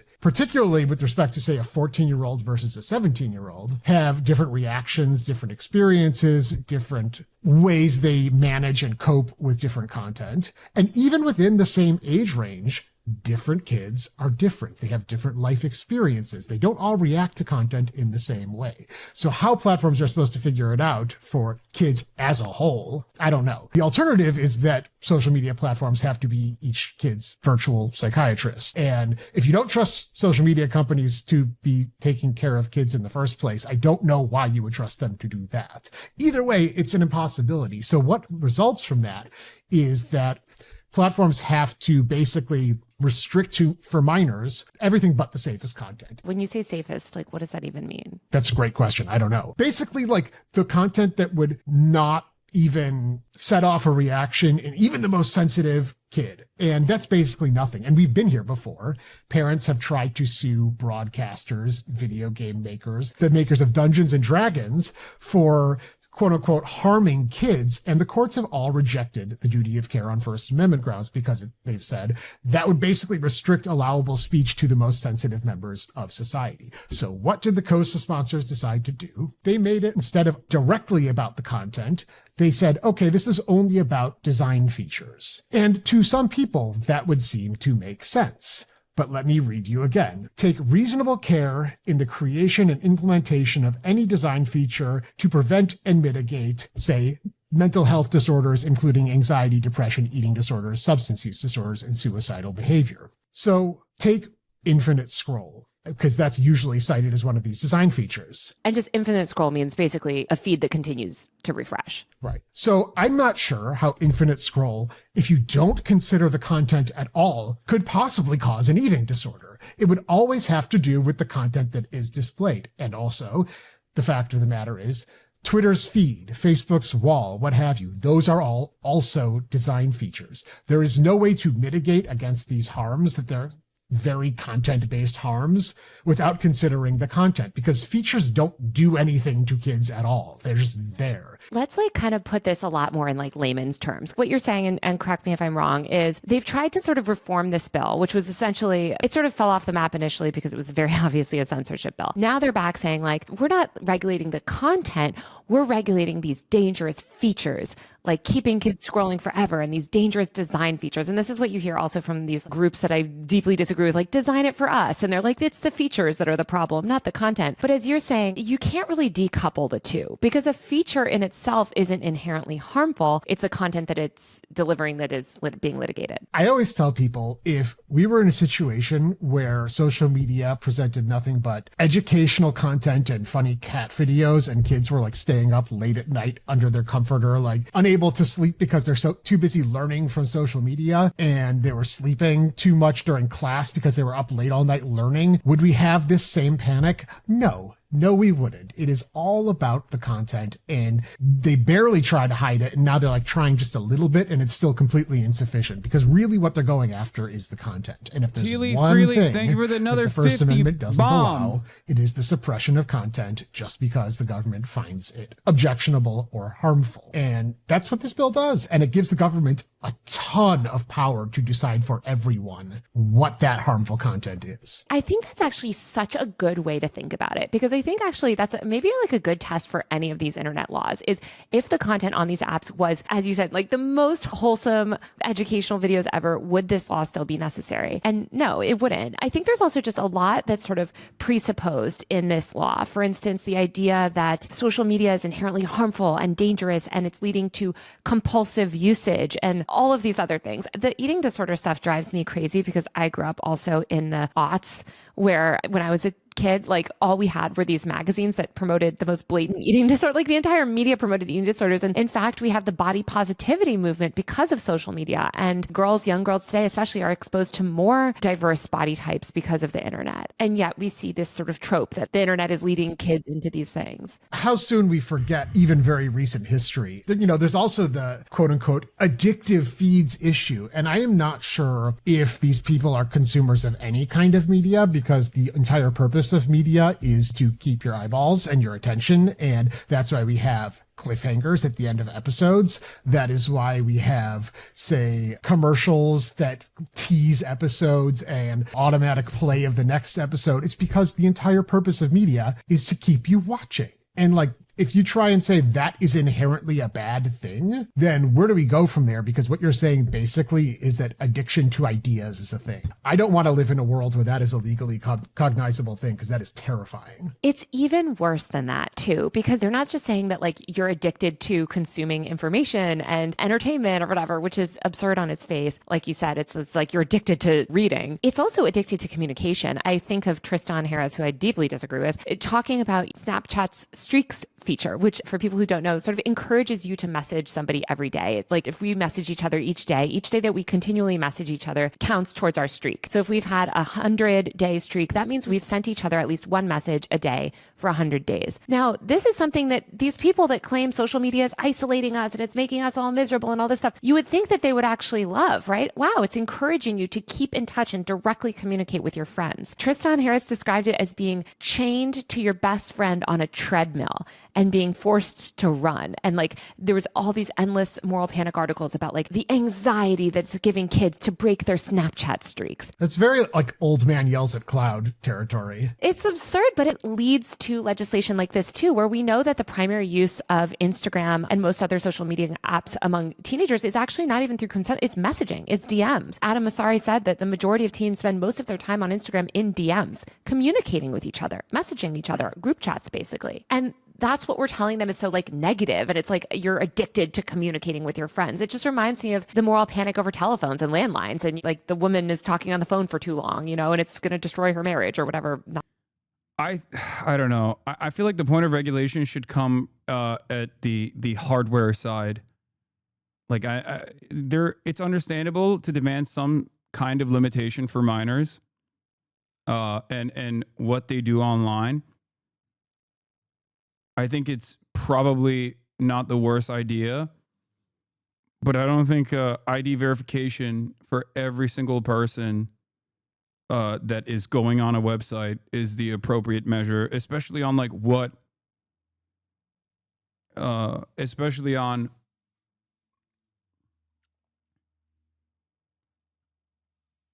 what the government has decided is what children shouldn't see.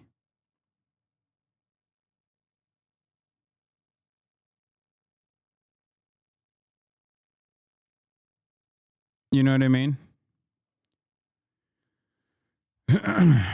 Yeah. I think that so you're pro mass surveillance? No, I said hardware limitations, not mass surveillance.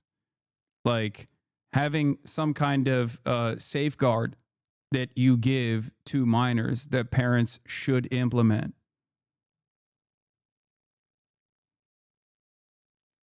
As opposed to mass surveillance, as opposed to having people put their identifications, as opposed to having people put their ID on. Like ID verification is not. ID verification is I think a horrible setup. How does China do it? China has complete ID verification, I think. Everything that you do is connected back to your identity. China is like your wallet, your ID, everything is on your phone already.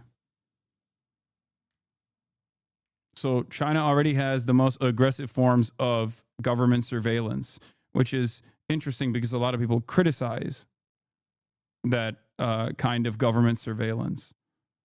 But yeah, your identifying number is tied to everything that you're doing, both online and also offline. As a matter of fact, things that you're doing offline still require your online ID.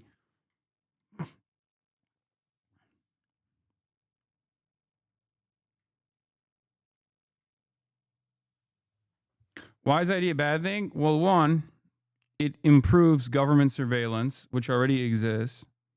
But more importantly, it also opens up every single person to potential harm. Look at what happened with the T application. Look at what happened with the counter T application, where leaks happen and then you have people's identities all over the internet.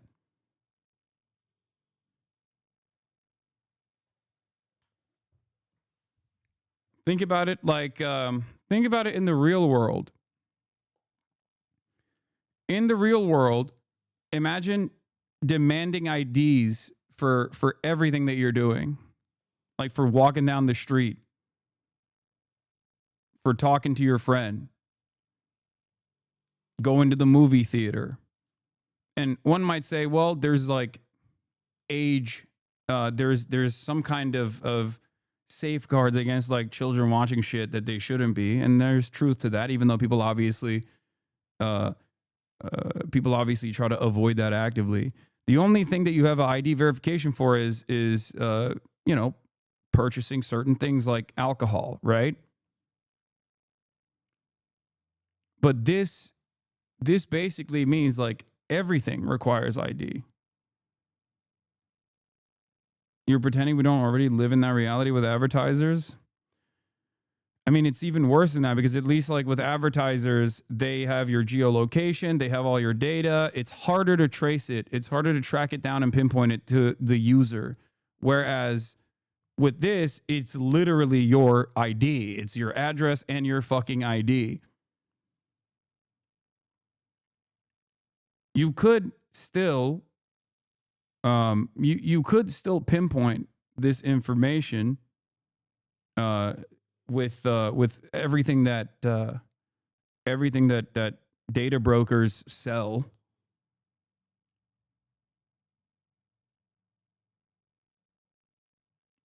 But I feel like this is beyond that. An ID scan to buy beer isn't the same as a permanent picture stored in some third-party site. Exactly. This major ID database owned by an Israeli company was revealed to be leaked for 2 years. ID verification service for TikTok, Uber, X exposed driver's licenses. As social networks and porn sites move towards verified identity model, the actions of one cybersecurity researcher showed that ID verification services themselves could get hacked too. Yep.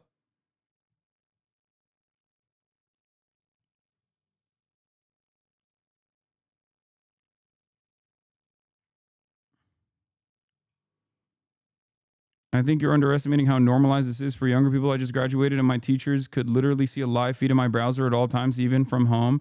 And trying to write a paper about gun violence meant having the government stats on it be censored by the firewall. I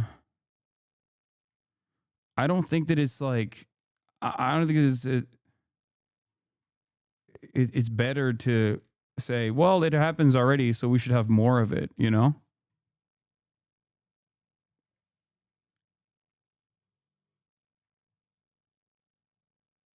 Chatter's University accepted invasive app.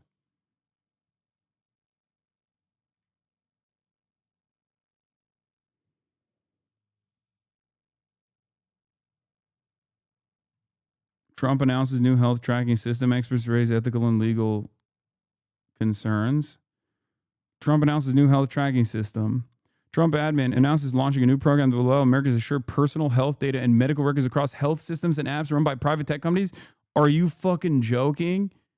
More than 60 companies, including major tech companies like Google, Amazon, and Apple, as well as healthcare giants like United Health Group and CVS Health, have agreed to share patient data in the system. The initiative will focus on diabetes and weight management, conversational artificial intelligence to help patients, digital tools such as QR codes and apps that register patients for check-ins or track medications.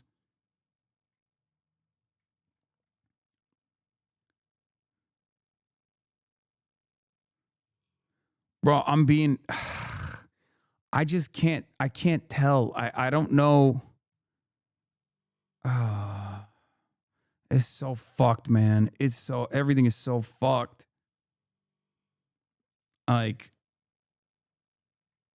who knows what they could do with this information?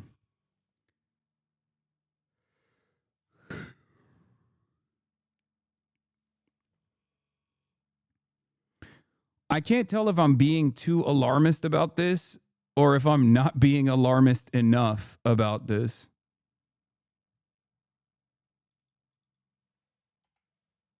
You know? Since they were pushing back in the 70s. As ever, we've been here before. Where are these like presupposed beliefs coming from? Why do you think that there is so much stuff in this law that sort of assumes that social media is inherently addicting? It is responsible for the decline of mental health. Like, where do you think this is all coming from? Well, you get a lot of them from the moral panic pieces, as you said, and a lot of it is also Jonathan Haidt, his book, The Anxious Generation, kind of put it into the mainstream of like pop psychology, basically, even though none of that evidence is causal. It's all correlational. And I'll take your listeners on a brief law tangent, real brief. When laws target speech based on the content of the speech, they have to go through a legal test called strict scrutiny. The courts will apply strict scrutiny. And one of the parts of that test is that the government has to prove that there is an actual problem in need of solving. And when California tried to ban the sale of violent video games to minors, it put forth an expert who put his study there that said this is,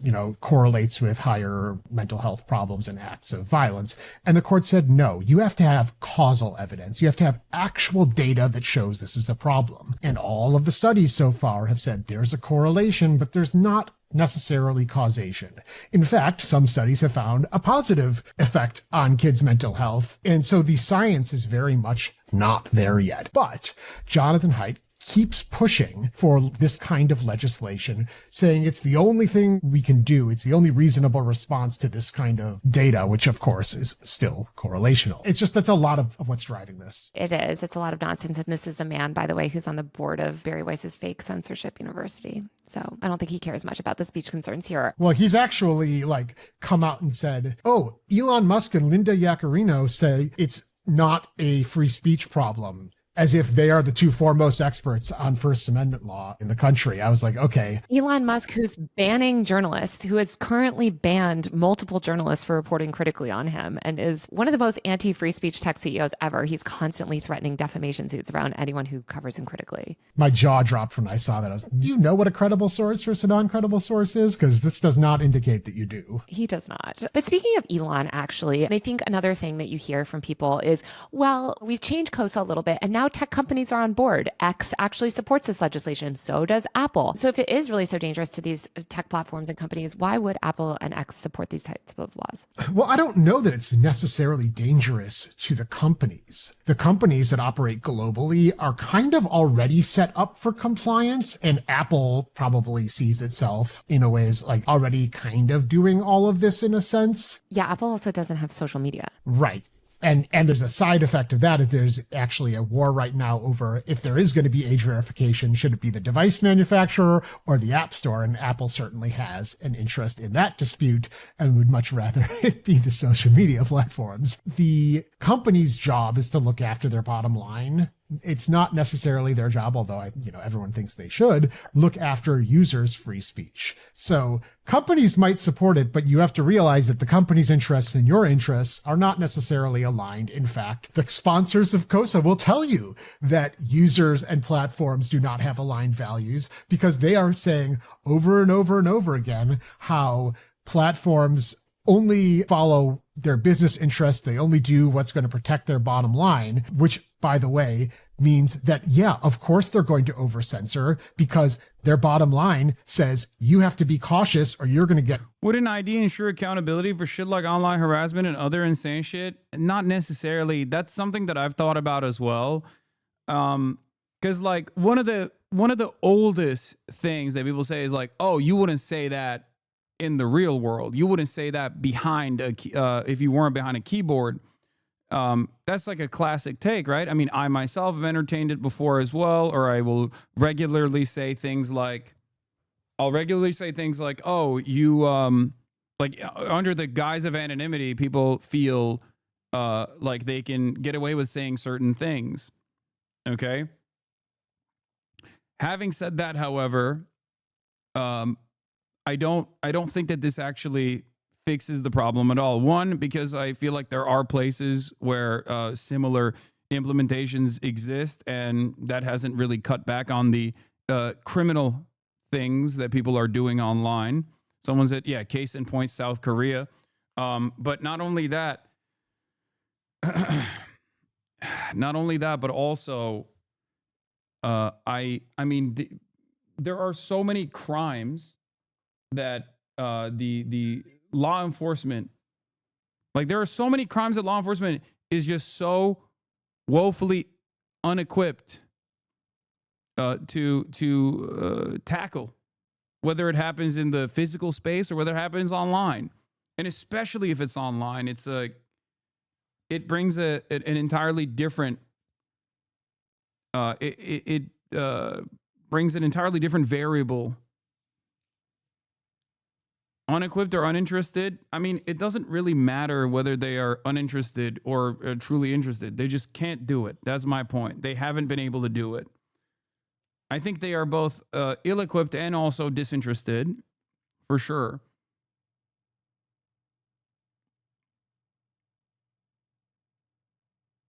So I just don't know what the proper solution is in general, which sucks because usually I'm supposed to give you, I'm the guy who's supposed to tell you, like, this is what should be done. I worry about, I mean, this is the same principle behind TikTok, right? I talked about how much brain rot TikTok is actually creating and how bad it is. But then also, well, the reason why people wanted to ban TikTok was because of Israel, right? And so very quickly I was like, all right, well, regardless of the issues, I think we should still allow TikTok to exist. And this kind of feels the same way, where are there tremendous problems with like young people getting brain rotted online? Absolutely. But I don't know if the solution is to make every single person put their identification online so that they can personally use these websites that shouldn't require identification at all, like Spotify or YouTube, and place yourself in the mercy of Palantir.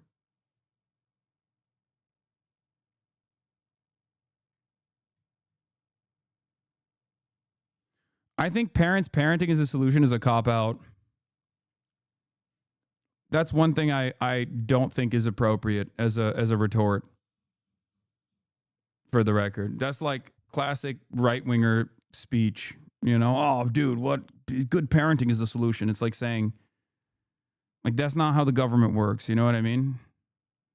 We're talking about regulation. You have to, if we're talking about like the regulatory process, like, we can't just talk about how parents need to be better parents. Like, you're right. You're not wrong. It's just like, but that's not the point of contention here. Time on political YouTube, you've likely come across. This is the other side of the story. This is from friend of the show, No Way, No How, glazing the Chinese firewall. So I know many people were asking, like, what's the Chinese solution to this? Well, let's take a look at what China's countless doing. Lazy, oversimplified videos portraying the Chinese government as an oppressive regime that brutally censors the internet to keep its population in the dark. Western media constantly pushes the narrative that Chinese internet restrictions are inherently bad, claiming that Chinese people live in an information bubble, have no knowledge of the outside world, and lack the ability to voice concerns. They're all wrong. These criticisms don't come from a place of genuine concern for the Chinese people. Instead, they stem from a deeply ingrained sense of Western superiority. The idea that the free Western internet is the golden standard and that Western democracy is the only legitimate form of governance. However, with every passing day, this claim becomes more impossible to defend. The illusion of free speech in the West is rapidly crumbling as social media platforms are openly manipulated by their billionaire owners and as Western governments increasingly suppress dissenting voices, especially when it comes to correctly critiquing them for supporting a genocide. All the way to the extent that you will lose your job, diploma, or even be deported for being mean to a country the US really likes. The reality is that China's internet firewall exists for a reason. Not about controlling the people with some devious repressive intentions in mind, but about protecting social stability, national security, and economic independence. In today's video, we're going to debunk the two biggest misconceptions about China's internet firewall. The first being, the firewall limits Chinese citizens' access to the outside world, keeps them heavily propagandized, and prevents them from understanding other political and economic systems. And number two, that Chinese people have no ability to voice concerns, critique the government, or push for change. Not only will I explain why both of these claims are completely false, but I'll also break down three major benefits of keeping the US-dominated internet infrastructure out of China without restrictions. Let's get into it. Before debunking the myths about China's internet firewall, let's first establish what it actually is and the historical reasoning behind it. According to the Chinese government, the firewall is designed to censor, block, or filter access to certain categories of content that are deemed harmful to national security and societal well-being. They include the following categories: opposing the fundamental principles of the Constitution, jeopardizing national security, leaking state secrets, subverting state power, or threatening national unity, harming the nation's honor or interests, inciting hatred, racism, or disrupting ethnic solidarity, disrupting national religious policies, promoting cults, or reviving feudal superstitions, spreading rumors, disturbing societal order, or undermining social stability, promoting obscenity, pornography, gambling, violence, murder, terrorism, or encouraging criminal activity, insulting or defaming third parties, infringing on legal rights and interests, and any other content prohibited by law or administrative regulations. The core idea behind these restrictions is preserving social cohesion and national stability. The West serves as a real-time case study of what an unfiltered anything-goes digital environment can lead to: mass polarization, disinformation, social fragmentation, and widespread mental health issues. This is the state of the modern Western internet, an unregulated, hyper-commercialized, and divisive digital space that is widely acknowledged to be harmful to mental health and social cohesion. Compare that to China's internet, which, while regulated, is structured around unity and utility. It prioritizes social stability, fosters national cohesion, and prevents the very problems that have turned much of the Western internet into a toxic battleground of ideological warfare and digital addiction. To fully grasp why China is cautious about unregulated foreign influence, we need to look at its historical context. China's modern... For the record, many other countries don't have the expansive form of free speech absolutism that we have here in America.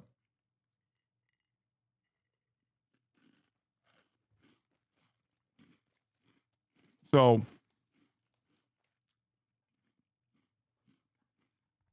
I would say that while most Western outlets greatly overemphasize like the mechanisms of control, while most Western outlets greatly overemphasize and exaggerate Chinese mechanisms of control and surveillance and domination amongst our population, I would say that they definitely, this is certainly one of the areas where I disagree with the Chinese methods. I do. And I'm not just saying that because I'm a fucking political content creator and most likely would not be able to do my job if I were to exist in China as a political dissident. But it would be dishonest of me to criticize the British government for doing similar things or the American government for doing similar things while simultaneously saying it's good when China does it. The difference, however, of course, is that I'm not Chinese, and I need to stress this over and over again. So when I criticize the American government, they're like, well, what about China? It's like, well, are you Chinese? No? Okay. Let's handle the problem here then. Anyway, let's continue. Modern resurgence follows a century of national humiliation that lasted from 1839 to 1949. This period was marked by foreign invasions, land seizures, and economic exploitation at the hands of Western powers in Japan. One of the most devastating periods was the Opium Wars, where British waged war against China to force the population into drug addiction. When China resisted, it was brutally defeated and forced into a series of unequal treaties, ceding control over key territories like Hong Kong and granting Western powers near total economic dominance over the Chinese ports. European powers, along with the US and Japan, carved out spheres of influence within China, controlling trade and resources while the Chinese people suffered. This pattern of foreign exploitation continued well into the 20th century. China was brutally invaded by the Japanese in the 1930s, suffering atrocities like the Nanjing Massacre, where hundreds of thousands were killed. It wasn't until 1949 that China regained sovereignty under its own terms. When viewed through this historical lens, it becomes clear why China is deeply protective of its political and economic independence. Unlike Western nations that have long enjoyed global dominance, China's recent history is one of fighting to reclaim its sovereignty from foreign control. So when Western governments and corporations push for unrestricted influence within China, it is not surprising that the Chinese government and people alike view such efforts with deep skepticism. They've seen firsthand of how unchecked foreign influence can destabilize a nation, and they have no intention of letting history repeat itself. Also, you might be surprised to know that it wasn't China who kicked out American big tech corporations like Meta and Google. American companies voluntarily left the market when they wouldn't follow Chinese terms of service. Meanwhile, other major Western companies like Apple, Microsoft, and Tesla have continued to operate in China by adapting to local regulations. This highlights a key difference in how tech restrictions are often portrayed. While the US has actively banned or restricted Chinese firms like Huawei or TikTok on national security grounds, China's approach has largely been regulatory, leaving companies with a choice to comply or exit. It is entirely understandable why the Chinese government imposes strict regulations on foreign tech companies operating within. Okay.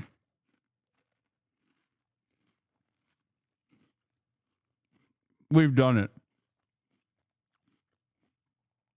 A HasanAbi head has actively outflanked me on pro-China sentiment to such a degree that I am now, for the first time ever, this is a historic moment, going to correct someone on YouTube doing a pro-China video because they're glazing China too much. I can't believe it was going to happen. I never thought it would happen. Chat, you're about to watch history. To say that Facebook, Google, I hate those companies, but to say that the Facebook, Google, and all those other companies actually exited the Chinese market due to regulatory concerns is not the entire story. It's true on its face, but what are the regulatory concerns, you might add? Okay? They did leave voluntarily. This is true. That is an objectively correct statement. They did, you are dumb. But the regulatory needs of the Chinese government were perhaps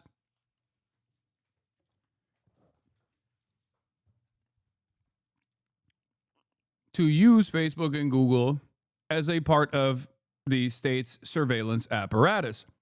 Now, the counter to that, of course, is to say, well, these companies have backdoors for the NSA, and for that you would be correct.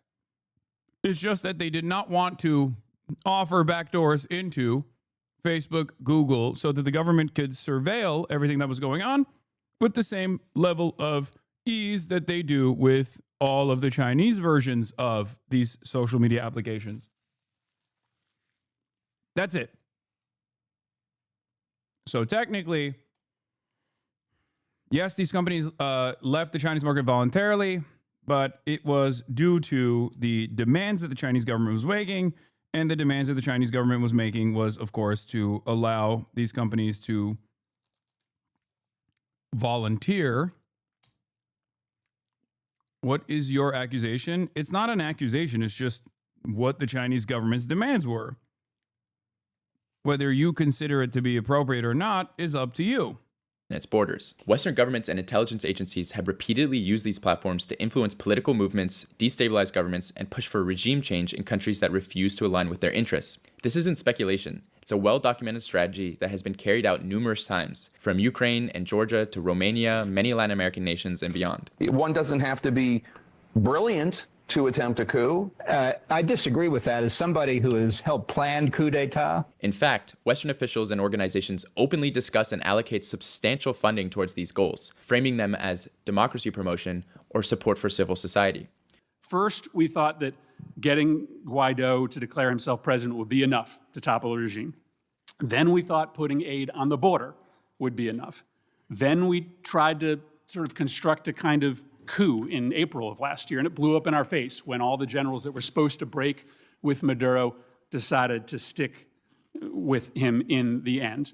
We undermined Norway's talks last summer, and then this March we released a transition framework that frankly is almost a carbon copy of the very one that was in front of the parties last year. When it comes to China, they're not even subtle about their intentions. Think tanks, government agencies, and media outlets frequently call for strategies to weaken or alter the Chinese political system. This is true. Given this context, it's hardly surprising that China enforces strict digital sovereignty policies, ensuring that foreign tech companies operating within its borders cannot be used as tools for external political interference. Just last year, the House passed $1.6 billion to deliver anti-China propaganda overseas. Knowing all this, how can you look at that and be like, yep, better let all that shit in without any restrictions? You really can't blame the government for looking out for its own national interest.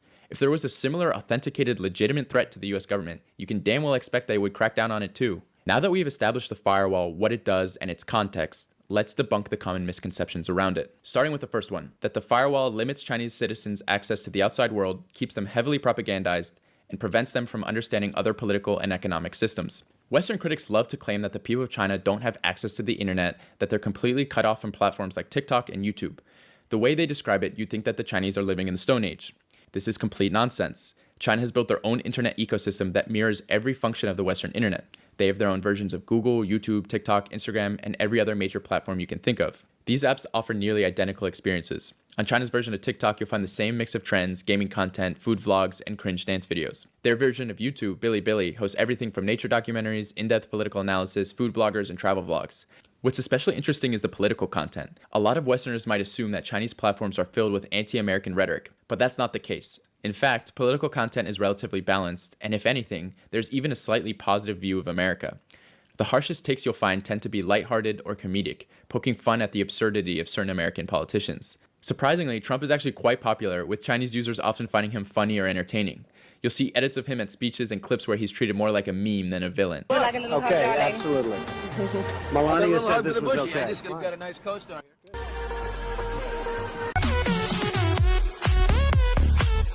Yeah, I'm gonna keep it a $1.50. If I was fucking Chinese, I would also love Donald Trump. The great nation builder for China.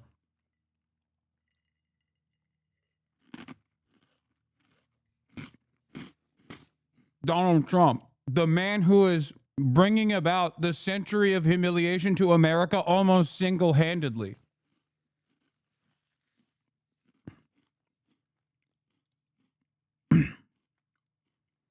If you are a netizen of a foreign adversary state, why wouldn't you enjoy that?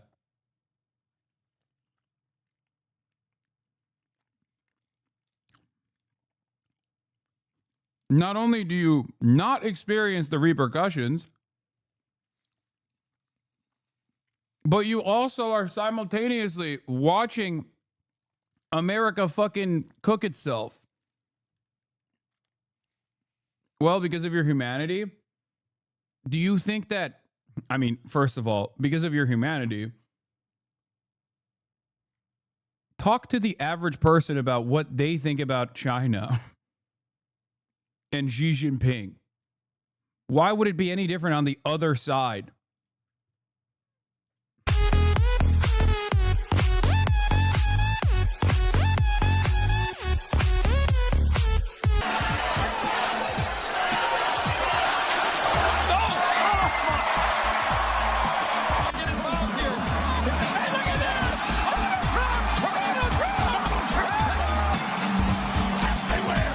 China, China, China, China, China, China, China. Let's say China, China, China, China, China, China, China, China, China, China. Now, you know, while Donald Trump was building a reality TV show, my brother was building a security apparatus to keep us safe, and I'm proud of what he did. The World Trade Center came down. The gall to go after.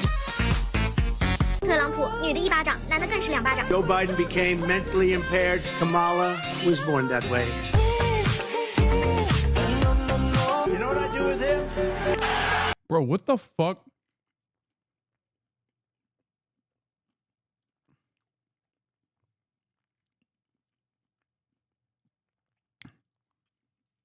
The meme culture the meme culture in China is so crazy, is so strange to me.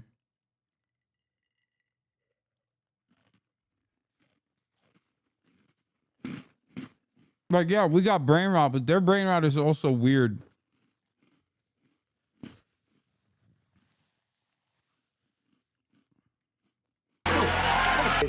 Thank you very much, John. Thank you very much. You will never make it. Go ahead.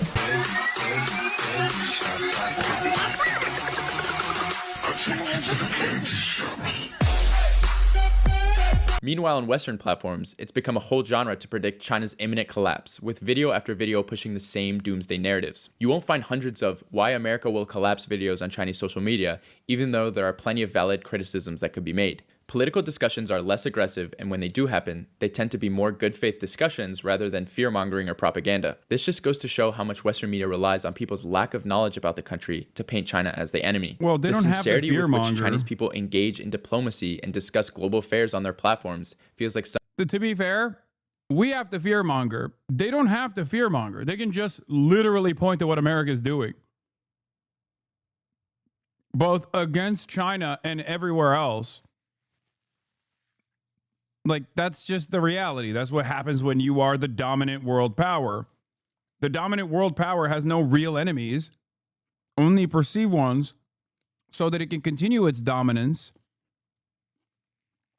Other global powers that are rising up already are rising up within that framework, and therefore don't need to make up shit about America to get mad about America. They could just like point to things America's doing to them. Someone extending a handshake only to get a punch in the face in return. The whole idea that Chinese people are cut off from the modern world is laughable. And if anything, it's Westerners who are in the dark about what life in China is really like. The brief TikTok ban showed this perfectly, as some Americans who migrated to Chinese platforms discovered that life in China is modern, affordable, and that locals are generally warm and welcoming to foreigners. If you don't believe me, go check out Xiaohongshu, or Red Note as it's called in English, or Bilibili to see for yourself what Chinese social media is actually like.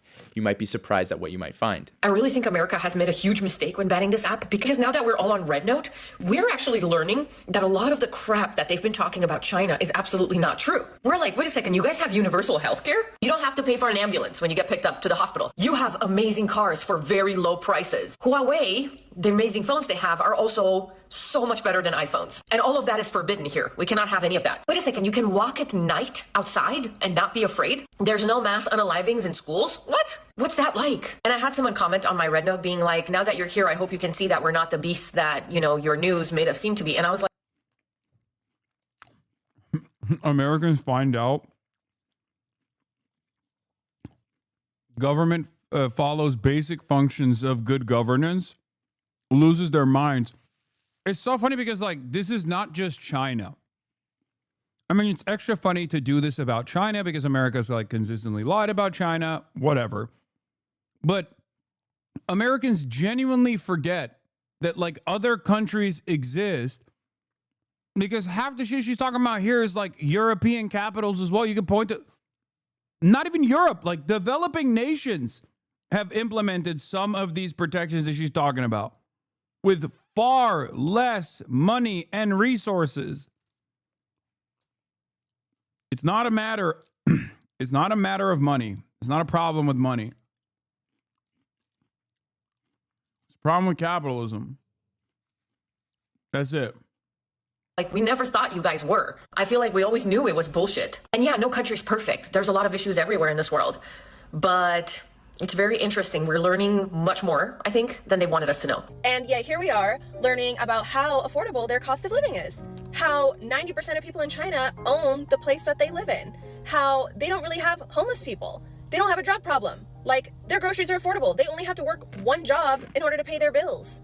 They were confused about having to pay for an ambulance ride. They literally have universal health care. Our government decided that in order to get us to not want communism, they had to make it seem like it was this big, scary, crazy thing, and to basically shield us from it.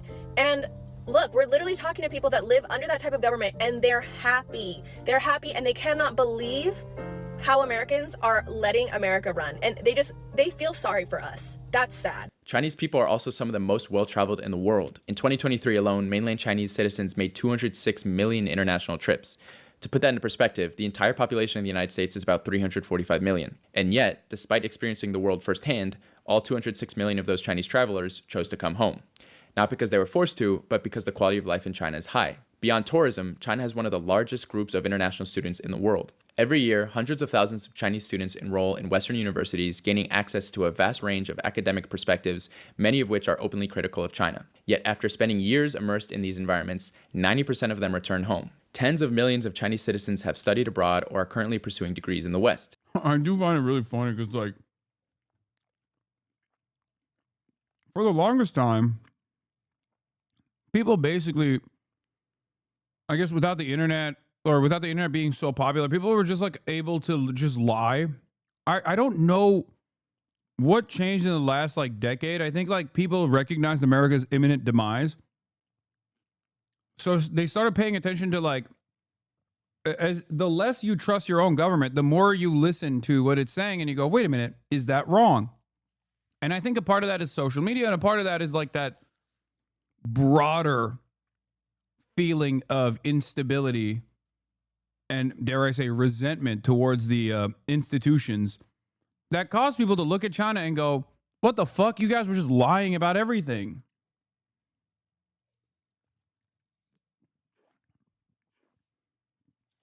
Because it's not like it's not like Chinese people are inaccessible. It's a massive country. They're fucking everywhere. And yet, for some reason, Americans just never chose to ask, like, what do you think about your country? Now, of course, I don't know how honest a Chinese person would be about their own government in America. I mean, because, you know, there's a lot of racism.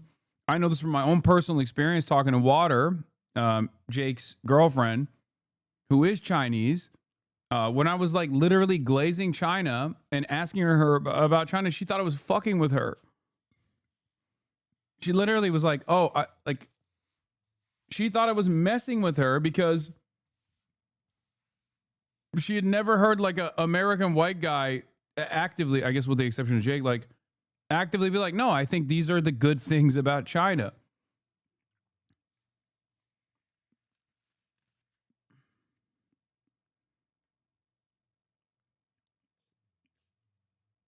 Anyway,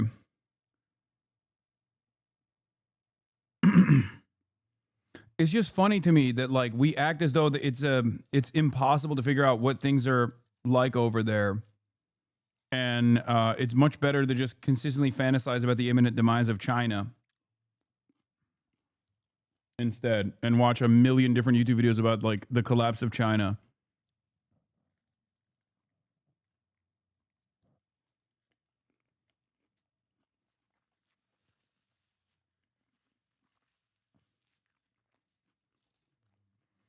The idea that they're simply brainwashed or lack knowledge to the outside world, especially when compared to Americans, is completely unfounded. In fact, I would confidently argue that the average Chinese citizen, particularly young people, have a far more accurate understanding of global affairs than an average American. China's education system, despite its intensity, is one of the best in the world. In my personal conversations with Chinese people, I found that they often have a stronger grasp of current geopolitics, world history, and even American history than many Americans themselves. Check out interviews on the channel Asian Boss and see how informed they are. Chinese students are taught about key moments in US history from the Revolutionary War to the Civil Rights Movement and generally have a nuanced understanding of how different political systems function. Ironically, while Americans tend to see communism through the lens of decades of Cold War era propaganda, Chinese people actually approach the topic with a more balanced, pragmatic perspective. They don't just I'm gonna go back again and say this. You don't need to do propaganda about America and its ways. You can just do an accurate reflection of events, and that will be enough for people to go, oh, I don't like that. The propaganda in China, in the education system, revolves around, and this is not dissimilar to any other country. I'm not singling out China for this, so don't yell at me. The propaganda is about Chinese history.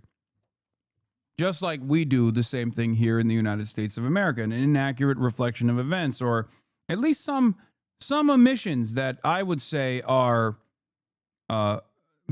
ridiculous. Like, I genuinely feel like most American, example, Washington, George Washington. He was a fucking slave owner, and not a nice one either. This doesn't mean everything he did was bad. You know, I'm in favor of the Revolutionary War. Fuck the English, but also he was a slave owner. He enslaved people and then he moved them around. There are also so many. Not a nice one either is crazy work. No, the reason why I'm saying that is because that is the way that they describe it. I'm directly countering. I am directly countering the narrative in the books. There is no way to be a nice slave owner, but the way that they describe it in the history books is to make it seem as though this was like, there was reasonable debate. There was spirited debate. You know, like this is, he wasn't the worst guy. Like they portray him positively. That's what I mean. I'm directly countering the fucking insane narrative, not making a value judgment about like nice slave owners. That's not a thing. Of course. Blindly claim that communism is superior, nor do they try to impose their ideology on others. Instead, it's often Westerners who feel the need to aggressively defend capitalism and impose their worldview on Chinese people. The reality is that Chinese people simply believe that their system works for their country, while Americans, despite being typically less informed, tend to be far more defensive about their own system. That being said, Chinese people are generally far less political than Americans. This isn't just unique to China. It's a broader trend across East Asia, in Japan, and Korea as well. Compared to the US, where people across the political spectrum, young and old, are deeply ingrained in political debates. The average Chinese citizen simply doesn't think about politics on a daily basis. Instead, their focus is on education, work, family, and enjoying life. And in many ways, this is one of the strongest endorsements of China's political system, the fact that it doesn't need to dominate people's lives. Government only becomes a major concern when it is actively failing, when policies are harming people's livelihoods, when institutions are ineffective. That's not true, man.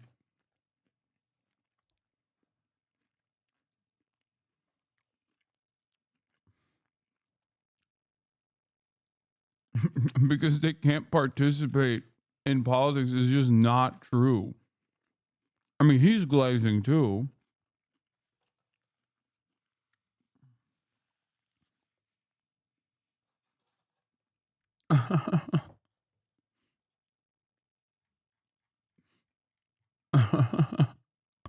Yeah, no.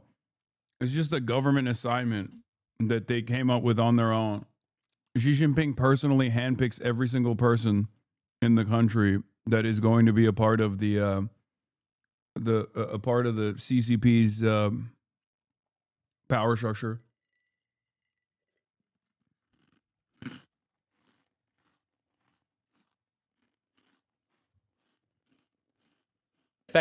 Or when systematic issues create widespread frustration. In China, the fact that most people don't feel the need to engage in constant political discourse is in itself evidence of a functional and effective system. They don't have to fight for basic necessities or worry about whether their government will provide stability, it simply does. As a result, there's a baseline level of trust that allows people to focus on their personal ambitions rather than constantly questioning whether their government is working for them. Contrast that with the United States, where politics is inescapable because so many people feel personally impacted, whether through stagnant wages. Okay, this is so much China glaze. Okay, wow.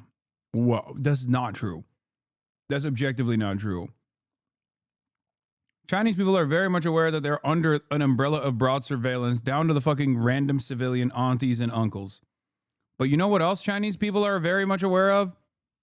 Unimaginable prosperity and development that has taken root in China over the course of the past couple of decades. This is the real reason why they don't give a fuck, in spite of the political repression, or not even political suppression, but like mass surveillance, for example. That's it. The idea that they don't care about politics is also wrong. They quite literally have rebellions every now and then, mini ones, mini versions of it, but it's just untrue to say that people are not upset with their government and also decide to take action. They do. They do protests. The protests get aggro. Never to the same degree as like American protests. But the reason why I said rebellion, I should have clarified what I mean. The reason why I said rebellion is because a government that functions with a level of authority, Hasan just lying now, rebellions. I meant protests. And I'm wrong to say rebellion. I'm going to explain to you why I chose the word rebellion, because it's something that I describe all the time. Okay? There's normal dissent, there's active protests and things of that nature. But the reason why I was going to talk about fucking quote unquote rebellion is because a government that is more hands-on and is always an ever-present point of authority, like the Chinese government, as opposed to like neoliberal mechanisms of control, for example, because they're both authoritarian in different ways. But a government that is like always there and that the citizens are aware of, and even like actively self-censor, for example, and doesn't say certain things, knowing full well that, you know, they might like get banned off of a platform that they can't use any longer. And then like that cooks a lot of their regular experiences throughout the day. That is way more ripe for rebellion, which is precisely the reason why the government has a a government that wants to maintain its control over the population has to always be receptive to the desires of its population in order to avoid a rebellion. Does that make sense? If China was this like authoritarian nightmare that is completely fucking destroying its citizens and like killing people, blah, blah, blah, all this stuff. If that was true, then these guys they're not stupid. They know that they're being surveilled, for example. They would fucking revolt. They would have a rebellion. That's why I use the word rebellion. They don't.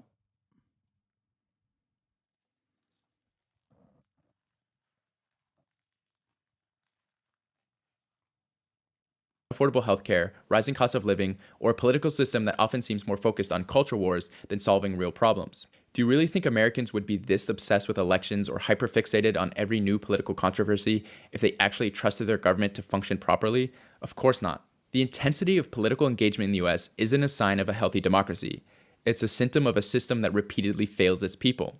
Meanwhile, in China, the vast majority of people, politics is simply not a priority because it doesn't have to be. Okay, so Chinese people have their own internet ecosystem, they are highly educated, and they travel the world. But what about censorship? When it comes to censorship, Chinese people are very aware of what they can and can't post online. The government is very clear about what's off limits: sedition against the government, racism, pornography, and all the other things mentioned in the beginning. It's straightforward, and the rules are well known. The difference is that in China, censorship is explicit and people understand it as part of the broader structure. In the West, however, censorship is often arbitrary and used to reinforce the dominant narratives pushed by powerful elites. Over the past few years, we've witnessed the unraveling of Western ideals of free speech and a free internet. The most recent example of this have been the systematic suppression of pro-Palestinian content, as well as cover-ups of war crimes in Gaza. For years, Western media outlets like the New York Times and platforms like Meta have controlled the narrative by limiting access to certain information and shaping public perception. But one platform that couldn't be fully controlled was TikTok, which... What? Why does your argument not reply to Russia? Honestly curious. Because the average improvement on the material realities of like a regular working class person in China over the course of the past 30 years has been incredible, as opposed to Russia. And also Russia is, I would say, more authoritarian and less democratic than even China is. Because at least in China, there's like local governance that is incredibly fucking hands-on. I would say even more hands-on than like American local governance. And that ultimately they bring all of the concerns that the citizens have to the local government all the way up to the fucking party infrastructure, even though there's like technically, oh, it's just the CCP. There's like dissidents as well, but it doesn't really matter. It's marginal. It's irrelevant. But the real politics, the real domestic politics is happening at the point of local policymakers, local legislators, local regulators. Russia does not have a version of that. It's just fake. Like, Russia is an open oligarchy. Unless you personally believe that, like, what, 90%, 98% of Russians voted for Vladimir Putin or something.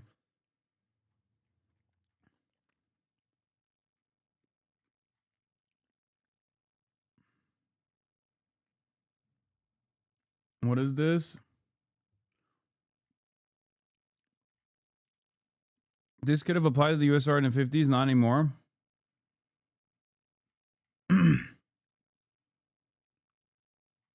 Yeah. Allowed an entirely new generation to get access to information about the genocide in Gaza. This became a massive ongoing battle to ban or censor the content that was circulating on the app. In the US, the media landscape is becoming more and more consolidated, with powerful players like Jeff Bezos using outlets like the Washington Post to promote narratives that serve their own interests. Recently, Bezos issued a directive to the Post requiring coverage that promotes personal liberties and free markets, essentially signaling that the narrative is being carefully curated to maintain the status quo of the American oligarchy. Then there's Twitter, which brands itself as the #1 free speech site, yet is anything but free speech. Like all American social media platforms, Twitter is entirely at the mercy of its billionaire owners. Elon Musk, for instance, has been known to boost far-right accounts, support political parties like the AfD in Germany, and ban or unverify users who disagree with him. Rather than a platform that fosters open dialogue, Twitter has become a toxic cesspool where far-right extremists thrive, promoting everything from race science to conspiracy theories, as long as it serves Musk's personal agenda. Although Chinese censorship is real and targeted, if anything, Western censorship is more insidious, operating under the guise of free speech while serving corporate interests. China's censorship is public and predictable, and for the vast majority of Chinese internet users and instances, censorship is irrelevant to their online experience. Now let's get to the major key that underlines this entire conversation. You can always get a VPN. A VPN allows you to access the internet in China just as you would anywhere in the world. Which brings us to today's sponsor. No, I'm fucking with you, there's no sponsor. But there is a Patreon as per request, so if you want to check that out, go ahead, thank you. But in all seriousness, if you're in China and you want to look at the Western internet, the barriers to do so are not large at all. I like this system a lot because many people won't learn about. Are you fucking serious, Amon? China censors LGBT content, the whole fanfiction site AO3 is banned, and that user keeps defending it? That's what's going on? Wait, what? Out of all... hold on.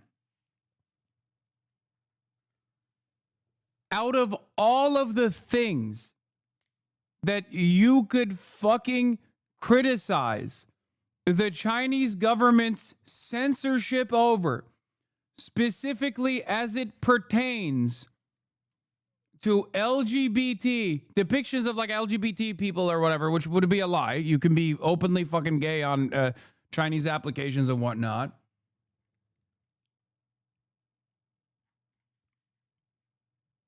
You chose AO3?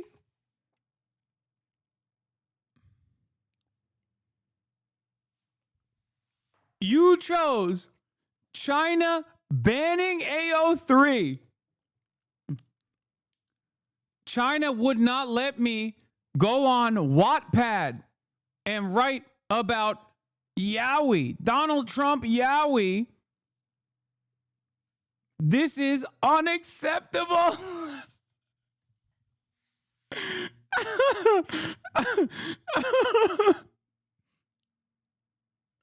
You're being girly pop phobic? Okay, I'm sorry. Oh, that's funny. What about my Mao X dang toxic Yowie?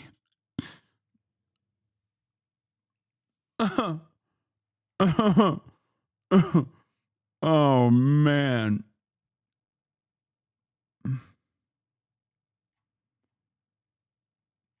All right. Hasan, you don't understand. I need my cyber mommy. And then install a VPN until college when they are much more mature and able to approach the Western internet in a much better way. The default internet is so much better as a general internet for society. Even if you have no problem with pornography or violence being so accessible, I think we can all agree that it's not good for people at such young ages to be. I will say this. I think American internet has gotten to such a fucking degree of instability and like unrestricted, unlimited Nazi shit that like low-key, the fucking firewall might be a preferable alternative for children, especially as they're developing. Okay? That's all I'm saying. I'm just, dude, it's fucked up. I know the whole argument that Taylor was presenting is like, the government should not get to dictate what children are looking at. The problem is, I trust the Chinese government to make that decision more than I trust the American government. And this is not me China glazing. This is me just feeling so sad about the state of affairs in this fucking country. It is actually wild. It's actually wild how bad the situation is online for American children in general. Yeah, Grok and Meta will protect our kids. Yeah, Meta. Here, I'll give you an example. Recently, it came out that Meta was implementing chatbots with no restrictions as it pertains to flirting with children. Okay? Flirting with children. Now, Grok, obviously, you know, is Mecha Hitler. So there's that. But like, think about that. That's who we have to. That's unlimited, unrestricted access to that? I mean, that's crazy.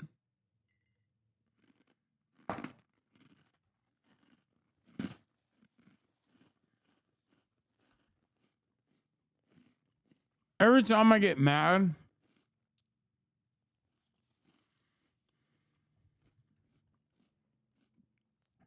every time I get fucking mad at like Google for doing some fuck shit or Twitter for doing some fuck shit, Facebook comes out of nowhere, Meta comes out of nowhere and is like, nah, we are the real evil here. Trust.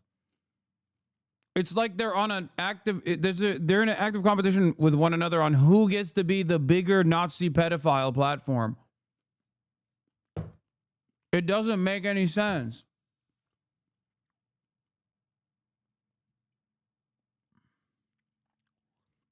I asked Grok about Meta and he told me that the genocide in South Africa is not approving of Meta flirting with children.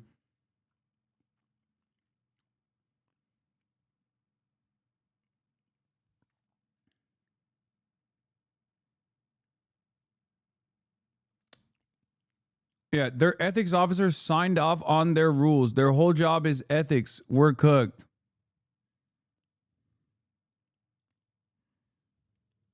Meta's AI rules have let bots hold sensual chats with kids, offer false medical info.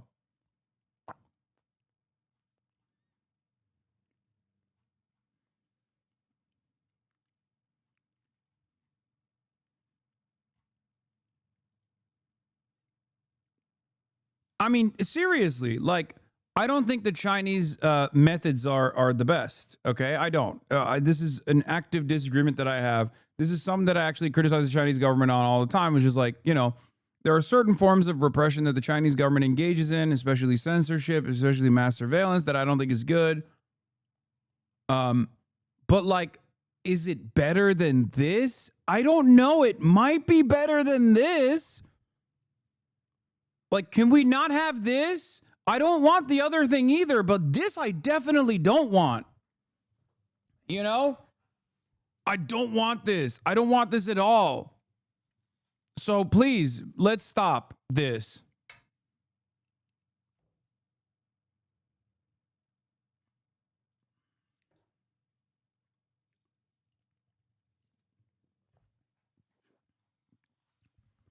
It's doubly fucked because we don't even do anything that the Chinese government does that's good. And we basically do things that we either ascribe to the Chinese government or the things that the Chinese government are doing that are bad. We literally look at a million different policies implemented by the Chinese government that are objectively good and we should do it here, okay? And we say, nah, that is woke and gay.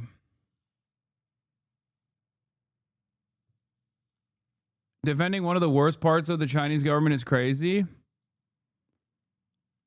Yeah, this shit is insane. It's like the Chinese guy making a video titled "Why the American Patriot Act is a Good Thing." Yeah, I mean, I think there's a lot. I don't even necessarily. I'm not necessarily saying that this person is. I'm not fully in agreement with what this guy is saying, but I think as far as like actively going against the narratives that you hear in the Western world about like how what kind of forms of censorship exist and stuff like that, I think it's fine. It's valid. He does get absolutely heavy-handed, and I don't know if I agree with his ultimate conclusion anyway. But I wouldn't say this is like evil. Like what if you just look at the if you just look at the title of it, you get duped by it, then yeah, sure, I understand why you would feel that way, but he is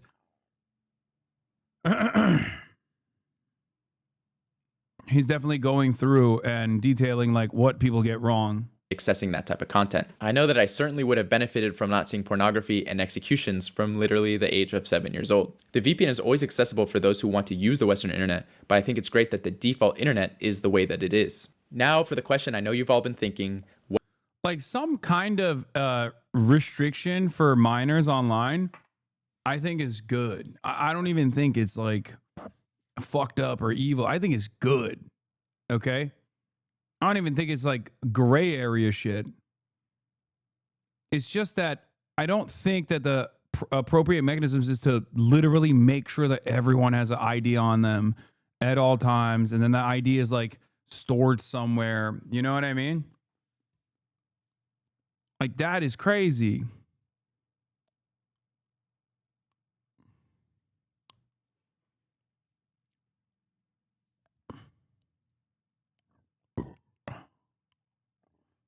Anyway. What about Tiananmen Square? The event itself is a topic that deserves its own video, which will come, but let's address it briefly since I know it's likely on your mind. Despite this event being censored on the Chinese internet, many Chinese people, especially older generations, are still aware of what happened. But let's take a step back and look at how Tiananmen Square is used in the narrative against China today. If you look at the comment section of any video that talks positively about China, chances are one of the top comments will be, "What about Tiananmen Square?" As if they've just delivered the ultimate big brain original. I think it is kind of funny that the American government, like Americans living in the United States of America constantly put this diss out there where they're like, what about Tiananmen Square? Fucking got him. And it's like, dude, our cops kill 1,000 Americans every year, dude. Every fucking year. Like, this isn't to glaze China when they fuck up, okay? Make no mistake, but we kill 1,000 Americans a year. Our police force kills 1,000 Americans every fucking year. I think our cops kill what, like 10 dogs a day? American police departments kill 10 dogs a day, 10 pets a day, not just dogs.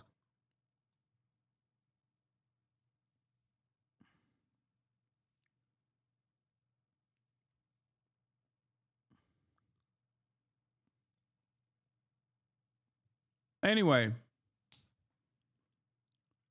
so the idea, like, where they're like, hey, remember that historic event of government suppression is just funny to fucking point to when we live in America, man. We live in America. What do you mean? I went to the fucking protest. I went to the goddamn protest this fucking a couple months ago. They were deploying chemical weapons that are deemed illegal in war on the captive civilian population. That's what they were doing. They were using techniques that they learned from the IDF, kettling and corralling against civilians who were like, don't fucking kidnap my neighbor, bro. Do I have to say it's Chinese for you to understand how fucked that is? Oh, dude, it's fine when we do it here. It's crazy when it's Chinese, though. Like, it's cool when we do it here. I just don't want it to be like Chinese style. That was my fault. I'm just racist.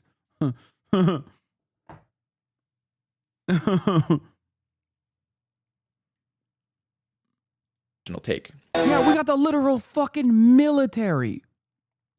We have the literal military in DC also.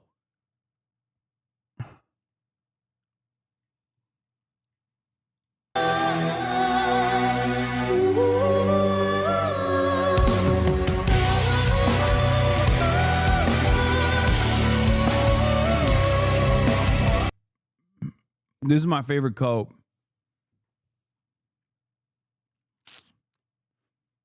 People just being like, oh, it's just LED lights, you fucking idiot. Oh, you're so stupid. You only care about LED lights.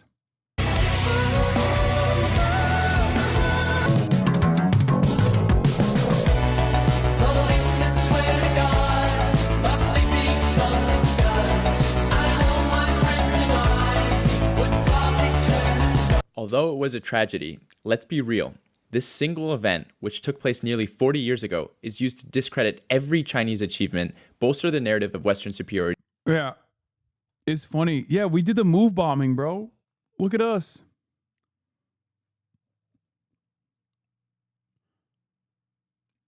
This week marked the 40th anniversary of one of the worst tragedies in Philadelphia's history. In May 1985, the city's police department dropped an improvised bomb, which was a bag filled to the brim with C4 on a residential home that housed the Black Revolutionary Organization MOVE. The bomb and ensuing fire killed 11 people, including 5 children, and destroyed more than 60 nearby homes. But if you think that was the most insane shit, hold on, it gets worse. I think it was Princeton. I don't want to get the Institute of Higher Learning, the name incorrectly. They took the remains and kept it. There was an American college that kept the remains of the Africa family after the fucking government shredded the family. They stole the bones, brother. It was Penn. Okay, it wasn't Princeton. Sorry. Yes. Yes. That's not from like slave times, dude. That's like 1985. That's 6 years before I was born. Only recently did they actually release the bones. I'll tell you one step. I'll take it one step further. Police chief at the time goes, was it police chief or the fire chief at the time when the bombing happened and the fires were fucking raging? Okay. And they were like, yo, we got to go in. We got to go in. This is like, the fires are getting out of control. He said, let it burn.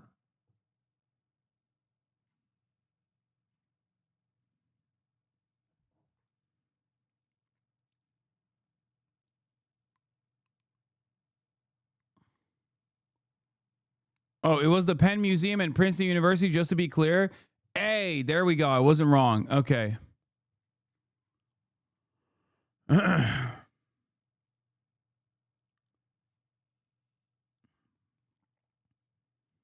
So, like, just because you didn't learn about this or all of the existing current forms of police brutality and the defense of that doesn't change the reality. You know what I mean? It's like, it's just cope. Like, it's cope. It's cope. It's cope. It's pure cope. We're like, oh, dude, remember Tiananmen Square? It's like, I do. I know. Do you know anything that happens in America with regular frequency? I'm not fucking Chinese, dog. I'm not in the business of defending Tiananmen Square or Xinjiang. I don't give a fuck, okay?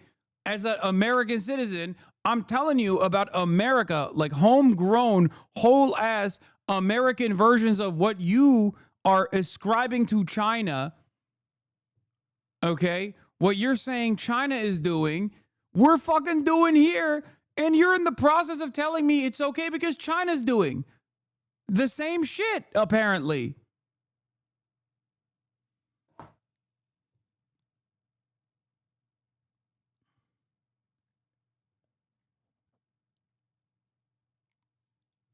And dismiss the entirety of China as a whole. The West has expertly leveraged this single tragedy by China to deflect from their own historical and ongoing atrocities. Now, what's fascinating to me is that applying the same standards of violence to discredit a government, the West's record is unimaginably worse. Since its establishment in 1949, China, with the exception of Tiananmen Square and one border skirmish with Vietnam, has risen overwhelmingly peacefully. Even if we take the largest Western estimates of Tiananmen Square and say that thousands upon thousands.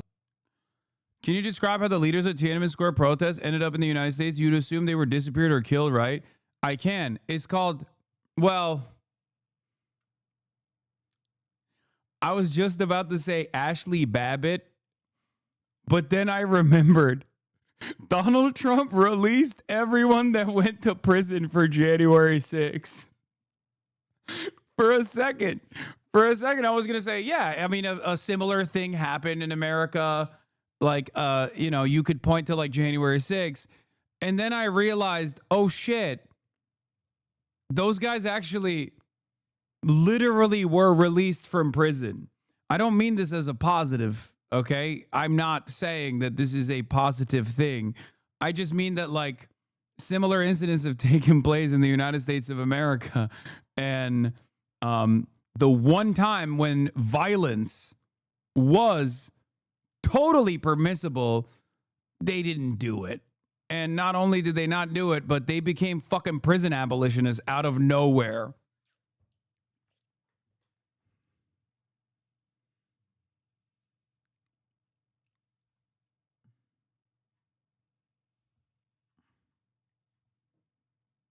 Top G's a cool name. I agree. Got fucking Chinese firewalled, baby. Get fucked. What is this? China in 2 minutes? Ain't no fucking way. Ain't no fucking way you just sent me an unlisted link from your YouTube page that you made me an edit for. Ain't no fucking way I'm watching that. It's age restricted. It's literally age restricted. Are you trying to get me fucking banned, dude? Are you insane? I love Top G, but I do not trust that video. One of the mods needs to check that first.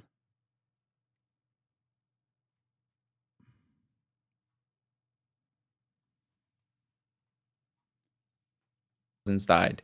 This is still a drop of water compared to the ocean of death caused by Western intervention around the world. Not even considering the horrors of colonization and slavery, millions of people have died in Western-led wars in the modern era. The Iraq War, the Afghanistan conflict, the Vietnam War alone accounted for millions of deaths. The total death toll of these conflicts is staggering, with estimates around 1 million people dying in Iraq alone, over 170,000 in Afghanistan, and 2 to 3 million in Vietnam. And those are just the wars Americans generally know about. How many know that during the Korean I think the bigger L with China's border skirmish with Vietnam was what it was over, what it was slated to protect, okay? We don't talk about that. That's all I'm going to say. I think I might prefer China's non-interventionist policy currently as opposed to its interventionist policy that was very good and totally justifiable in Korea and maybe not so good and not so justifiable in, I don't know, Pol Pot. Not great, you know? You got to take the good and you got to take the bad, okay? Let's be real. They don't have exactly the best track record, all right? The one time they were like, yeah, we're actively getting involved in this, it was literally for the worst possible thing that you could do.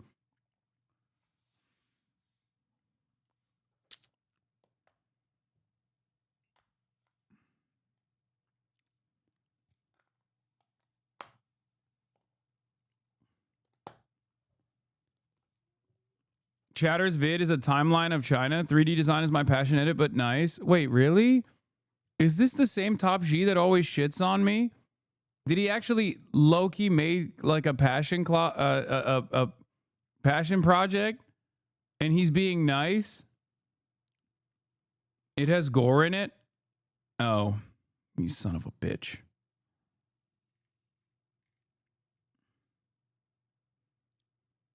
Don't watch, there's dead people in the video? God damn it.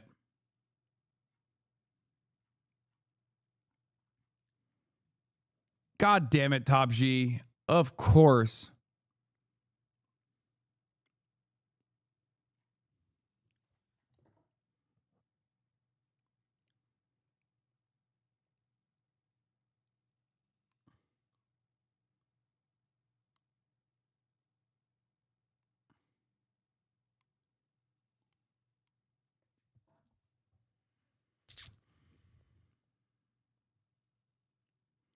Why can't your haters be more like Top G? There are historical images that are published in museums. Yeah, but I can't show it.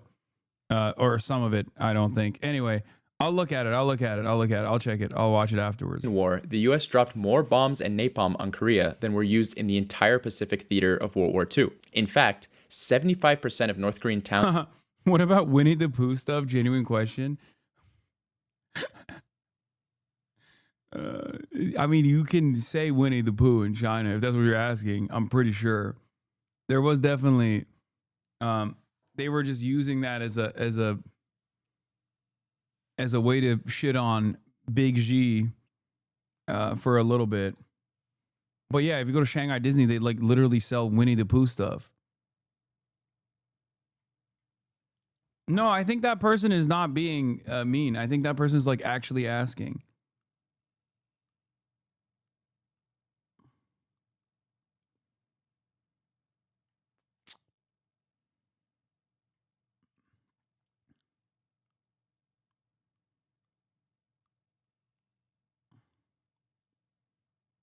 and cities were destroyed by US bombings, killing 2 to 3 million, with 70% of the deaths being civilians. How many young Americans are aware of the My Lai massacre, where 504 civilians, mostly women and children, were sexually assaulted and murdered by US Army soldiers? I just recently traveled to Laos. How many people know that American bombers dropped bombs on Laos for nearly a decade from 1964 to 1973, all the while keeping it completely secret from its own people? Big L for China was honestly collaborating at any capacity with the American government past the point of World War II. That was the biggest L, I think.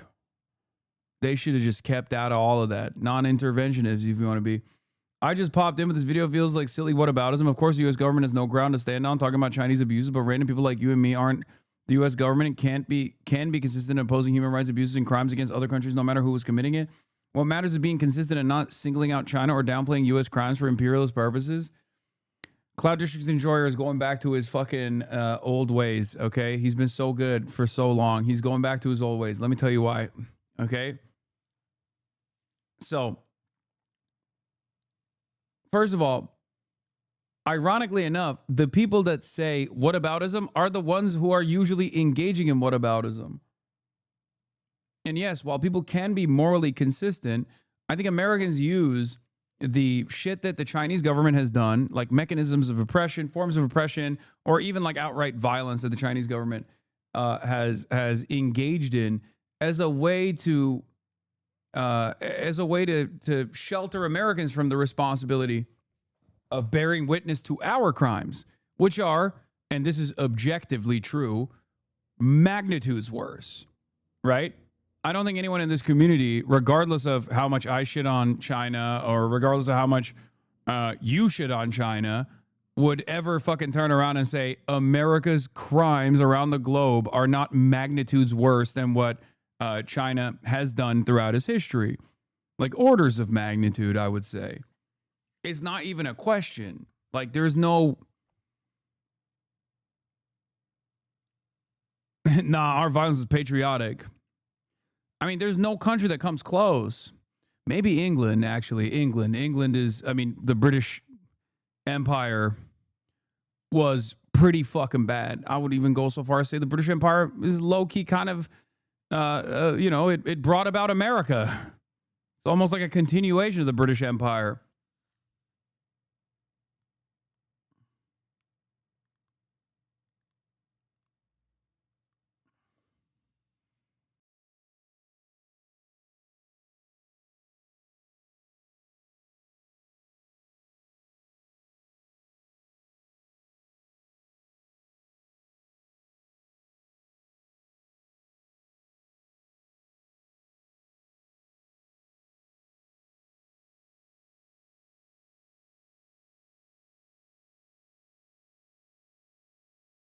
Powers around the globe that have done like horrifying fucking crimes.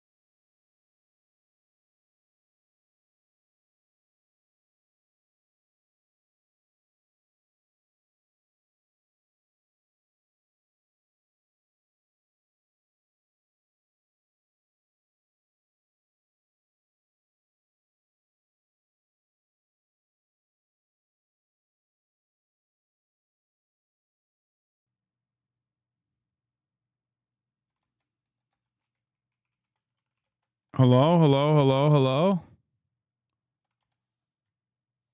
Hello? It's Twitch wide? Oh, really?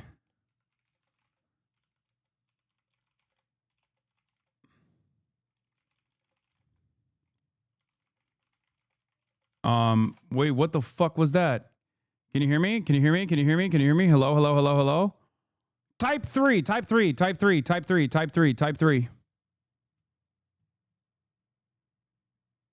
Okay, there's like a 3-4 second delay. Okay. I don't know what the fuck just took place. That was crazy. But I guess like Twitch pooped or something, or specifically LA Twitch pooped. It seems people are saying that like all of the LA Twitch streamers like went down at the same time.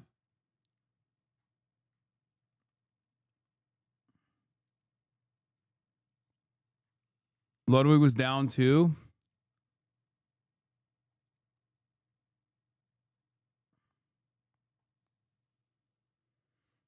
That was crazy. Technically speaking, he's on the San Jose West Coast ingest.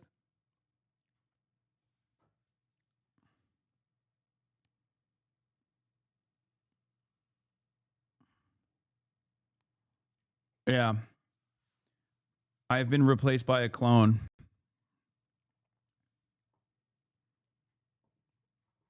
You know what it was? I think Jason's bitrate sucked up everyone else's bitrate for a brief moment, and we just lost everything. You know what I mean? Like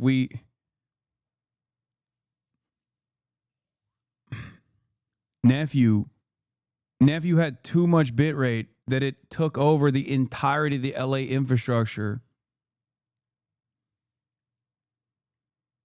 This is what happens when he tries to go 8K.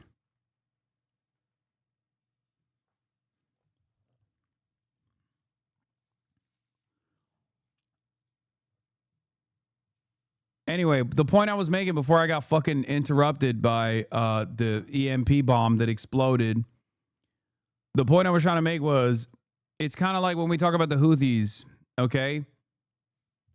When people say like, oh, well, the Houthis, they're bad. They have like on their own domestic governance, they're actually bad. They do like, they're homophobic, they're anti-women, this and that. And it's like, that has no basis. Like their internal governance is not up to me at all. Nobody's saying that. No, people use that as a way to try to fucking disparage their actions against Israel. The reason why I criticize China, for the record, is because I think their material conditions have developed to such a degree that I think it's understandable to be more critical of China as opposed to like the Houthis. You know? I just want to be clear that I do not hate China, and I think it has a lot of great aspects and contributions to its people and to the world. I think it's frustrating when good faith criticism of certain policies get lumped in with bad faith liberals who want to delegitimize and demonize China. Thanks for listening. I'm glad I get to offer my perspective sometimes.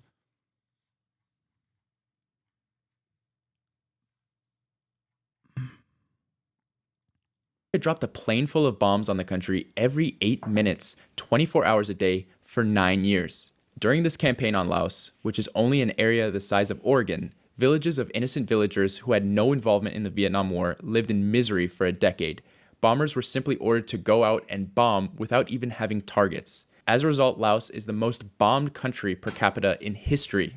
Over 200 million unexploded bombs still litter the land, causing injuries and deaths to this day. This isn't just abroad too. How many Americans today know that the US dropped a bomb on a black neighborhood in Philadelphia, killing 11 people, 5 of whom children? Or the Kent State massacre of student protesters protesting the Vietnam War. This information is technically available, but how many Americans know about this or even care? How many even know what Laos is? Your average young Chinese person might not know about the hundreds of lives lost at Tiananmen Square in 1989. Your average American knows about a fraction of the millions of lives ended by his or her government, which has continued far past 1989 to the present day as I'm speaking these words. You tell me which is worse. And it's not just the US. Look at Japan's actions in World War II. They murdered up to 20 million Chinese civilians during the invasion of China. Yet we have very little historical remembrance of their crimes, especially compared to Nazi Germany, even when they killed millions more people. The Japanese government actively hides these atrocities from their citizens and still honors the soldiers responsible. This fact gets zero attention in the media because Japan remains subservient to the US. Ask yourselves, why don't you see destruction of Nanking as the top comment under the next travel video you see about Japan? Their youth are woefully unaware of this fact, and it's orders of magnitude worse than Tiananmen Square. This isn't simple whataboutism. Yeah, I mean, that's... Yeah, that, like, the Japanese war crimes are... It's just Holocaust, but Japanese style. Like, it's just not, there's no other way to put it. It's not, it is pretty crazy that they went the drama YouTuber method with that one, where they just were like, yeah, nothing happened there, let's move on. And they just like never took an L for it. And they just kind of moved on with it, and now nobody ever brings it up. Arguably worse, human experimentation? No, they did that in the Holocaust too. What do you mean? They definitely also did that in the Holocaust. So, yes. Like the countless Western atrocities, Tiananmen Square is used to discredit every single Chinese achievement and label the entire country with the same brush. We judge China by its worst mistake and America by... I think one of the craziest problems with that one too, one of the craziest reasons why people don't even fucking talk about that shit, is because the craziest reason why they got away with it is not because they just like swept it under the rug and was just like acted like that never happened, but also because America did not even offer adequate punishments for it, because they took all of the biological and chemical warfare data. That was the trade-off. The people that participated in those war crimes were not even punished because America was like, oh, we want the data. We want to use this shit. And they did. They did use that shit. They used it in Korea. It's not even just the nuking. No, it's not. It's not. The nuke probably played a role in this too, where everyone was like, oh shit, maybe America went a little too far, you know? Like, it was kind of like, oh, dude, what the fuck? Like, yeah, they're really bad guys, but come on now.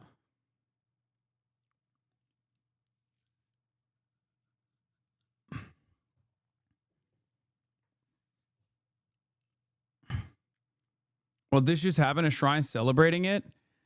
Video, Tokyo Yasukuni Shrine opening its gates on August 15, 2025, the 80th anniversary of Japan's defeat in World War II. Many people visit the shrine today, which honors Japan's war dead, including Class A war criminals from...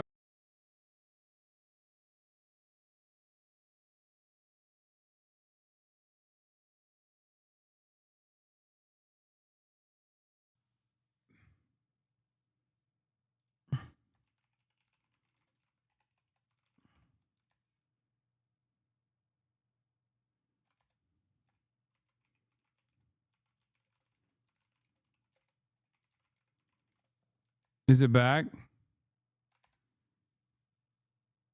Is it back? Hello, am I back? Okay, I'm back. Spam 5 if you see this. 1, 2, 3, 4, 5, 6. Okay, there's like a 5-second delay. That's crazy.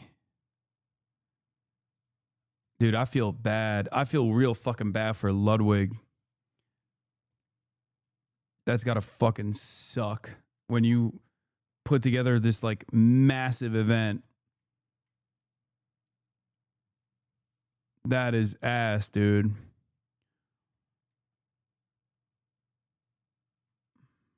It broke again? Is it cooking again? Maybe it's just me. No, we're good. Okay. All right. Hold on. I'm gonna.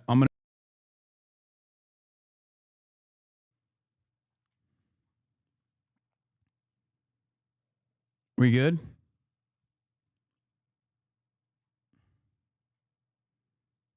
I just wanted to fix the delay.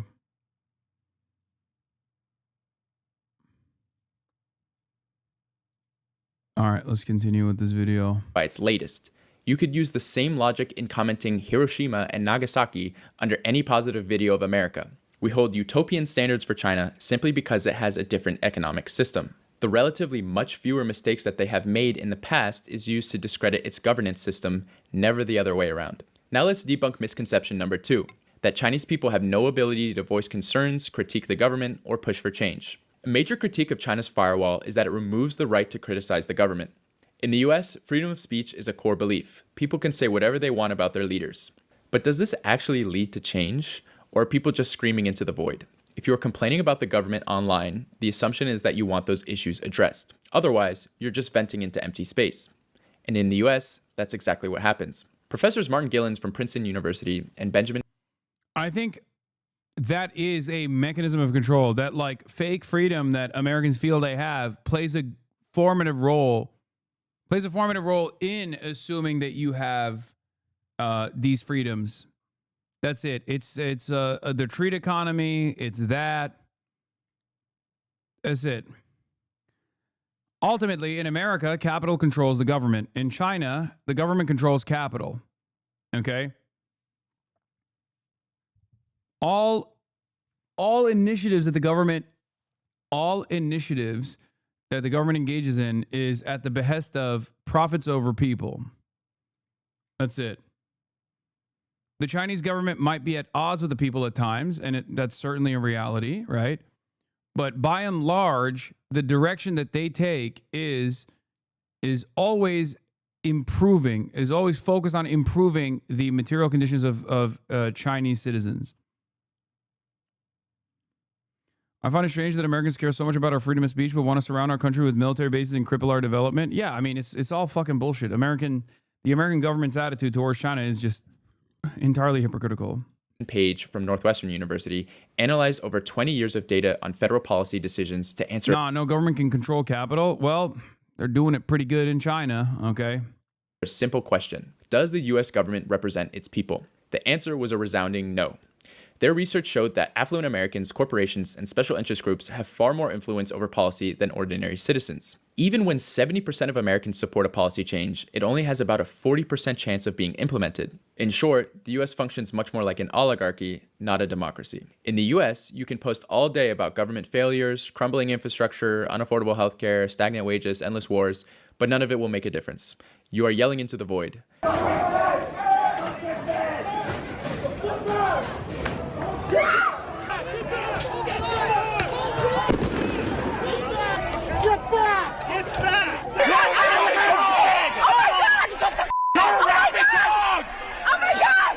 Give me some cops! My head! You touched my head! On the concrete! Oh my God! Oh my God!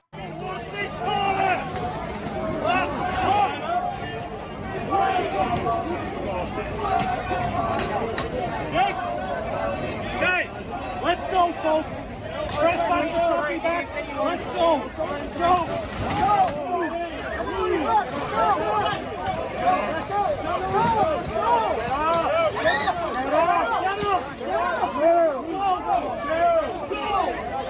Extremely popular positions at the nationwide level, like ending the genocide in Gaza and a universal healthcare system, aren't even mainstream political discourse, despite massive demonstrations across every city. That's how far removed the government is from the needs of the people. In the UK, people have been jailed and had their homes raided simply for discussing protests over Zoom. In the US, demonstrations are met with violent crackdowns, and protesters risk losing their jobs or even their education for opposing government policies.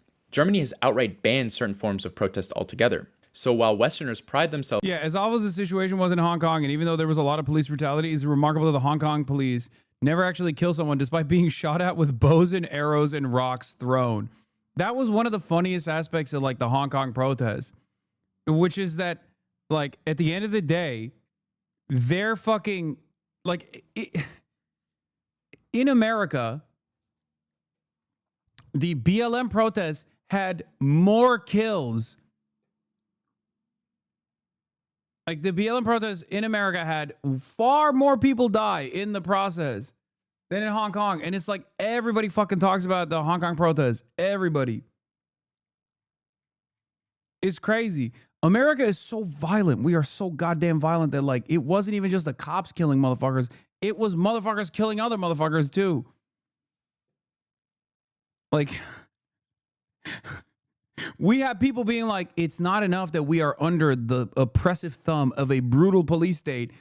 I want to take matters into my own hands. I need to kill some of these people too.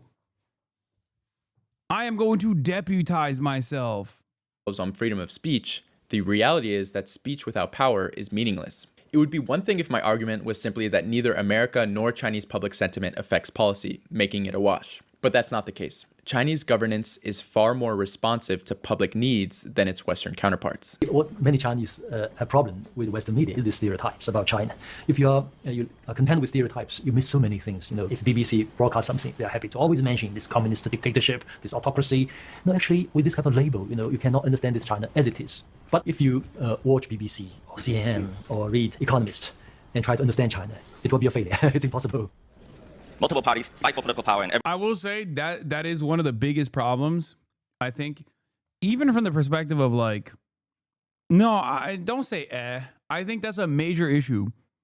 I think that Western analysis of China requires an Orientalist framework that goes along with the attitudes that our State Departments have against China. China is a foreign adversary, so everything that China does is reflected from that exact same lens. And the problem is that makes it so that a big chunk of the population is just completely and utterly blinded by what actually is going on in China. You just don't know. You don't know anything. I think that's a big problem. That's a big problem, even from the perspective of the foreign policy analysts too. They also have their own bias framework when they're analyzing China. Because I criticize China. I criticize China in the process of this video in terms of its social repression, in terms of its mass surveillance, right? Or we talked about its allegiance, its alliance with Pol Pot, which is not great. But ultimately, when your entire framework against China is starting point is China is bad, it's scary, it's evil, okay?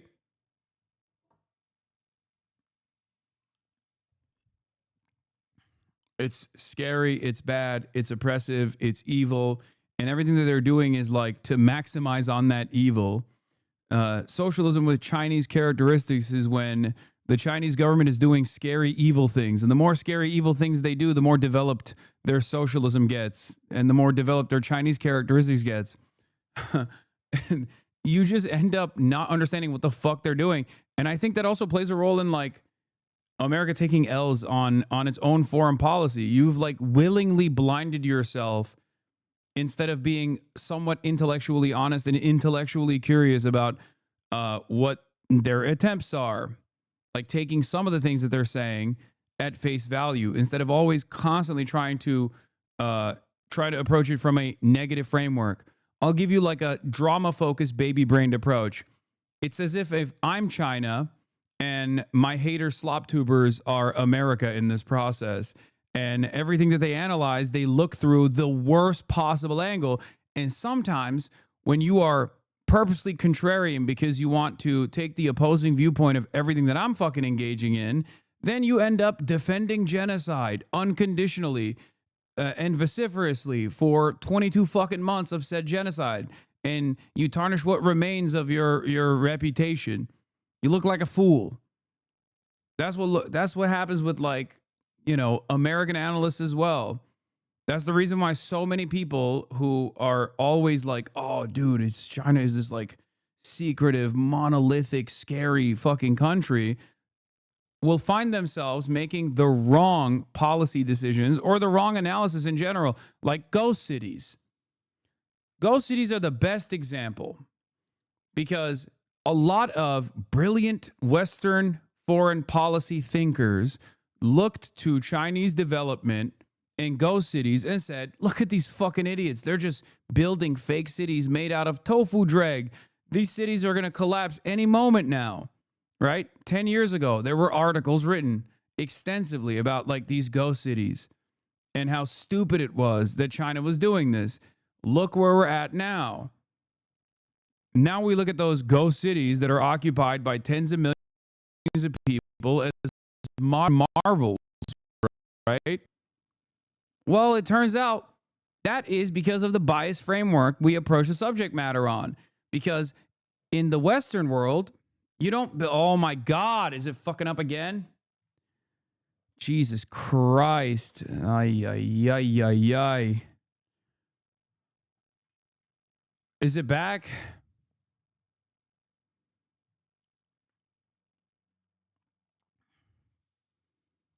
Okay, the point I was trying to make is that it's just stuttered a second. Okay, for a second.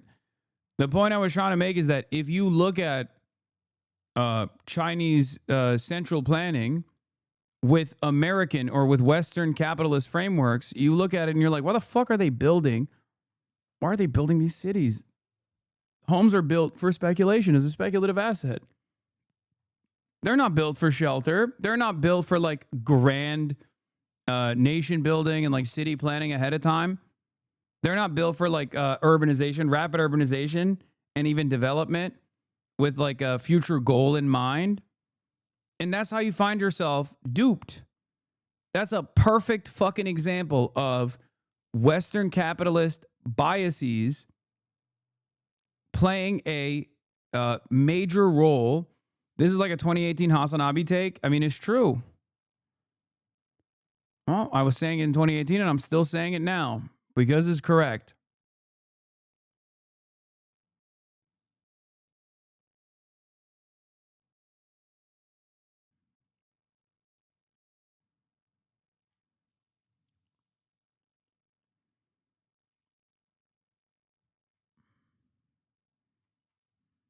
Anyway, let's keep going. Everyone voting on them as the only path to salvation to the long-suffering. This is Eric Lee, a Shanghai entrepreneur, educated in America, and typical of a new, confident, outspoken political class. At the moment, the Chinese, the party state, has proven an extraordinary ability to change. I mean, I make the joke, in America, you can change political parties, but you can't change policies. In China, you cannot change the party, but you can change policies. So in the 65 or 66 years, China is being run by one single party, yet the political changes that have taken place in China in this past 66 years have been wider and broader and greater than probably any other major country in modern memory. So in that time, China ceased to be communist. Is that what you're saying? Well, China is a market economy, and it's a vibrant market economy, but it is not a capitalist country. Here's why. There's no way a group of billionaires could control the Politburo as billionaires control American policymaking. So in China, you have a vibrant market economy, but capital does not rise above political authority. Capital does not have enshrined rights. In America, capital, the interest of capital and capital itself has risen above the American nation. The political authority cannot check the power of capital. And that's why America is a capitalist country, but China is not. In China, you can't change the party, but the policies change all the time. The Chinese government is highly flexible and constantly adapts to public demands. According to Western research, trust and support for the Chinese government consistently hovers around 90%, an unheard of figure compared to most Western governments, which would be happy to get 40% approval ratings. You don't need a study to confirm this. If you're in the West, go outside and ask people how they feel about their government. Meanwhile, in China, the overwhelming majority support their government. This isn't due to repression. It's because people see tangible improvements in their lives. Why wouldn't they? Over the past few decades, life in China has consistently gotten better. Essential costs like water, electricity, and phone bills. This part is also real, which is so interesting. That's the famous Harvard study that was conducted. And obviously, Harvard has no investment in making China or specifically Chinese government look good and popular.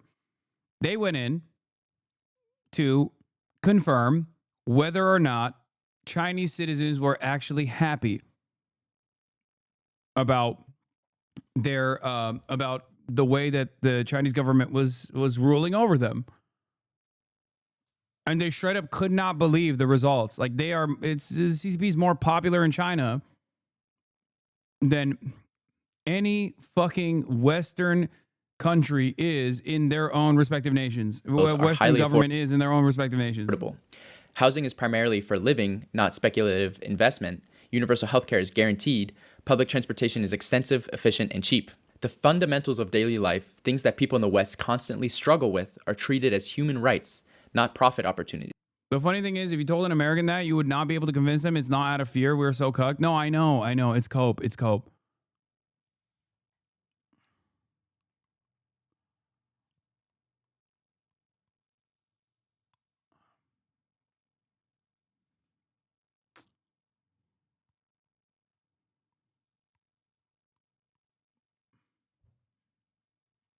It's just cope.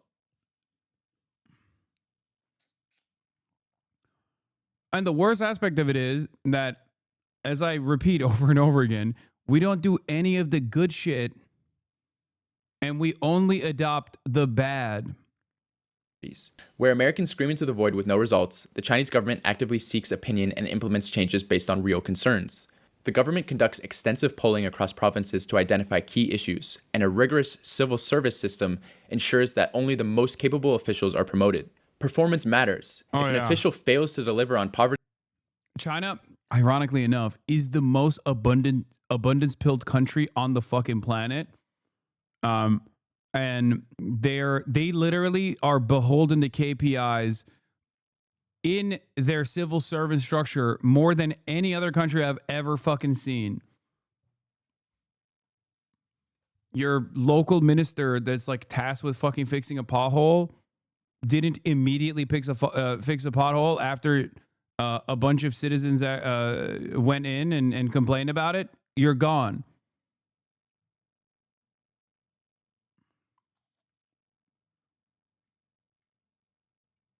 alleviation, or local governance, they are replaced. Unlike the West, where politicians fail upward, China's system enforces genuine accountability. Democratic participation in China exists in various forms, particularly at the local level. A prime example is the 12345 hotline, a 24/7 national complaint system where citizens can report concerns on everything from potholes to wage disputes.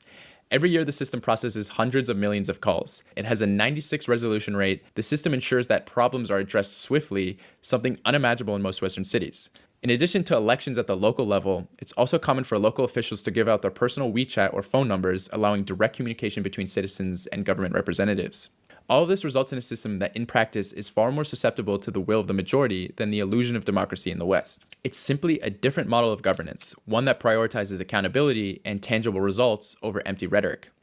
Short of openly calling to overthrow the government, Chinese citizens have extensive, effective channels for addressing issues in their daily lives, arguably more so than in the West. Now that we've dispelled the misconceptions of the firewall, let's look at the firewall's advantages. Before we get into the advantages, please take a second to like and subscribe to the channel. Now let's get back to it. The first of the advantages of China's internet firewall is the lack of violence, hyper-accessible pornography, toxicity, and division that plague Western social media. The current state of the internet in the West reflects a deeply unhealthy society. Take X, often described as the West's real-time information hub or the internet's town square. It has devolved into a breeding ground for far-right radicalization, misinformation, and outrage bait. Everyone's experience may vary, but for me, scrolling through X means seeing dead children and dead bodies from a Western bombing, a politician defending that bombing, pornography, a right-wing meme promoting race science, a viral video of students attacking a teacher in an American school, more porn, Elon Musk posting about some absurd right-wing take, and then an ad for Trump merchandise. Algorithms differ, but the common thread is rage, division, and nihilism. Every swipe brings a new reason to be angry, disgusted, or hopeless. He didn't even talk about the other thing, which is film summarizations. Film summaries with like AI voice.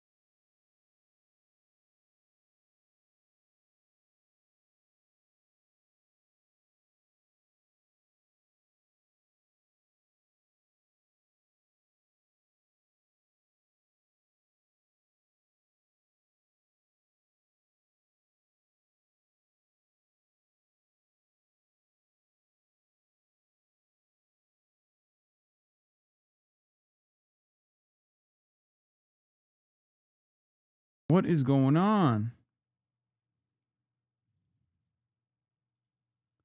Am I back? I think I'm back. All right. Type 2. Type 2. Type 2. Type 2. Type 2 if you see this.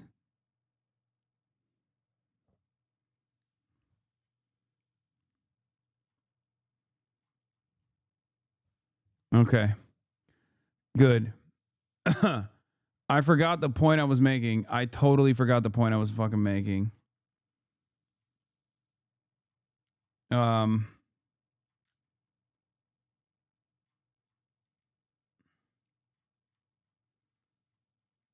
Oh, AI movie summaries, yeah. Western social media is toxic. It actively fosters division along gender, racial, religious, and generational lines.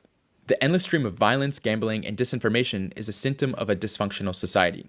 Now imagine trying to explain to a Chinese person that they're missing out on this. Why would anyone want their online space to be filled with outrage, hatred, and despair? In contrast, Chinese social media platforms offer a completely different experience, one that doesn't incentivize extremism, doom scrolling, or conflict. Again, if you're skeptical, I highly recommend downloading RedNote or looking at other Chinese social media apps and seeing for yourself. The second major advantage of China's internet firewall is the lack of disinformation poisoning society. In America, the sheer number of people disconnected from reality who are lost to conspiracy theories and ideological brain rot is staggering.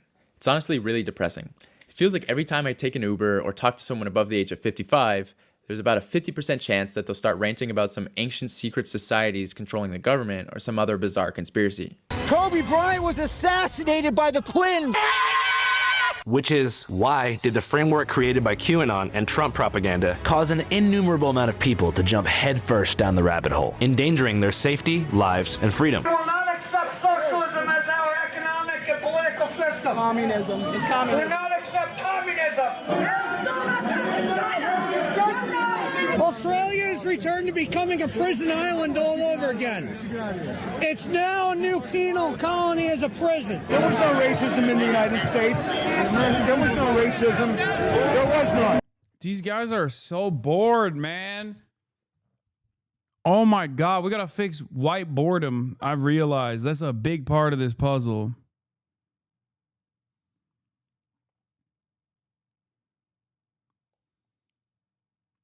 Like, this guy is just bored. He wants someone to talk to because his grandchildren won't talk to him. That's why he did a January 6th. Do you see that?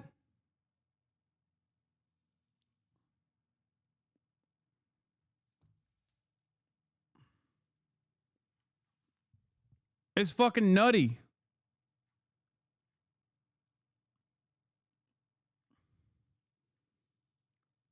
Like, this guy just needs someone to be like, America's not a racist country. I think the Chapo government hotline is a decent solution to a lot of the fucking anger and resentment that these dudes have. I've always been an advocate of like cops not being able to like fight back and just being like a vehicle to blow off steam, you know what I mean? Like when you do protests and stuff, like cops should not be able to brutalize you. They should just like eat it to a certain degree, you know what I mean? That's what melee only. Disarm the police, disarm the protesters, melee only. Duke it out. 1v1. Not even like 2v1, 3v1. I'm just saying, like, every now and then they bring out like one cop. He has to fight hand-to-hand combat, like a little bit of mutual combat. Isn't your fan from Turkey want to talk about that? Or cops should just eat it? Are you fucking insane? You're dumb. I mean, first of all, I'm making a joke. Okay? I'm not being sincere. Well, I am sincere when I say cops should not brutalize protesters. That's obvious. But mutual combat would be a joking theory solution to a lot of the fucking anger and resentment that these people have. Okay? You just have like one guy. You just have one guy that engages in like some kind of mutual combat. They blow off steam. Maybe they get their ass beat. You know, all of a sudden, problem solved. Also, isn't your fam from Turkey want to talk about that? I do. I talk about it all the time, dude. Literally all the fucking time. If you attack a cop, you're done. Yeah, unless you're one of these guys. Unless you're these guys. It's such a funny fucking stupid ass right when you're coming in here. Lo and behold, while we're watching January 6th footage to be like, if you attack a cop, you're done. Yeah, unless you're doing it at the behest of the president. And at which point they will release you from prison. And even advocate that you should stay a free man, even if you have child pornography on your fucking computer, if they found the CSAM in your computer hard drives in the process of the January 6th investigation. That's this administration, dumb fuck. Not going to take away our trophy bear. We will never let our country go to the globalists. George Soros, you can go to hell. Jesus is the king of this. He's our king, and Trump is our president. Yes, ma'am. Disinformation is widespread, and the internet in the West is designed to pit people against each other, with algorithms that amplify negativity and outrage. Society is fractured, and large segments of the population no longer live in a shared reality. Now compare this with Chinese social media, it's a completely different world. The content is overwhelmingly positive, and you simply don't see the unhinged conspiracy cults gaining traction. Why is this? Because the poor material conditions and lack of education that breed such radicalization don't exist nearly as much in China. In the West, people's lives are deteriorating, both materially and spiritually, so they turn to fantasy explanations for their suffering. They're told capitalism isn't the problem, so they invent magical scapegoats. In China, the basic needs are met, public services function, and the education system actually works. As a result, the psychological conditions that fuel mass delusion are virtually non-existent. Now let's get to the third benefit, the economic and strategic necessity of the firewall. Beyond public discourse, one of the most important benefits of China's internet firewall is the massive economic advantage it provides. Even if you have disagreed with everything I've said so far, the economic aspect alone is reason enough to have this firewall. Platforms like Google, Amazon, Facebook, YouTube, and Twitter are not just social media or search engines, they are critical infrastructure in the modern world. They dominate commerce, data collection, and digital services, siphoning productivity, revenue, talent, and sovereignty from every country that depends on them. For nations in Europe, Latin America, and Africa, the absence of domestic equivalents to these platforms has led to stagnation or non-existent tech sectors. The US controls these digital monopolies, meaning that the revenue generated in these foreign markets... Like, that's not even wrong. I didn't even really think about it like that. I am in favor of having, at least like giving countries sovereignty over YouTube and Google and shit like that. And I think YouTube, Google, like they do play ball with other nations at the end of the day. But like ultimately that is true. I never had actually thought about that, where it's like, a lot of the tech sector is here in my backyard, literally, because of this.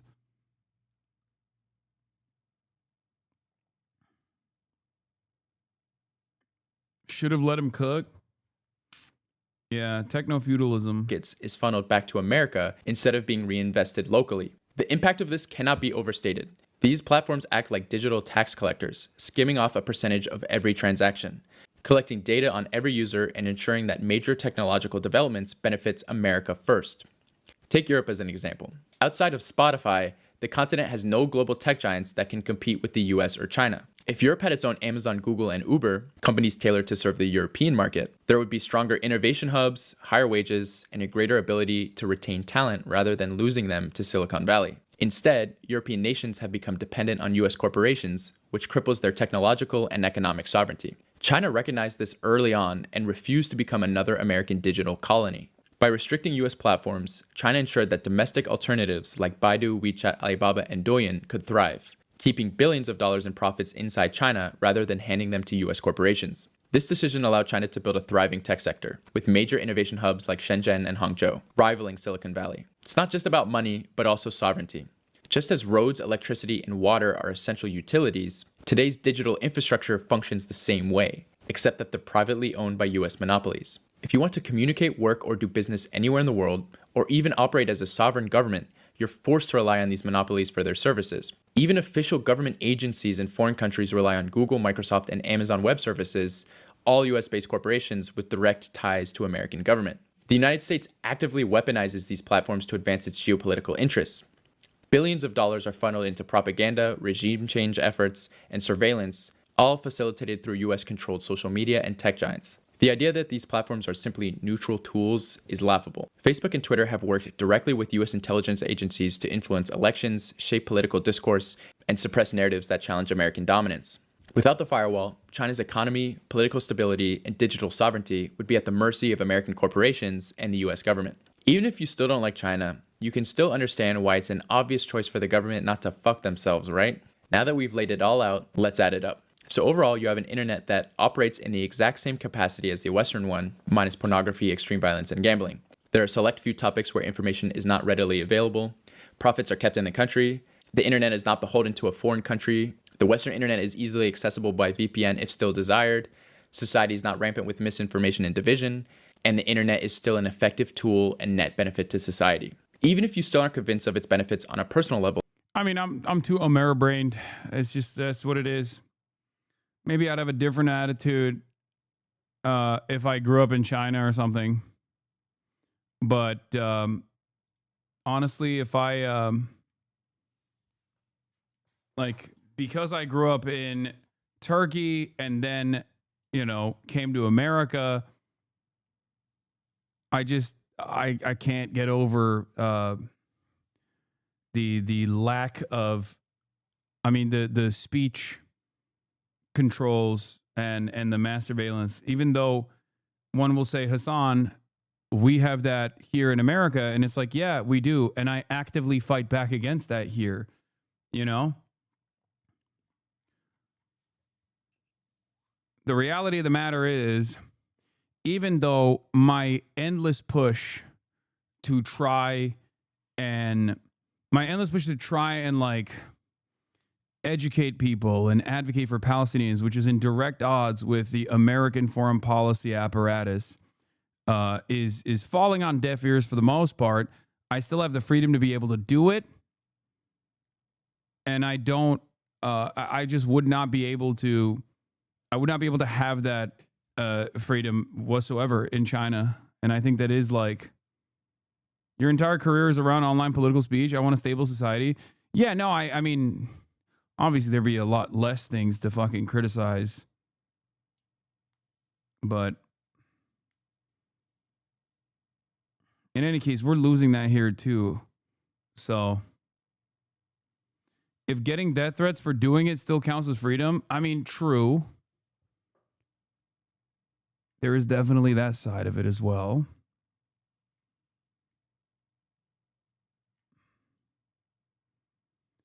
I just can't get over the notion of not being able to openly criticize stuff.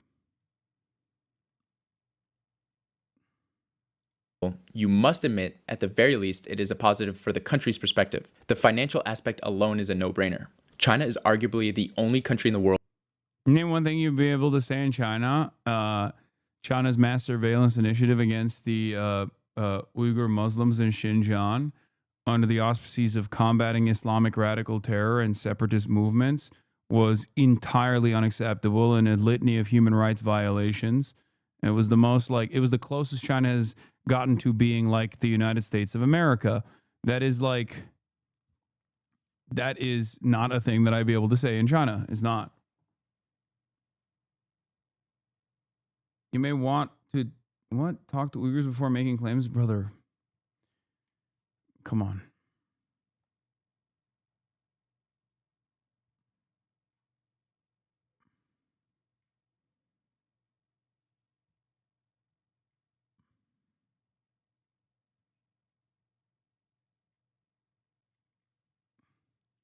Hasan liberal arc, Bad Empanada was right. That's so funny because Bad Empanada also agrees with me on this and on many other issues as well. It's that's the hilarious side of it, even though he is the arbiter of all things socialism.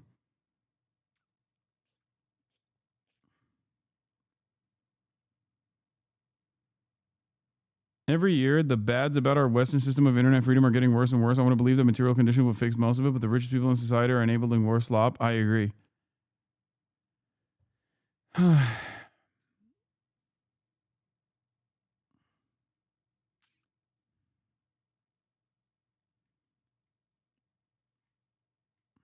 That has complete digital sovereignty. What a tremendous advantage to keep. The US wouldn't allow a foreign government's internet to run their main information sphere, especially one that openly wants to overthrow it. That's common sense. Look at it in the same light for China's interests. Can you find a Chinese person that likes the Western style? Of course. There are Chinese people who really love the West and the values of hyper-individualism, and maybe don't share the collectivist culture of Chinese society. I have met some people in Shanghai who feel this way, but apart from the nuisance of downloading a VPN, there were no tangible things that they could mention about the Western internet apart from the cultural illusion of freedom it presents. In China, policies change all the time. The West doesn't change.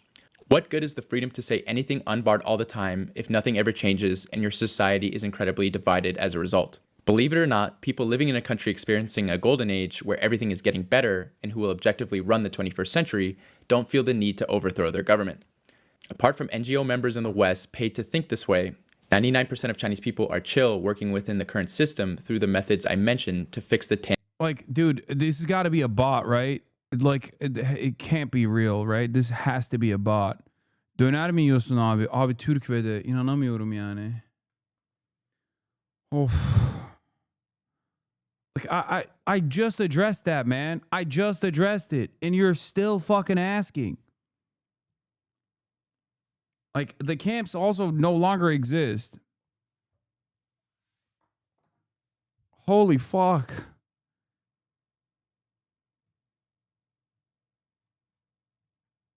No, he just keeps spamming. What about the Uyghur camps in China? That's a big issue too. Uyghur camps, Uyghur camps, Uyghur camps, Uyghur camps. And then the last time he asked again is after I had just gotten done addressing tangible issues in their life. They are perfectly content with the Chinese ecosystem. For those people who want access to the Western style, getting a VPN is really not that hard, and it's really not a big barrier to access. Wait, what? This guy had the audacity to say that I praise Japan fascists and shit on Hasan liberal arc bad and banana was right. White socialism, you mean? Shit on China socialists while simping for Japan fascists? What? I have way more smoke for Japan than China. What the fuck are you talking about? There has never been a moment where I've pointed to Japanese governance as like what we should implement here. The fuck? What? Every fucking day of the goddamn week, I'm using China as a great example. This is ironically another. So many people just don't listen to fucking anything I say on this broadcast. It's crazy. Like, look at this link. This was me in the process of talking about China, criticizing Japan.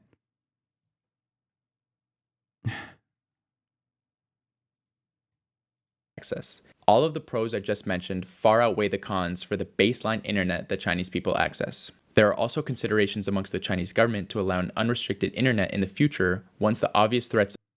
I have way more smoke for Japan than China. Let me book another ticket to Tokyo. Oh my God, 7-Elevens are so good. Why the fuck are you still chirping? I'm literally coming to China. I'm coming to your country before the end of this year. I was supposed to go next month, and Will and Austin pushed it back. So we're going in November.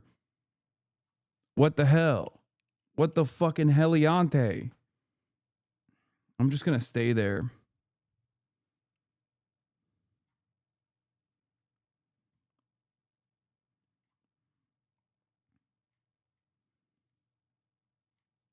It's going to be cold. Competition and negative foreign influence have died down. I'm not saying that the Chinese system is meant for every country, but for China, at the current moment, firewall is a great advantage. Please like and subscribe. Bad and banana fans who engage with any of his drama shit and not just history vids are such loser, and Hasan pretends they show up at protests because he met one singular Bad and banana fan, but most just do this in BS and pretend it's practice. It's fine. The Bad and banana stuff is obviously going to blow over, as it always does, because at the end of the day, if I was legitimately at odds with a serious emancipatory struggle for Palestinians, then we would duke it out.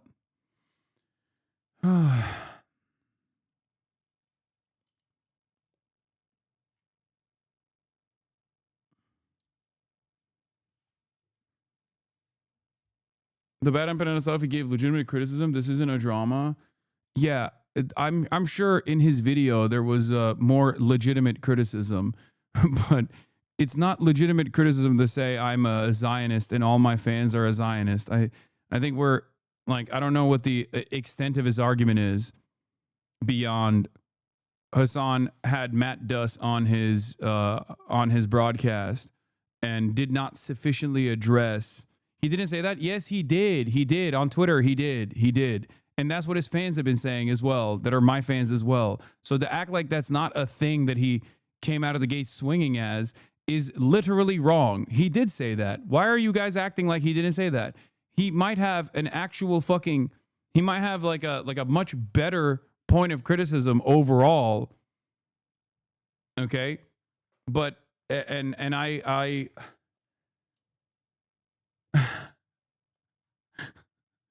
but like, by the time I had addressed his concerns, it was that I had Matt Duss on the broadcast.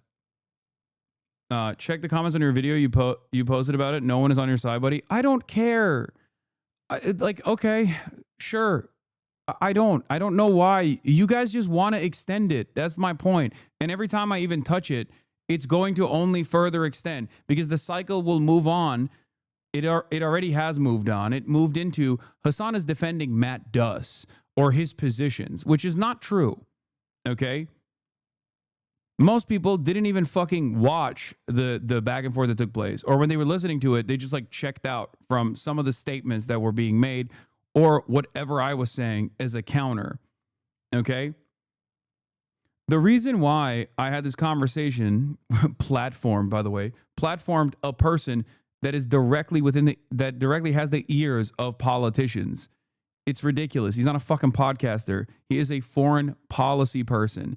The reason why I had that conversation with him first and foremost was because I wanted to have a talk about Ukraine. Okay. Obviously, we mostly also covered Israel-Palestine. I was unfamiliar with a lot of what he had said in early 2023, but my position has always been that if someone is like actively saying that Israel's doing a genocide and Israel is engaging in war crimes and Israeli politicians are war criminals and American politicians are also engaging in war crimes, and they step out of the way and don't actively present a fucking themselves as a hurdle towards as a hurdle towards people who are advocating for even more radical things, then I will hear them out. Okay. Honest question, why don't people think Matt has changed? He hasn't said any of that awful stuff recently and has actively changed for the better. Hasan and Matt agreed on most things in the conversation. I feel like he's changed, but maybe I'm naive. It's because people understandably take everything that he's saying with a tremendous amount of skepticism. Okay? And that's perfectly valid. Okay? That's perfectly valid. But a lot of people also don't understand that, like, there is smoke that I have for people who are active genocidaires.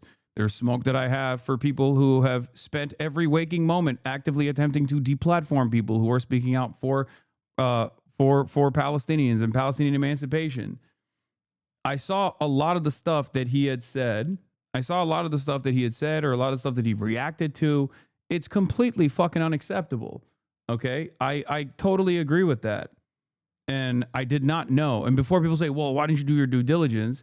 He's a fucking foreign policy person. I'm not aware of like every single thing that he has said on the fucking Bill Maher show, for example.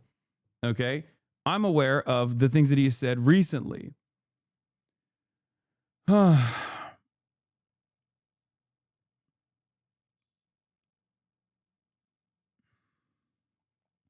In any case, the goal that I had with understanding his position and also showcasing the position for my audience in particular was to ensure that we get a broad swath of different opinions, even ones that I disagree with, within the bounds of reason. Matt Duss is a person who I have disagreements on, at least on Zionism, and it seems a bunch of other things that he is. It seems like a bunch of other things that he said about Palestinian emancipatory movements in general. Okay, some of the things I did not know about. Having said that,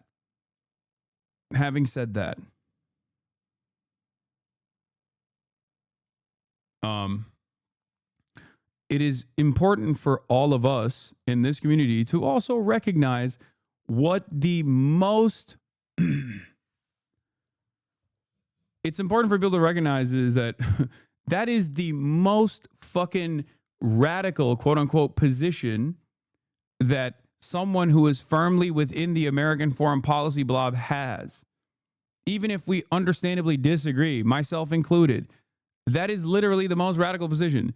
Matt Duss, a friend of mine, put it this way, is one of the few people that actually has the direct phone numbers of these people that he is like saying is a war criminal. Okay? There's not that many people. So it's important to understand that the limitations of American foreign policy apparatus as well. Okay? The most radical foreign policy person with any momentum or any movement, any motion in this space, still thinks Zionism is good.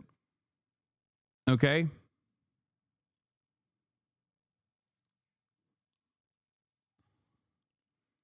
But people being like, we demand an apology. You need to delete this interview. Like, I'm not going to fucking do that.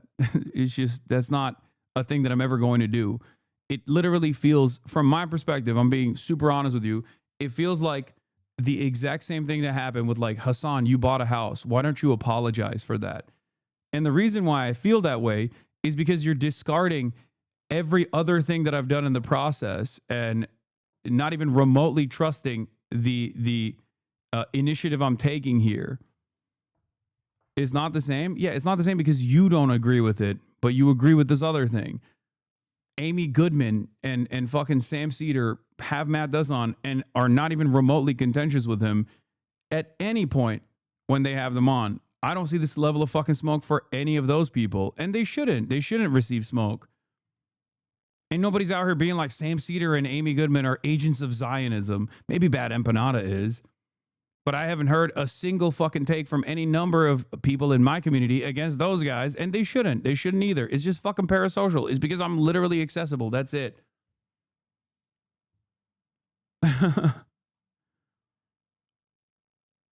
That's it.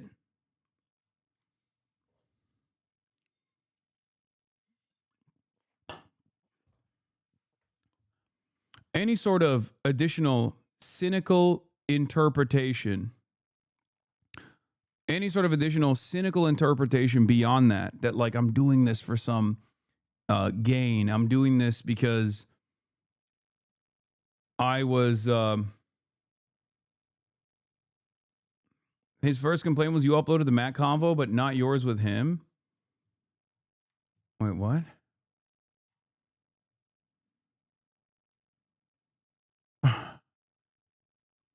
Anyway.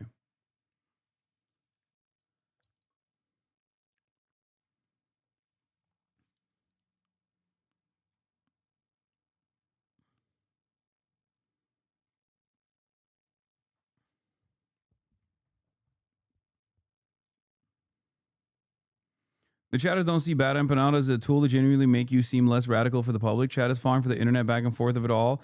Every Bad Empanada video with you always ends up focusing on how Israeli propaganda works in liberal circles and never about how you're evil. It's like chat doesn't actually watch the videos. I'm sure they don't. That's what's fucking annoying about it. That's it.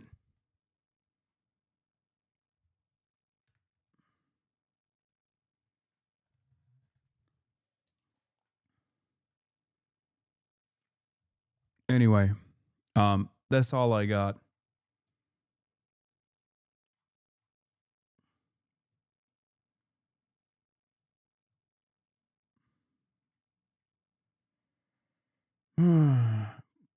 The idea that I'm like, getting paid to do a fucking Matt Duss interview is so funny. Yeah, definitely. Or I'm getting groomed by mainstream media to pacify the leftist movement. There is... Anyway.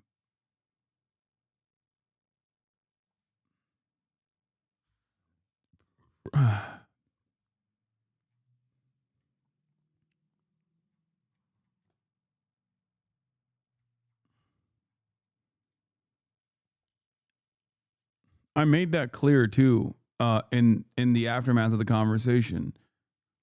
And if people don't approach it with grace, please understand that there is real and valid critique if you look beyond the rabid people attacking you. No, I do. I understand. The valid critique is people saying, I should have been more combative. I should have pushed back even harder, or I should have been more skeptical, or I should have had the prior knowledge before having him on about like everything that he has written on the subject matter. That's the valid critique. And that's fair. You know, that's fair. Some of those criticisms are fair. I don't think that like you have to be inflammatory when having a conversation with him is not fair. I don't think that that's fair critique. But it's not like I agreed with him. I disagreed with him. The disagreements were just not aesthetically as aggressive as many people would want it to be. That's it. You wanted me to like have him on and ritualistically humiliate him.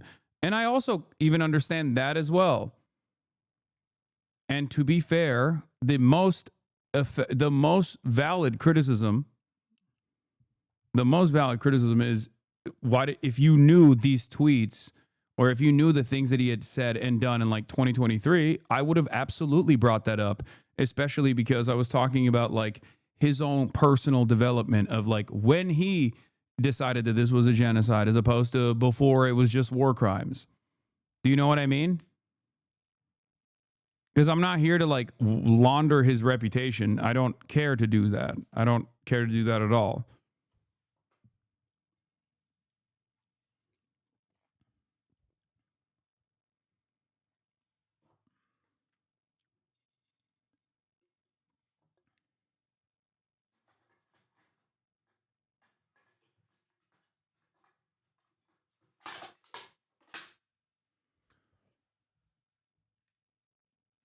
I think one of the fairest assessments here that I absolutely should have done, and if I have another conversation with him, I will, is asking him about the differences, of like how he approaches Russia and the full-blown mother of all sanctions that Russia has received for unjustifiably invading Ukraine, as opposed to Israel.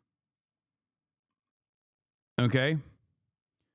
That, I think, is the best, most productive conversation that could take place. Because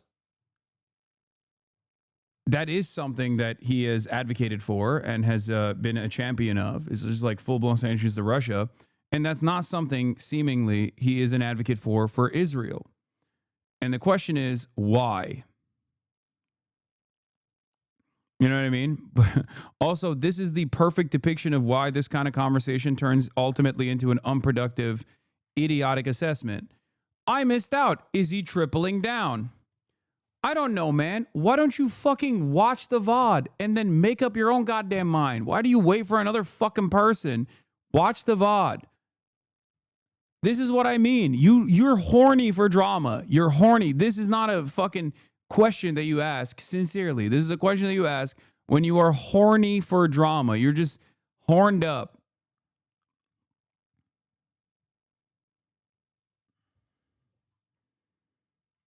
That's it. Also, it's such a blip. And it's so entirely irrelevant in the grand scheme of things.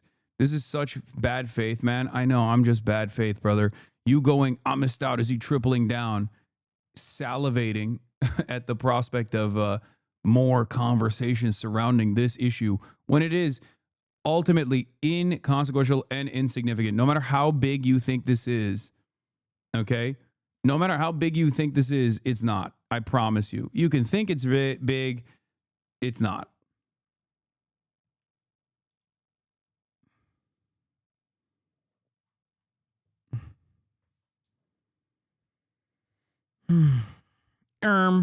Ermingerd.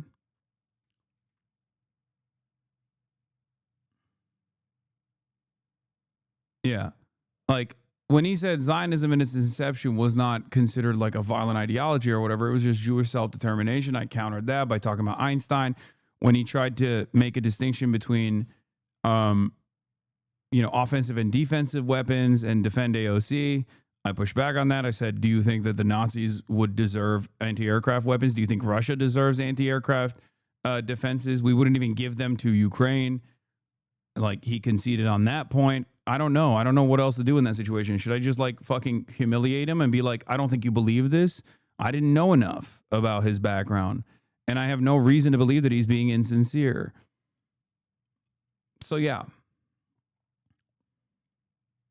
That's it. Please answer. With Noam Sampson, you acknowledge that these people will grift away when Israel isn't popular to make media careers. A podcast like Matt is making. Dog, I don't think Matt Duss is invested in becoming a full-time podcaster. He is a foreign policy advisor for a fucking think tank. Okay? That's his job. It's like saying Jim Clyburn is grifting to become a podcaster.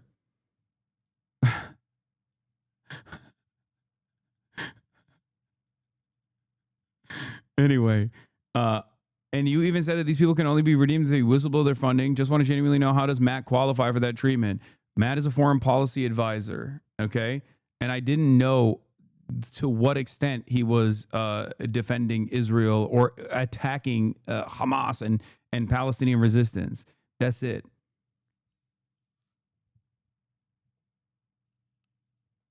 If I did, I would have absolutely brought more things up to specifically identify whether it is some cynical purpose that he has now changed his attitude, or if it's like a genuine difference, a genuine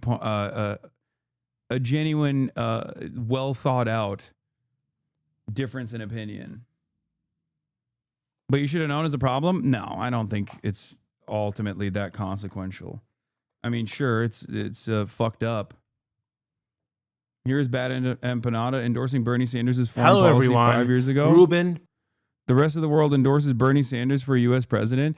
Yeah, it's ironic because the guy who wrote this policy that he is endorsing, which I suspect is like the Israel, this was written by Matt Duss.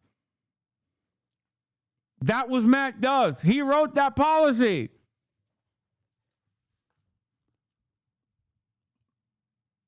That's it.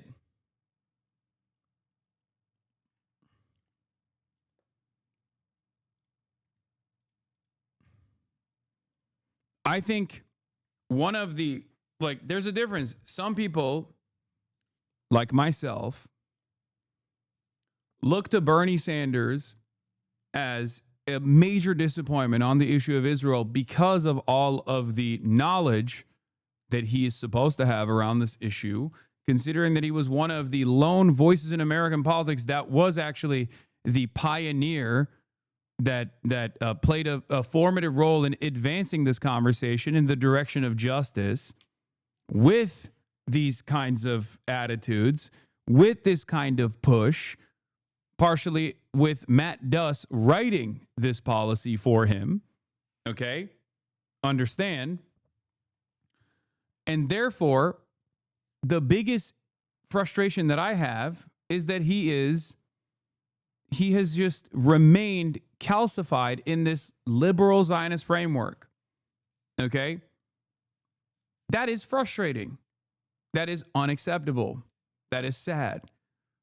I don't, on the other hand, think Bernie Sanders is Adolf Hitler reincarnate like some people do. Okay? That's it. That's it. Some people will treat Bernie like he is Adolf fucking Hitler. I don't think he is. I think he's an old man.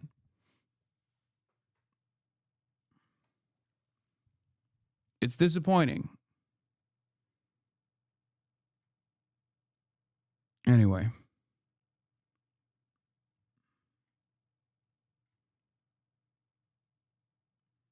I know I'm an outlier with my opinion, but overall the interview was a net positive. Hasan showed that two people can have differing opinions and a civil conversation still does show to a lot of people who are unsure of his politics what they are. Sure, we all have some criticism, but I think we need to be careful in the line of criticism because of projection of our own personal bias.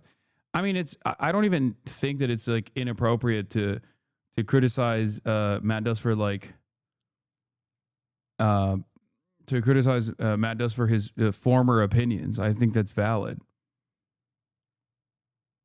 Hasan is a bad representation for the left. I know.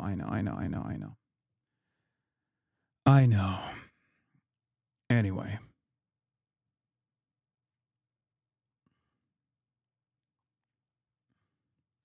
1 to 2 hours in like 60-hour week of coverage was almost 100% about Israel. People who think this is a big deal are either bad faith or entirely too caught up in the online vector of this issue. Yes, that is what it is. That's precisely what it is. Anyway, ultimately, no bad blood, as I've said. I don't give a fuck what a bad empanada says. I'm still going to keep doing what I'm doing. He's going to keep doing what he's doing. I think he's still ultimately, in spite of his behavior online, is a force for good. It's just a nuisance for the most part. It's a nuisance and it's annoying, but it is what it is. You know? And the same goes for even people who are like annoyed with this interview, where they were like, you have to apologize. It's not going to happen. Like, I'm not going to apologize. It's not like I fucking had, like, people are comparing it to like Nelk Boys interviewing Benjamin Netanyahu. And before people say, oh, you just pick apart like the dumbest arguments and then hyper focus on them to make our positions seem silly and irrelevant. It's like, okay, well then don't make fucking dumb arguments, because the overwhelming majority of comments are literally saying shit like that.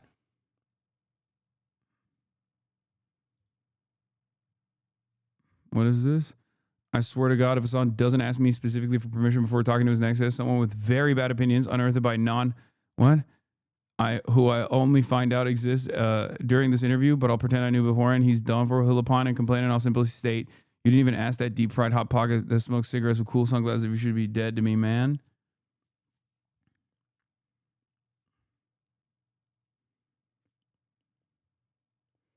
With you, I'm sorry, it's difficult to tell if it's just a smelly orbiter masking as a fan that's disappointed. No, I don't. I think that there are a lot of people in my own community that were mad while the interview was going on too, you know? And they were certainly genuinely mad when the interview was posted on my YouTube. It's not just like bad empanada coming from, it's not all bad empanada fans coming in to be like, you fucking piece of shit. You know? Yeah, the Nelk Boy comparison got thousands of upvotes on your YouTube video. Exactly. It's fucking psychotic.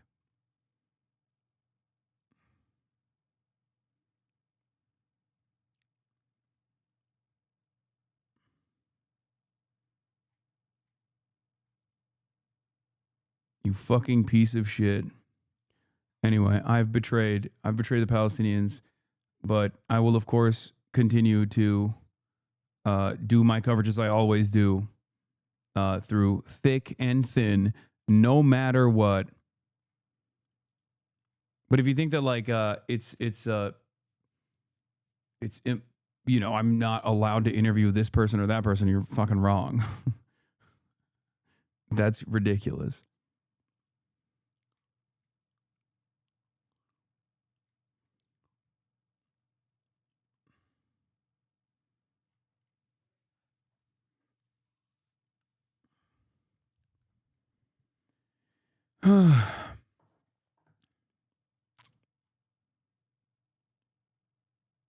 This interview lost you a third of your community again? No, that's just the weekend, man. That's crazy. Yeah, no, you're right. This interview, I lost a third of my community because I was pro-Palestine after October 7. And then now, yeah, I had 40,000 people watching on fucking Friday. Like, I think it'll be fine. And also, there's a massive event happening called the Streamer Games. I don't know if you knew that.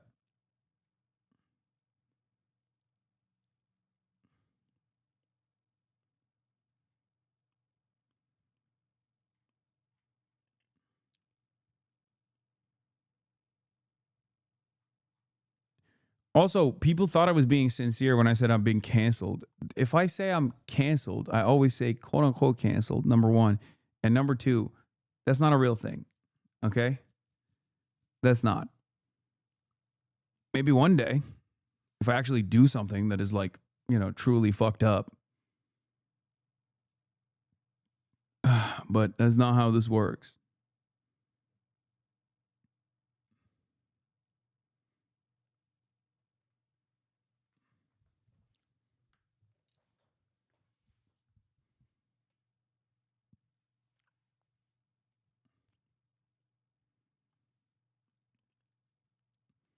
That's the other thing. Yeah.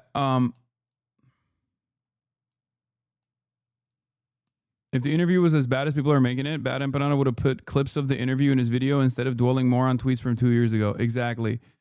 That's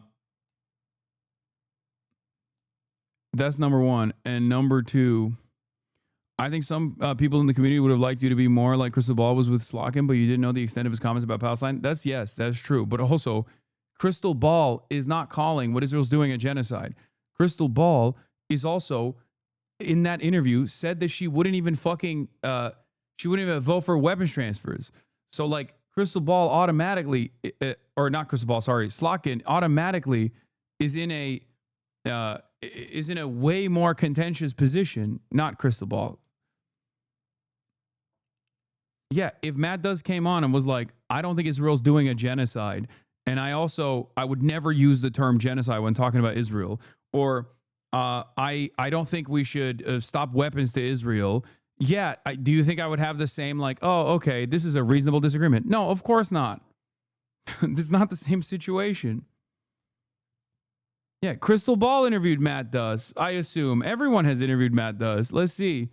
The very same chatters that are talking about that. So now we saw Good Empanada 5 years ago defending Matt Does's foreign policy acumen, talking about how Bernie Sanders is awesome. And chatters were bringing up Crystal Ball. And I already showed you like the fucking, where is it? This is from 5 years ago. Matt Does reacts to talking points on U.S. officials on Israel. Right. I think it's just Middle East Eye. Who keep repeating the same. It's like, how do you? Damn, that's crazy. Middle East Eye also platformed. Middle East Eye, also an agent of Zionism. Let's see. Has he been on Al Jazeera? Matthew Duss is Executive Vice President of the Center for International Policy. What the fuck's going on? This guy's everywhere, dude. This agent of Zionism is everywhere. It seems all of our outlets are compromised, with only one exception: Bad Empanada.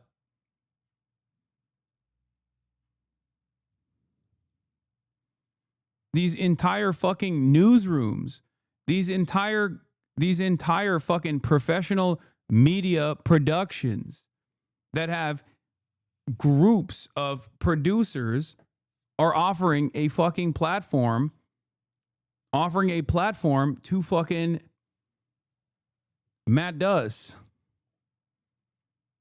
They must also not have seen the tweets. This is why I said it's like the House situation. Everyone that is anti-Israel at some point has literally fucking everyone that is anti-Israel at some point, anti-Zionist at some point, okay, has interviewed this person about Israel. And I'm willing to bet that it was actually nowhere near as contentious as my interview with Matt Does, as a matter of fact. And yet, for some fucking reason, this is the only fucking person that you have an issue with in this community. Just ask yourself why. That's it. Okay? That's it. Ask yourself why. It's because I'm accessible. That's it.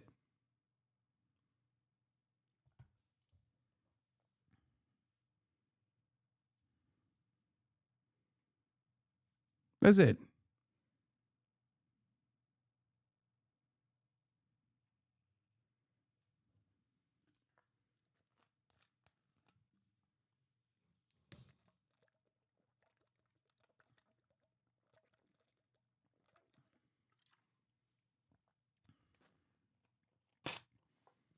Would you read your comments, your community on their feedback? Yes, I have.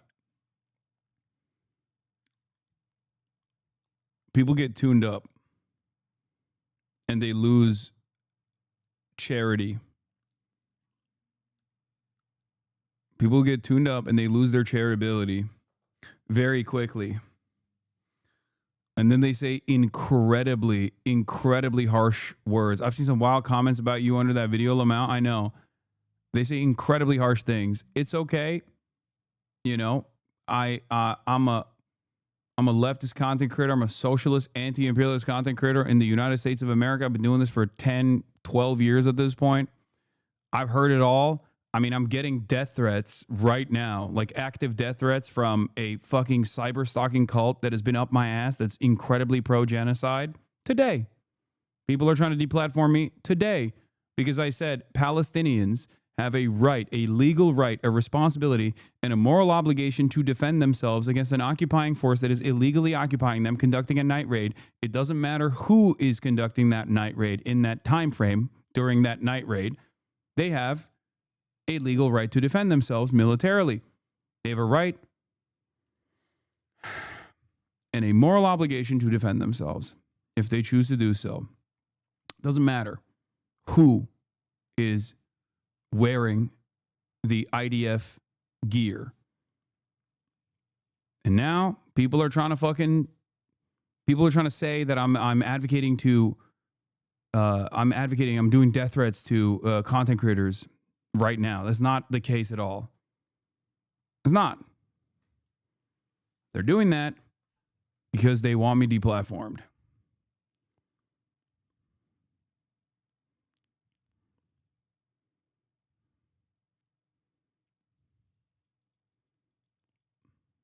That's it.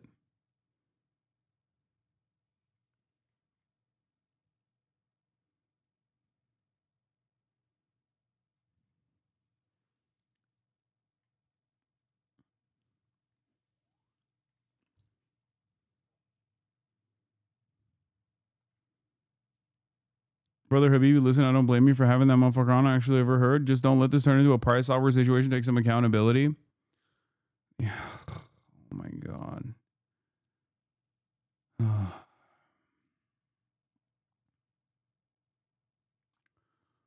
Let's just move on, please.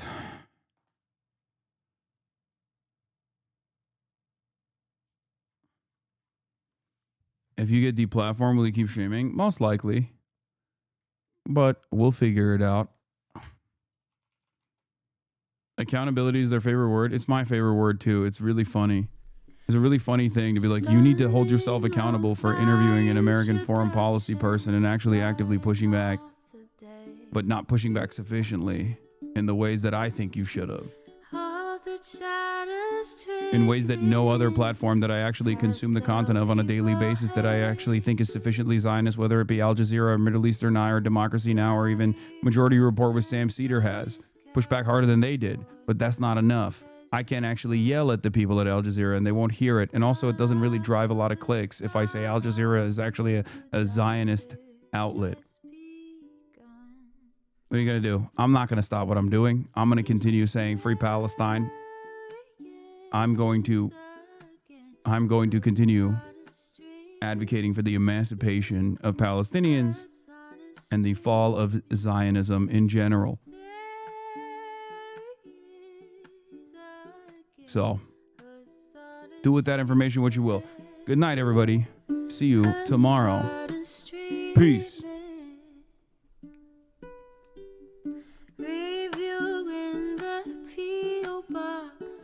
Uncle Uger's face.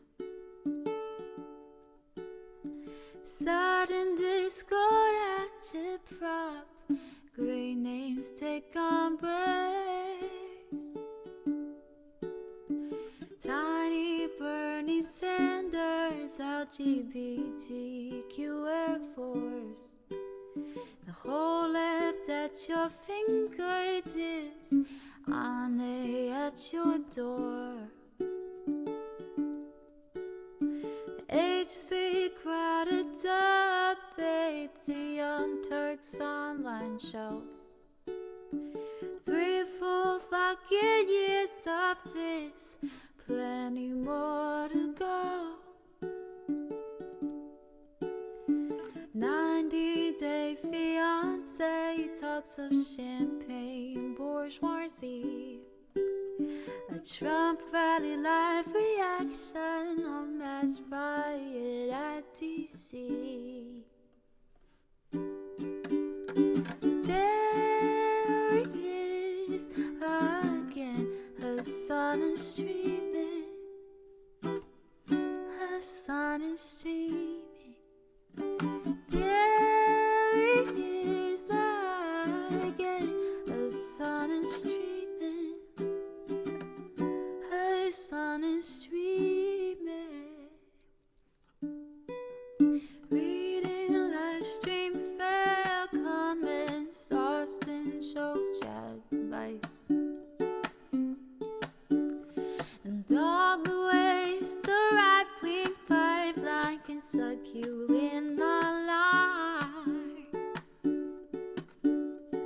JCS react, Lord, frame gets broken, cover blown. A full-blown mass pandemic, monster streaming at your home. Total radicalization coming out to find. The system you were taught to trust in was broken the whole time. All these daily streams, whether big or whether small, have helped me and so many find the meaning through it all. There is again, Hasan is streaming, Hasan is streaming. There he is again, Hasan is streaming, Hasan is streaming.